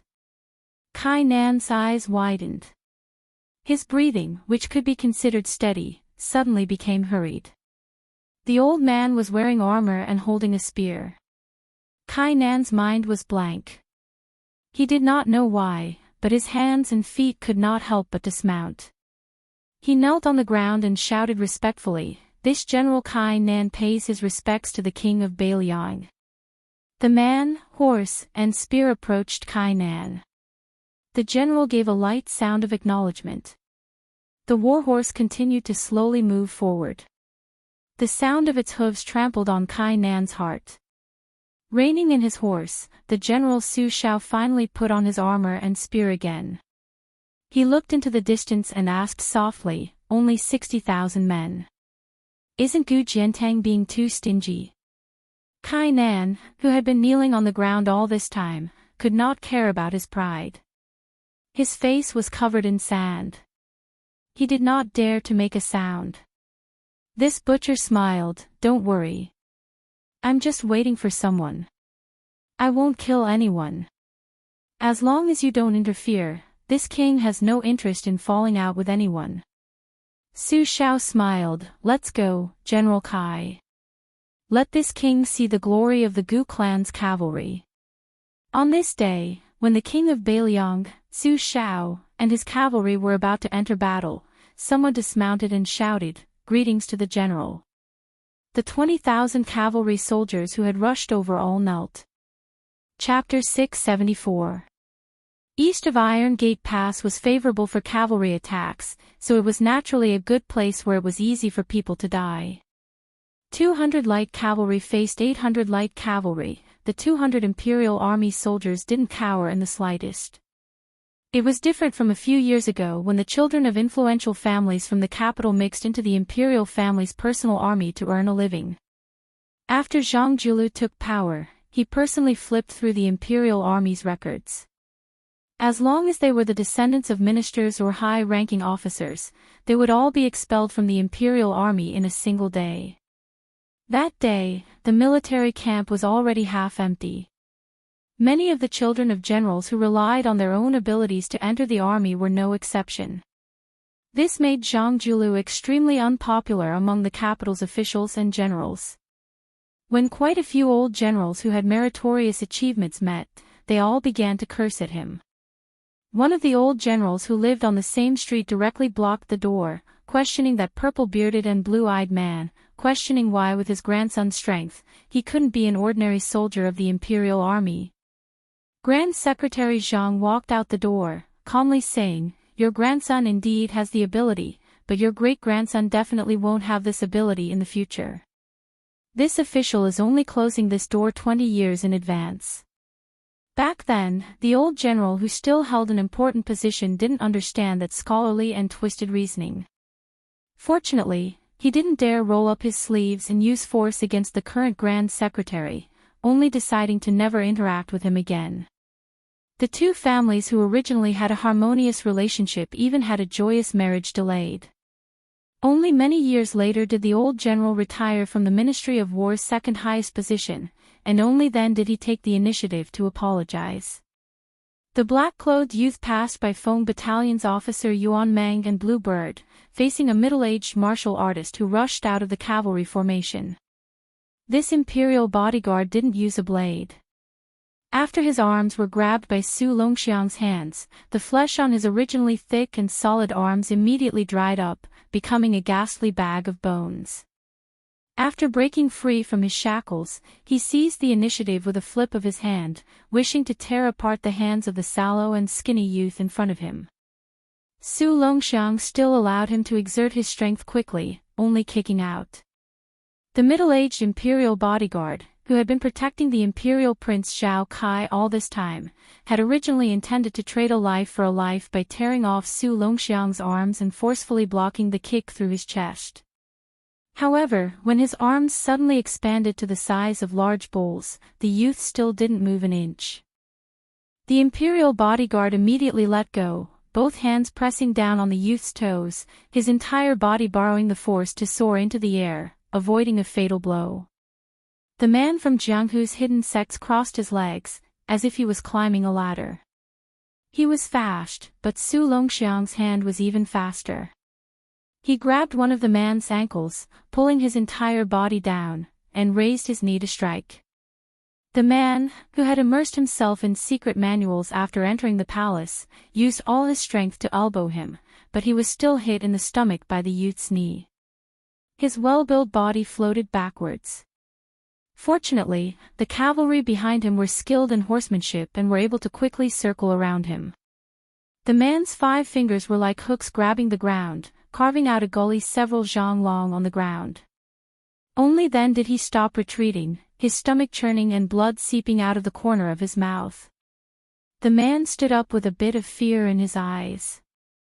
Since scholars could sell their talents to the royal family, many of the top boorish men were willing to sell their martial arts to the court. Unlike the Su family in Beiliang, who had no official position or power, as long as one had the ability, they could take a position in the royal palace in the capital. Because of his outstanding martial arts, this golden saber imperial bodyguard, who had been bestowed with a yellow saber by the emperor, was a well-known figure. Once, when he returned home to visit his family, his sect had been suppressed by the governor and the general. When he returned, the world had been turned upside down.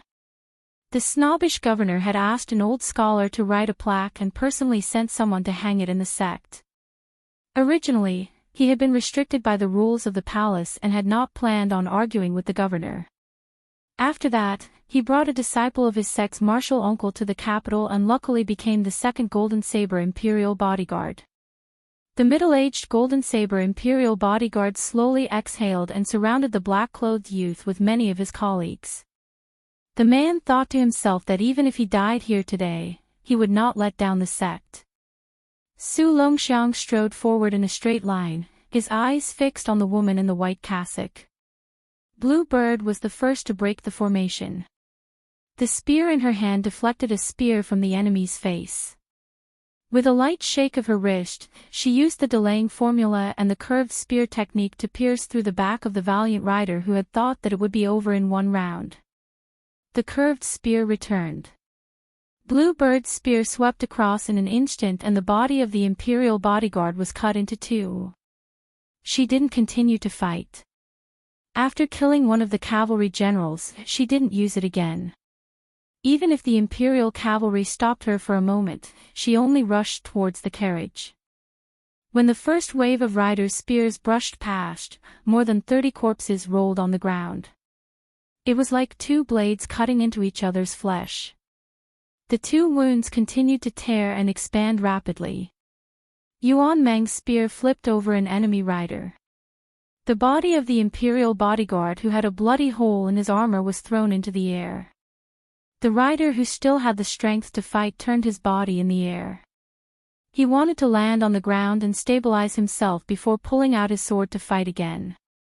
Unfortunately, before he could land on the ground, his head was chopped off by a white horse rider. Yuan Meng laughed loudly. "Ruthless Hong, this head is yours. When we get back, don't be so stingy. I'll treat you, Field Officer Yuan, to a good meal."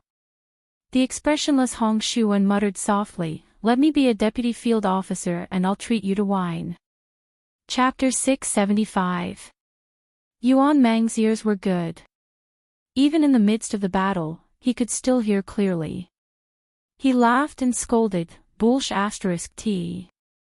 You can talk to me about this after you've killed 10 people." The northern cold saber in Hong Shuan's hand twisted and changed into an inverted scallion thrust, bending his waist to dodge the spear. Borrowing the momentum of the warhorse charging forward, the cold saber slid rapidly along the spear shaft, cutting off the enemy rider's arm with one slash, and then the Phoenix Battalion's famed ruthlessness cut off half of his head. The horse was still galloping forward, but the man was already dead. Hong Shuan, who still had one Beiliang saber at his waist, said indifferently, "2." Wang Chong, who was charging forward on his horse, glanced at the white horse protector who had died in front of him and gritted his teeth. Suddenly, a red cloud floated over their heads and fell outside the iron gate. Before one of the royal guards fell to the ground and died, he could vaguely see the warring state's master riding his flying sword in the distance. He cursed weakly as he closed his eyes. F***ck your 18 generations of scholars in the capital. Didn't you all say that the crown prince of Bailiang only knew how to bully women? Su Fengnian had seen the thunder pool twice. Outside the martial emperor city, Dong Tai's thunder pool sword formation killed the celestial being Zhao Xuansu. The thunder pool in the mausoleum of the yellow emperor was destroyed by the demon Luo Yang with a flick of her sword. Every success and every defeat. Su Fengnian had his own thunder pool with flying swords. He had once told Su Beiji that within a few feet of the thunder pool, killing people with flying swords was as easy as pie. At first, the sickly old monk in black did not pay much attention to the young heir of Bailiang's talk of revenge. Yang Taisui was a martial artist, and even a level 2 master of martial arts could make Su Fengnian suffer, not to mention Yang Taisui. But when the heir of Bailiang charged over on horseback, his sword chi poured out in torrents like a broken dam. He was a little surprised. Over the years, Yang Taisui had stayed away from the disputes in the palace and traveled to Jianghu. With his rich shrewdness and experience, he was able to deduce the inside story that was not too far from the truth with just a few scattered words in the Wulin. However, he had expected Su Fengnian, who had the great yellow courtyard that Wang Zhongluo had bestowed upon him, to not have so little inner strength, and his sword chi should not be so ferocious. Yang Taisui gently waved his sleeve again and again. The 12 flying swords bounced back again and again. Su Fengnian stopped his horse about 10 zhang away, his hands pressing down on the spring thunder and spring autumn. He was quiet, not making a sound, not saying a word. This was the power of the Wu family's flying swords with a perfect sword embryo. Where one's mind was, the tip of the sword would be there. Moreover, these 12 flying swords were the condensation of the peach blossom sword god Dong Tai's life's work. Even if he had erased the Rui sword embryo before giving the swords to them, the 12 flying swords themselves had long been smooth and transparent. Return to the sect. The old monk in black smiled and spat out these 2 words. One of his hands formed a palm in front of his chest. With a flick of his sleeve, he drew the 6 flying swords into his sleeve. His large sleeve billowed like a balloon. Of the remaining 6 flying swords, Tai stabbed towards the space between Yang Taisui's eyebrows. The old monk raised his hand and slapped, sticking close to Tai. His body seemed to be moving slowly, but this palm forcefully caught 4 flying swords, including Tai in the air. The other 2 bamboo horse and peach blossom swords struck the old monk's back one after another. However, the Kasaya was like a stone thrown into a lake, waves rippled behind it. The bamboo horse and peach blossom swords returned without any effect and were caught between the 4 fingers of Yang Taisui's palm. The 12 swords were all in the old monk's sleeve and hand.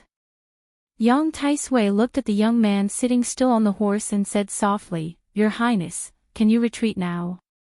Su Fengnian twitched the corner of his mouth. "It's still early. You're not dead yet." He stretched out his hand and flicked his fingers in the air in front of him. The 6 swords were still imprisoned by the fingers of the old monk in black, but the 6 swords in the sleeves had already broken out of the sleeves. Yang Taisui was surprised and muttered to himself, breaking longevity with a knock of the fingers. Tao was not monopolized by Taoism. The 3 sects had always been searching for their own Tao. And Confucianism was not the same as the Confucianism that Saint Zhang had set down layers of rules and regulations.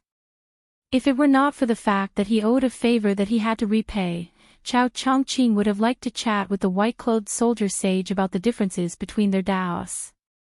Chao Chongqing had become a Confucian sage thanks to the ruins of the Western Wall, thanks to the princess words that the rise and fall of the people were the suffering of the people, and thanks to the noble spirit of the scholars that remained after the fall of West Chu.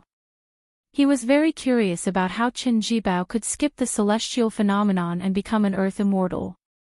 In fact, with Chen Jibao's extraordinary talent, he had followed the martial arts realm step by step into the celestial phenomenon realm, and then became an earth immortal with the identity of a Confucian sage. Such a Confucian sage who had the saints of the three sects and the martial arts path, he was afraid that he could only admit defeat. The current Chen Jibao was in a very mysterious and unprecedented state. He was neither a fake earth immortal, nor was he a transcendent earth immortal like Wang Xinji. What a pity! How good would it be to wait for another 10 years? However, there was one thing that he could be sure of. Chen Jibao's quiet entry into the sage realm had a lot to do with the death of the dragon tree holy monk of the two Zen temples. After a long sigh, Chao Chongqing stretched out his hand and grabbed. He replaced Su Weisheng to say the word imperial that he did not have time to say. A purple heavenly thunder was forcefully grabbed down from the 9 heavens. The reason why Chao Chongqing was known as the top of the celestial phenomenon realm was naturally because of his great talent. Previously, after Chen Jibao faced Chao Chongqing, he gently dismounted and patted the warhorse to let it run away. He looked up at the thunder falling. Suddenly, he stabbed the dark purple plum wine into the ground. Chao Chongqing smiled slightly and said the word imperial again, this time with his palm facing down. Law Phenomenon. Chapter 676. Under the new sword master Su Fengnian's breaking longevity, the 6 top-notch flying swords of the Wu family's sword tomb broke through the old monk's Sumra mustard seed sleeve, pierced through the cage and soared into the sky. Young Taisui, who was holding on to the remaining 6 swords, gently flipped his palm, as if he was reversing heaven and earth. His childhood sweetheart, Spring Water, Peach Blossom, Vermilion Bird Tai Yi, could only spin rapidly within 2 feet of his palm. Even though the 6 flying swords were like rainbows, they were still unable to escape for the time being. However, the sickly old monk's kasaya was also cut open by the flying swords, strands of it floating in the air. Young Taisui flipped his palm again, reducing the distance the flying swords wreaked havoc from 2 feet to 1.5 feet. After a few flips, the 6 flying swords were tightly bound and almost immobile. The old monk in black said indifferently, His Royal Highness originally had the Buddha's embryo Taoist root, a rare talent that is very different from the ordinary outstanding martial artists. Why is he not willing to progress step by step to prove the great way, taking the unconventional path time and time again? In this way, how many times can he withstand squandering? Wudong's old supreme leader Wang Zhonglo painstakingly created the big yellow pond. As long as he carefully watered and widened it, then a small pond would become a vast lake. At that time, the 108 golden lotuses would circulate endlessly, and one chi ocean would sway with 180 golden lotuses. What kind of celestial phenomenon would that be? It is precisely because His Highness did not cherish it and went against heaven's will that the pond has dried up and the golden lotuses have withered, leaving only a single biton standing alone. His Highness still does not repent and is not willing to turn back. Young Taisui used the lion's roar and shouted the last 2 words, "Turn around." Su Fengnian's warhorse was pushed back as if it was hit by a hurricane. In the end, it bent its knees and touched the ground. Su Fengnian floated down from his warhorse and slapped the scabbard of the spring and autumn sword. The scabbard swung in an arc, and the spring and autumn sword left its scabbard. After drawing a large circle in the air, the sword hovered in front of Su Fengnian. Su Fengnian walked in front of the warhorse, and with such a shield, the warhorse quickly raised its knees and steadied itself. After riding for such a long distance, the Fergana steed, which was entirely golden and resplendent, had already developed some sort of mystical connection. Lightly tapping its hooves, it reluctantly turned around and trotted away, turning its head back 3 times with every step. In the distance, Yuan Zhuozong, who was riding his horse slowly outside the great circle, put his Bailiang saber back into its sheath. Su Fengnian said coldly, "The first 2 sword deities, Li Chungang and Dong Tai, did things like opening mountains. However, the saints of the three sects closed their doors and sealed their mountains, fearing karma and karma. Once tainted, it would be like a seed thrown into a stone wall. Sooner or later, it would burst the cliff. The dragon tree monk did not become Buddha because he was unwilling. The abbot of the two Zen temples had already achieved perfection, but he cared more about spreading Buddha land and spreading mercy everywhere.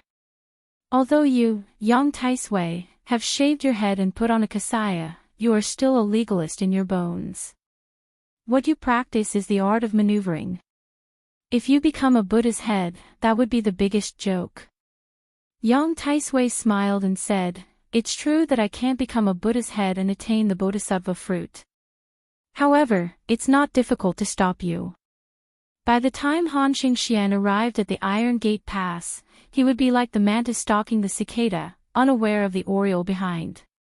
If he persisted in going about things the wrong way, disregarding his cultivation base and life, then Northern Liang's Chen Jibao, who had quietly entered the Saint Realm, would arrive, and he would become a slingshot.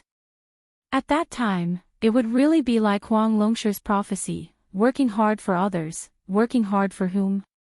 Your Highness is a rare intelligent person.